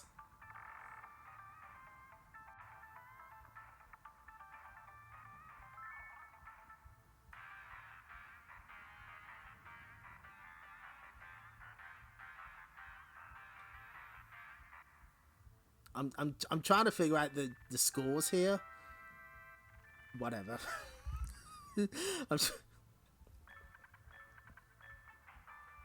I think, yeah, I get the feeling that... Where were you when they deleted Blockout? Japanese title, I don't know, I can't read Japanese. Oh, no, the Japanese title is Ijdik. There you go. The Sega Pro issue for the very next month does mention Puyo. And Sonic the Comic mentioned it. I don't know, maybe Sega Official Magazine were like, nah, we don't want to confuse people. Anyway, Sensible Soccer.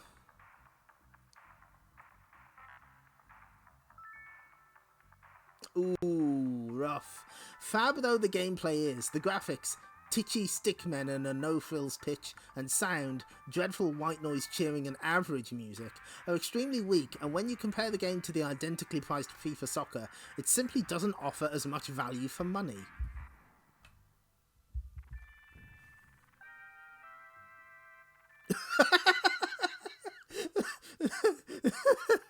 Bad words united, that's great. Sensible Soccer was great on the Amiga 2 years ago, and this is a perfect conversion. And this is its only fault, really, as it should have been much more than a perfect conversion to keep up with this market, which has moved on significantly in those 2 years. The game is still as playable as it ever was. The controls are fluid and easy to get to grips with, and the action is pretty realistic.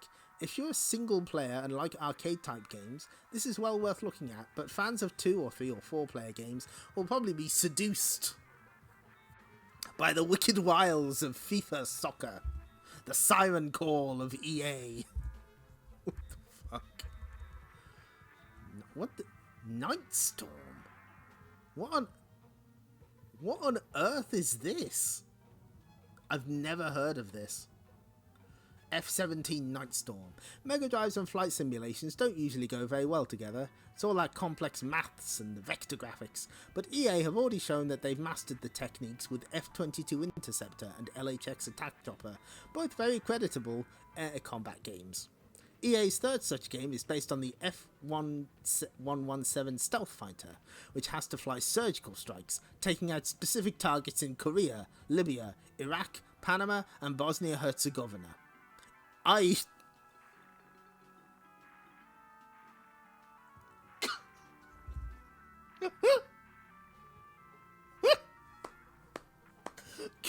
I allowed to read that?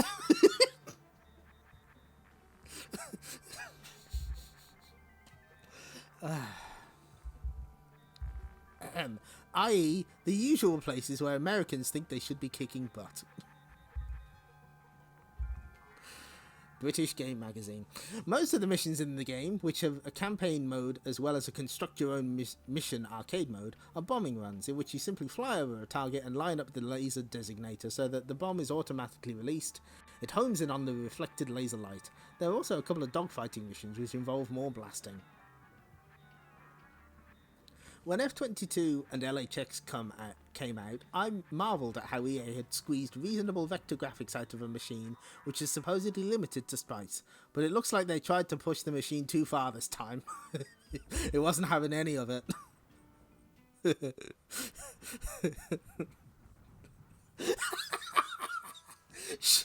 I think you mean delivering freedom to those places. Thank you, Shaq. Repost if you remember the Gulf War. I was there for the Gulf War at what's his name?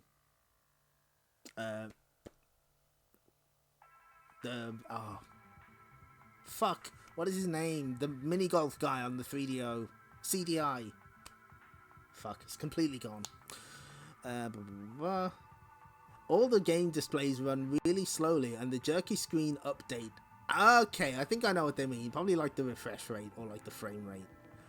And the jerky screen update and dead slug controls completely ruin any potential enjoyment. The missions are pretty feeble, amounting to bombing run after bombing run, all of which are pretty basic, and even the hardest of them, of which you'll beat on your second or third attempt. To be honest, I'm not impressed, and I'll stick with F-22, thank you. Eugene Levy's World of Mini Golf. Yes, there we go, thank you. Stroke limit. I applaud what EA are trying to achieve with F117 Nightstorm, an attempt to create something new on the Mega Drive. However, without specialised hardware chips, the Mega Drive can't cope with polygon graphics of this detail. Behold. As such, the simulation is slow and ponderous. Later missions offer intriguing tasks and plenty to do, but simulations of this sort really do require swift response and speed. Personally, I prefer both LHX Attack Chopper and F-22 Interceptor to this. So many flaws ruin what could have been a smart game, an uncharacteristic air biscuit from EA. Sensible Soccer makes other games look like pre-season friendlies. Available on Game Gear, Master System and Mega Drive. There is no substitute. Greatest Heavyweights.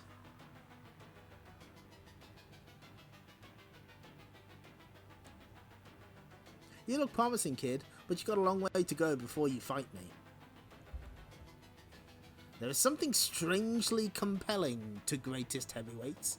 It probably has to do with the satisfaction gleaned from landing a decent punch, thanks to the big and detailed sprites. Then again, when it all goes wrong, it all goes horribly wrong and frustrates like you would not believe. If you've got an unhealthy interest in boxing and a lot of patience, this could be a future purchase for you.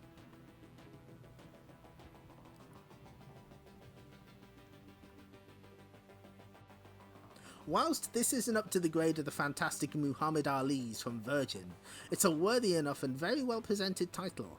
It certainly aroused a lot of interest in the Sega Magazine offices, where just about everyone was intrigued by the compelling action.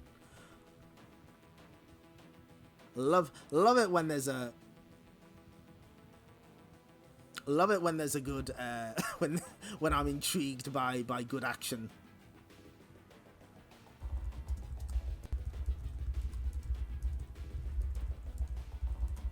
Air biscuit is not a term that I've heard used in a long time.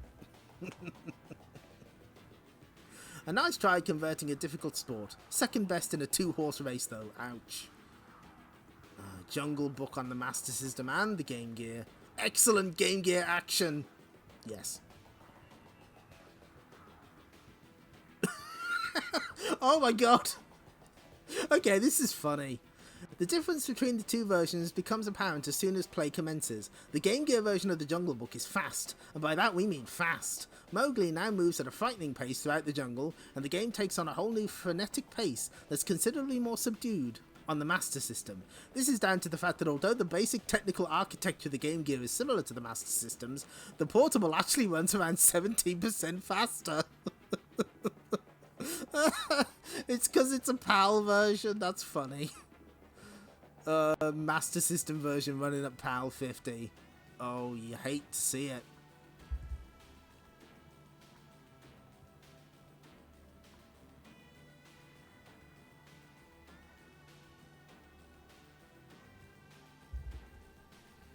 Let's see what we got.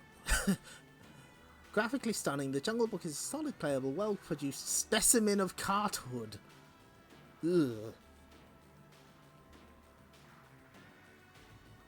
Very similar to the Master System version, with the jacked up speed setting makes for a more enjoyable, frenetic conversion. Did they do the math on this? Maybe. The Game Gear isn't suffering from what you'd call a platform drought, so what is there about Deep Duck Trouble which justifies its existence? Getting very philosophical here. Well, it has some good ideas in it for starters. The basic premise is nuts and bolts platform stuff. Traverse the levels of platform action, jumping on things, heads to remove them from the scene, and try not to lose any of your 3 life points, let alone one of your 3 lives. At the end of each level, composed of 3 stages, Donald faces a gargantuan boss-type challenge of some description. This, though, is where usual platform conventions and Deep Duck Trouble part company. I'm putting Deep Duck Trouble on blast. This is more of a puzzly type game, where you don't have to be a particularly deep thinker. Oh, no. Wait, what? Just a very fast one to make it through to the end. Often you'll find your little character plummeting down a slide, or plunged into a cave full of enemies, and you've got to find a way out in no time at all. There are puzzles to solve too, most of which concerned with Donald's kicking abilities that allow him to hoof the various blocks and chests which litter the landscape to varying effects. Sometimes a well-aimed feat of booting is required to smash a certain chest, or destroy a wall blocking your path. Deep Duck Trouble's original features make it a good diversion from the usual platform fare. A decent platform game which has novel features, nice graphics, and most importantly, is really good fun to play.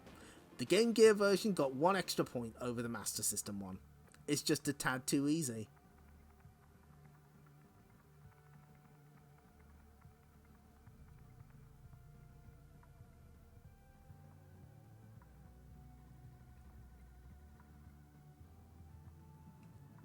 I don't know enough about Deep Duck Trouble. Are the levels different in the Game Gear one?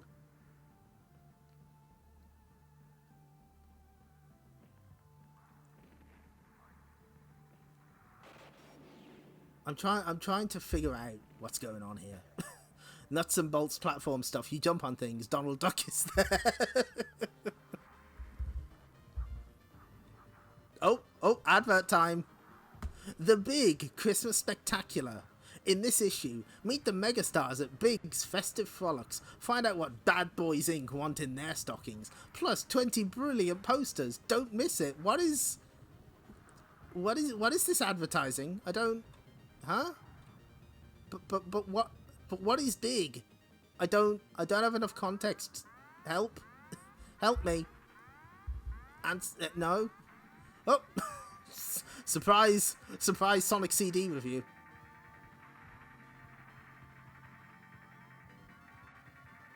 Welcome to the Special Zone, a fantastic use of the Mega CD's custom graphics chips. The 3D view is exceptionally smooth, the action fast and fluid. Destroy Robotnik's UFOs in order to collect the Chaos Emeralds, the Time Stones. Sonic the Hedgehog's back, and this time the foul Dr. Robotnik has gone, you guessed it, too far. He's taken a trip to the Little Planet and has created an enormous time machine. With this foul invention, he seeks to locate all 7 time chaos crystals. They almost had it. They were close. They almost got it. Yes, it is the pirate. It is the pirate TV skull. Do you want a closer look? There he is. It's your favourite character from Pirate STC. He's back. He never left us. Okay, too far. I don't want to get too close to him. I don't know where he's been. In the bins, probably.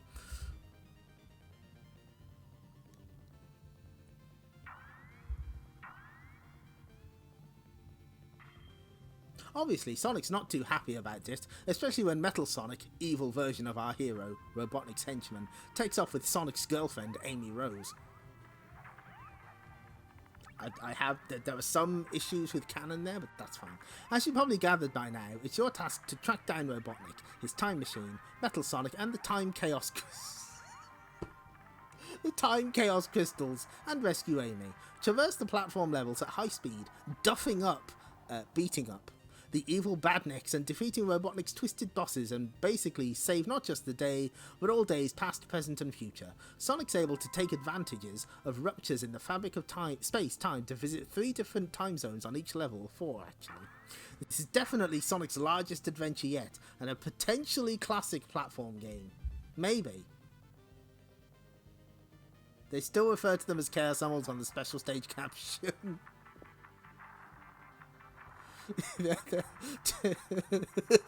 Time Chaos Crystals just hedging their bets there. With Sonic CD, you can have it your way. What? Huh? Amazing new 3D bonus screens. Interesting that that's what they go for first. You got it. Brilliant time travel option. You've got it. Better graphics, superb sound, bigger playing area, even more playability. What does this mean? You've guessed it, you've got it. Sonic CD is an absolute must for Mega CD owners, so if you haven't got it, you'd better get it. Get the time thing using Sonic Hedgeman's biggest one ever to date. Thank you, Shark. If you enjoyed the first 2 Sonic outings, you'll love this. If you enjoyed Product, you're really going to like Product.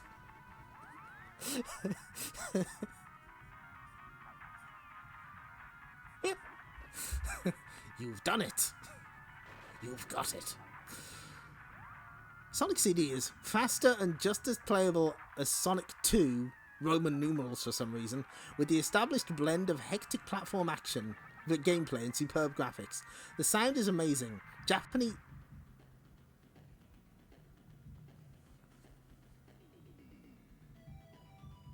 Excuse me? Japanese band Miki.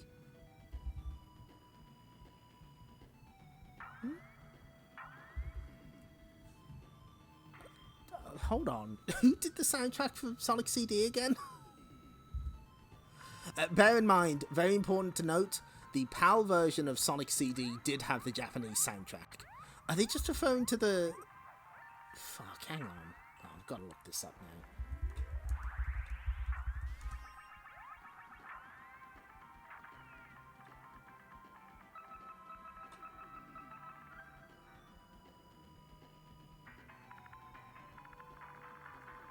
No, all I've got is Mickey Mouse CD. A Mickey Mouse mod for Sonic CD. That's no good. Was that like the vocalist for the intro song? Did they just fuck it up?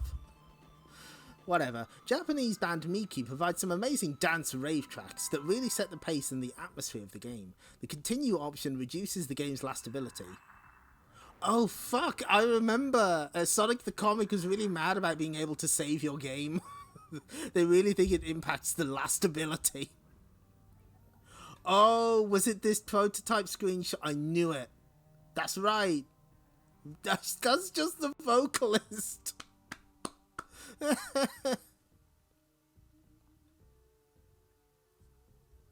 smash hit Japanese singer of '94, Miki. Yeah, I figured that's what they took it from. But completing the game with all the Chaos Emeralds and checking out all the time zones will take a long time. I must admit, I prefer Sonic 2 to this, but Sonic CD is definitely the best platform game on CD. Sonic CD is still a great platformer, probably the best game of its type available on Mega CD. A great time attack option that enables you to better times on specific zones. Slick presentation throughout the entire game. I'm guessing when they say presentation, they also put in options there as well.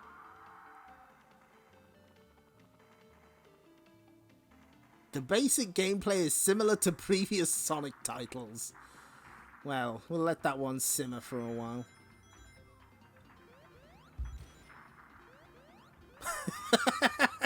My favourite Japanese band, Hikaru Utada.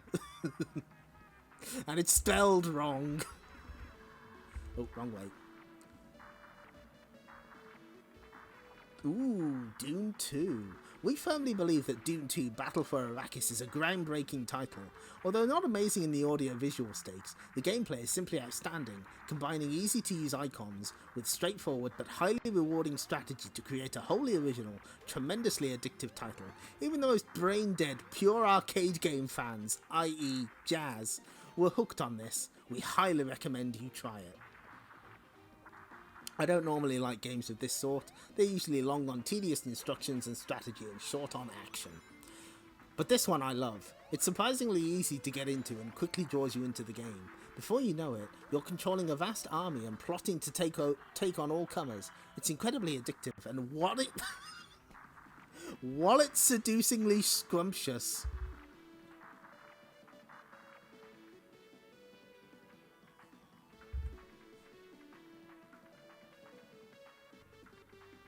An inspiring, utterly addictive release that proves strategy games can be accessible to everyone. A few snippets of sampled speech and functional effects. A fair amount of options and such like, and intriguing mentat hint screens for each level. Small but well formed. It's not great to look at, but the graphics serve their purpose just fine. Similar to SimCity I guess so. Similar to SimCity in concept, but there's really nothing like this available for the Mega Drive. Oh, sorry, bit of a cough there. So sorry. Ooh, bit of a frog in the old throat there. Sports. With its impressive sprite scaling graphics and decent presentation features, Joe Montana CD is a very good American football simulation. But while it's easily the best looking game of its type, it hasn't the amazing playability, options, challenge, and sheer lasting appeal of the classic John Madden series. Yeah, I thought it was Game Gear Golden Axe that seduced the wallet. A cut above the rest. No other magazine covers Sega Mega Drive and Mega CD like the all-new Megatech. All new. Reviews from the cutting edge, hyper game previews, massive tips from the technique zone, plus razor sharp writers with haircuts to match. Megatech on sale the 20th of every month. It's head and shoulders above the competition. Best for Mega CD. Ooh, out now. Ooh, Sega Tap. A great concept that's an essential ingredient for any gregarious gamer's Bring a Joypad party. Oh, can't tell you how many Bring a Joypad socials I've run myself. John Lee's hip got dislocated. Hold on, let me check that out. Oof, ouch. All of her bones.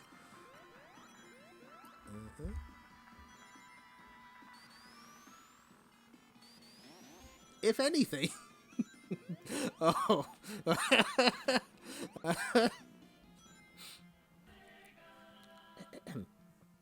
If anything, this conversion of the most successful video game in history is better than any other version outside of an arcade.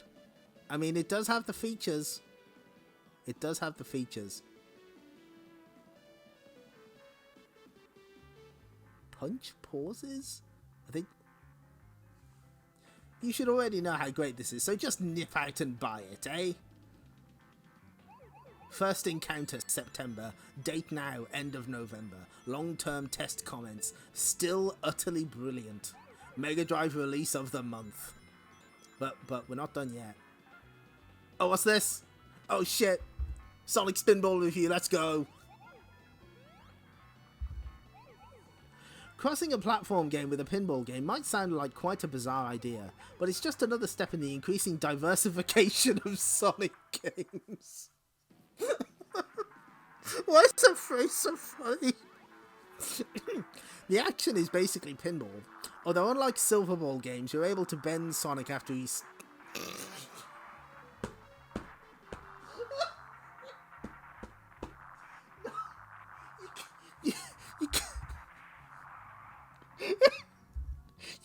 You can't say spanged off a bumper.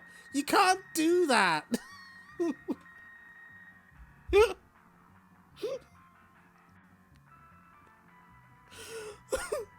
No, I'm okay.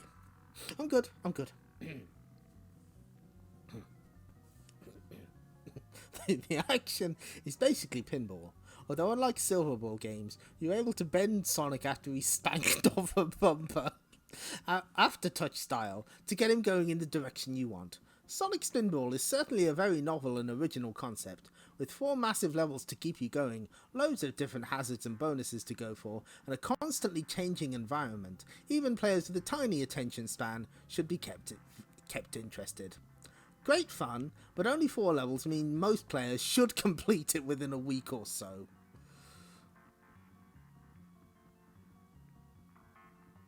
Having now reached puberty and their careers taking a new turn down a road marked nowhere, we thinks, here's your first and last chance to get totally crossed out on Mega CD. Containing 3 of their hit singles, well, their 1 hit single and their other 2 single releases, you get a chance to take the controls of a video mixing desk and make your very own crisscross video.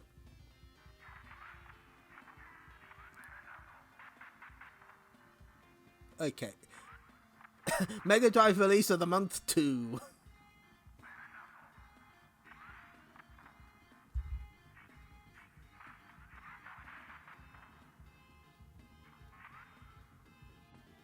Sonic CD is better than Spinball. You can't argue with these numbers.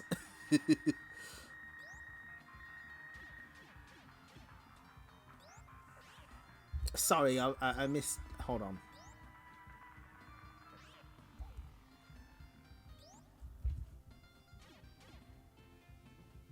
Can you explain to non-UK viewers why we should not do... Okay, to spang something is to, like, hit it? That's what that means. Is to spanged off a bumper. That sounds like a euphemism for something. Something very rude. Yeah, 94% for Gunstar Heroes. Programmed by an ex-Konami team called Treasure, this has all the hallmarks of a classic from the people who brought you Zombies. What? No! Christ, where do I even start with that? Fuck me. Okay, right. Make your very own crisscross video, the most specifically 1992 concept that ever existed. True. Okay, let me... Right, so... Konami published Zombies. They didn't make it. And Konami is not Treasure. Treasure's not Konami. Okay, fine. Graphically, it's hard to fault. While most of the sprites are quite small, they're impeccably detailed and very well shaded. The bosses are undoubtedly the most impressive sprites ever in this type of game. Huge and well defined, each one with a character of its own. Anyone who thought the Mega Drive couldn't handle sprite scaling is also proved wrong, thanks to the main enemy, the Seven Force, who rotates and shrinks and grows again like the great sprite scaling monster from the planet Zod. The sound is put to great use, enhancing the atmosphere considerably with some brilliant tunes, best appreciated through headphones, and some of the loudest, most rumbly explosions going. Gameplay-wise, the already high standards are bettered. The game is incredibly fast, and the action is non-stop, with challenges hitting you thick and fast right the way through the game. The controls are logical and very instinctive, which is just as well given the difficulty of the game. Even our old friend Johnny Originality gets a good look in, as Gunstar features a whole host of bright new ideas that conspire to make things surprising and lend a real incentive to see the next level. Gunstar Heroes is a title no self-respecting Mega Drive owner can afford to be without, and only misses out being release of the month due to impossible competition from Street Fighter 2. Superb fun and very challenging on top difficulty setting. Future games from Treasure, the programming team behind it, are definitely ones to watch out for in the future. Oh god, okay, the dolphin. The Flash! Don't be put off by the graphics. This is actually a really good fun game that kept us amused for longer than we ever thought it would. At long last, Miles Tails per Hour gets a full appearance on the Master System. Sonic Chaos continues in the best tradition of Sonics before it. The graphics are highly polished and a lot of work has gone into making the feel of the games right.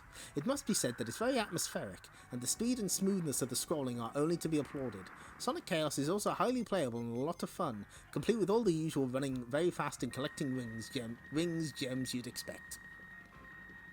Highly recommended to Sonic fans. Very entertaining. This had us coming back for more even when we'd finished it. Wrong. Treasure is Konami. Takara made many games, and Golden Axe SMS is better than the MDK. You know what? I can't argue with the facts. Streamer defeated by facts and logic from Sega Magazine. If you're more of an arcade freak, you might not quite appreciate Echo, as it really taxes the brain, which you don't have. Echo will keep you and battery manufacturers happy for months. To get the best from your Sega, get the best of Mean Machines, out now. Contains reviews of the greatest games from issues 1 to 10. From the creators of the best Sega mag in existence. I thought we were reading it. Not an official Sega publication. Oh, next month's is Too Good to Be True. Sega Magazine issue 2, out 10th of January 1994. Price $2.25. Okay.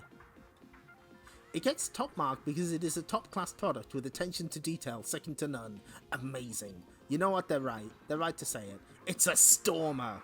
Rocket Knight is a dead cert winner. It's a long time since we've seen a game of this quality on the Mega Drive. Buy it. You know what, they're right to say it. Just say no to slippers this Christmas. Get this book instead.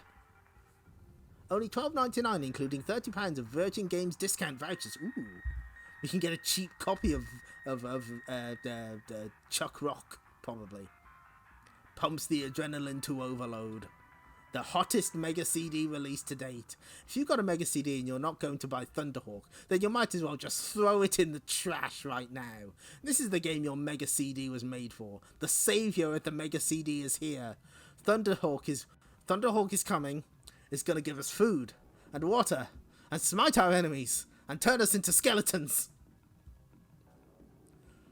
E finalmente, when it's out, it's in. Play before you pay in the Games Master Zone. 98%, 91%, 90...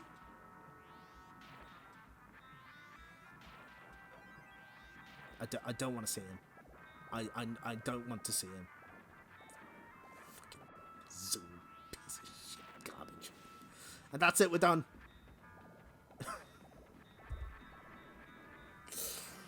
Well then.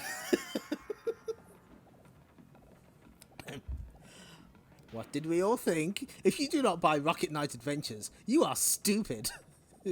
Arcade game lovers deeply resent that mark. Now excuse me while I continue to pump buttons to do Ken's Touch of Death combo. Games Master discount card. Yep.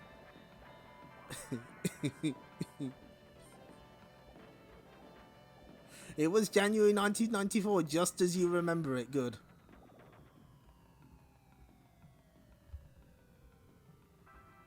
I think there was something like 110 pages. Not enough Sonic 3 in this issue. So let's zoom out to the... What date did this actually come out?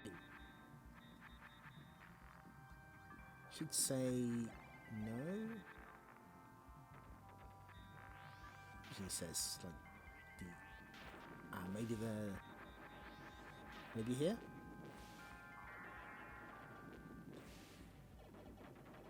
No, absolutely no clue. The only date on the cover is Jan 1994. Okay. So this would have been like December 93, I guess. Anyway, let's zoom out. There we go. It truly was UK's only Sega magazine.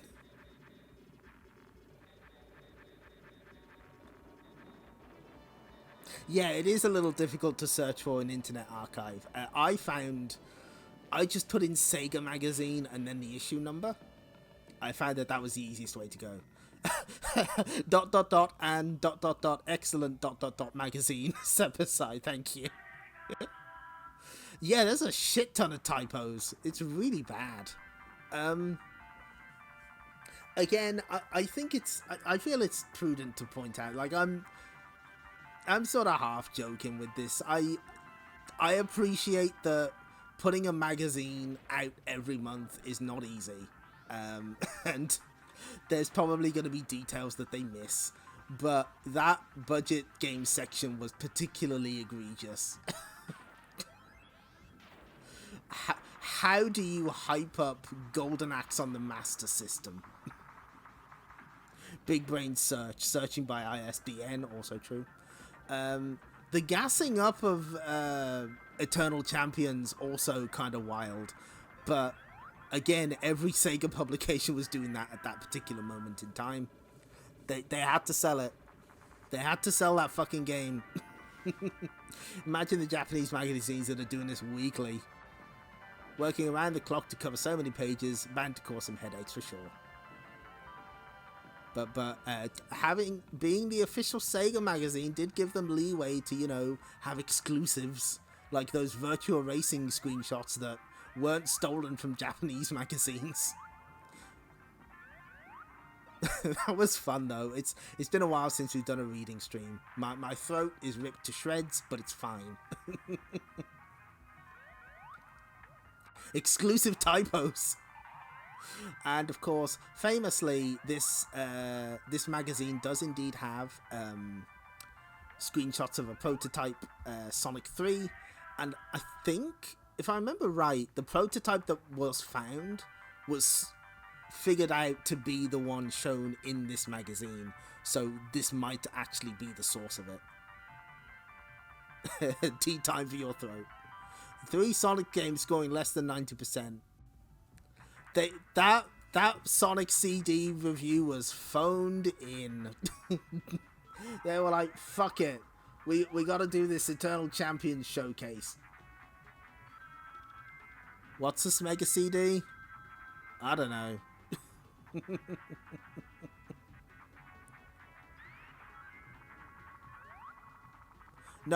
No, we didn't get the soundtrack change. We got the Japanese one over here. That's something that most people don't know, because, you know, because PAL video games are not often remembered by history, which is a shame. They should be.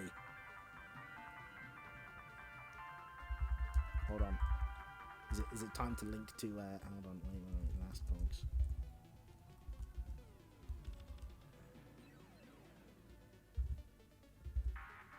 Remember, PAL games deserve to be preserved too.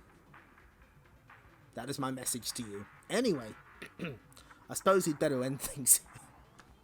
You know, I downloaded like 4 issues of this, because I was like, I don't know how many issues I'll be able to get through. No, just the one. Fuck it. It's fine. We'll probably do this like every now and then. We will get back to Sonic. We're not going to, like... What I want to do is I want to bring out Sega Magazine as a treat every now and then. But we'll, like... So, like, I won't dedicate myself to reading all of them before I move on to anything else. We'll probably, like, you know... put it out there here and every now and then. But for now, let's end the stream in the traditional manner. Any minute now, and it's gonna be Chomp City. Clyde! Not now. I'm getting ready to chomp back. But Clyde, there's something I Time think for you ought bed to sex, know. everybody. What is it? I think he's getting ready to chomp us. I'm glad people still do the Hey, the Pepper! Nico I think style. I just caught Pat's jaws.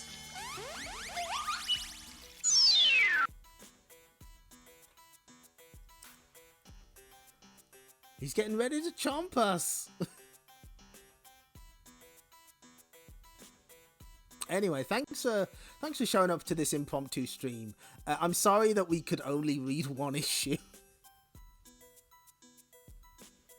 What has more errors, that magazine issue or that animation clip? Oh shit, yes! Thank you. Okay, yeah, Rage Quitter has the real shit. Oh fuck, is this like a... Is this an online version of it?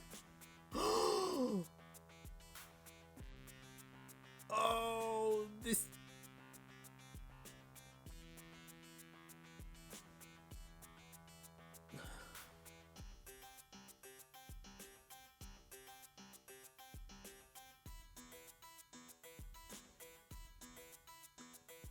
So wait, is it...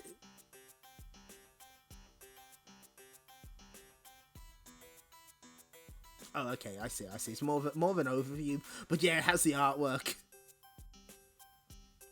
Oh, that's great.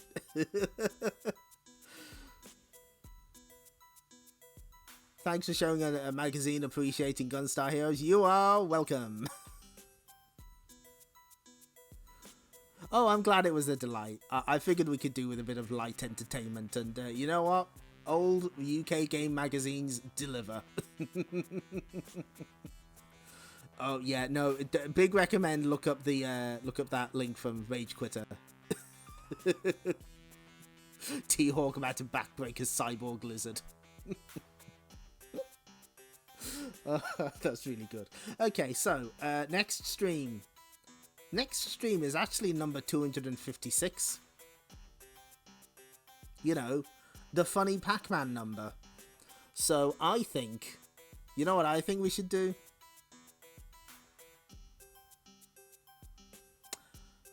No, we could do Pac-Man 256. That's too obvious though. I think we need a game that will break me.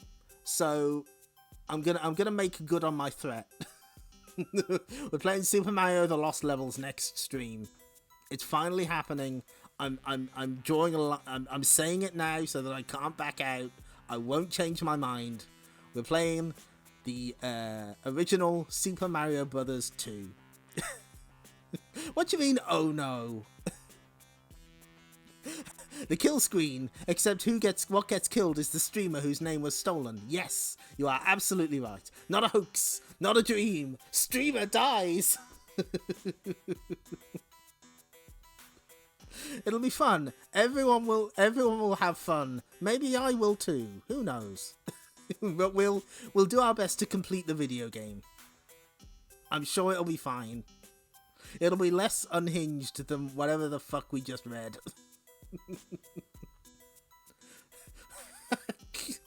Super Mario Brothers special hack, tempting, but no. I've decided. I've made this bed. I'm going to lie in it now.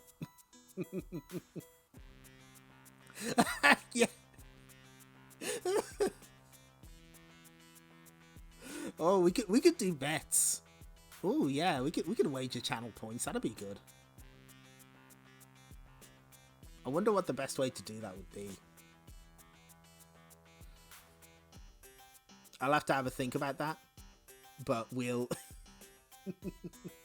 Please look forward to it. Dath also works, that's fine. Later, go to therapy for World C4. It'll be fine, don't worry about it. It'll be fine. You're already cancelling your plans that you didn't have for next Wednesday. Oh, good. Oh, you know. Oh, I'm gonna disappoint you all. I'm gonna do it in like one credit. I'm just gonna blaze through it. I'm just gonna call it an easy game for babies and mic drop the mic. Okay. Anyway. Yeah. Are you dropping inputs there, Cac? Do your best. For now, though, thank you all for showing up. Thanks for the follows, bits and subs. You all take care, everyone, and I'll see you next time. Bye bye. Sorry, I've just seen pressing button on microwave. Janet, cancel my 5 o'clock. Right, take care, everyone. Bye bye.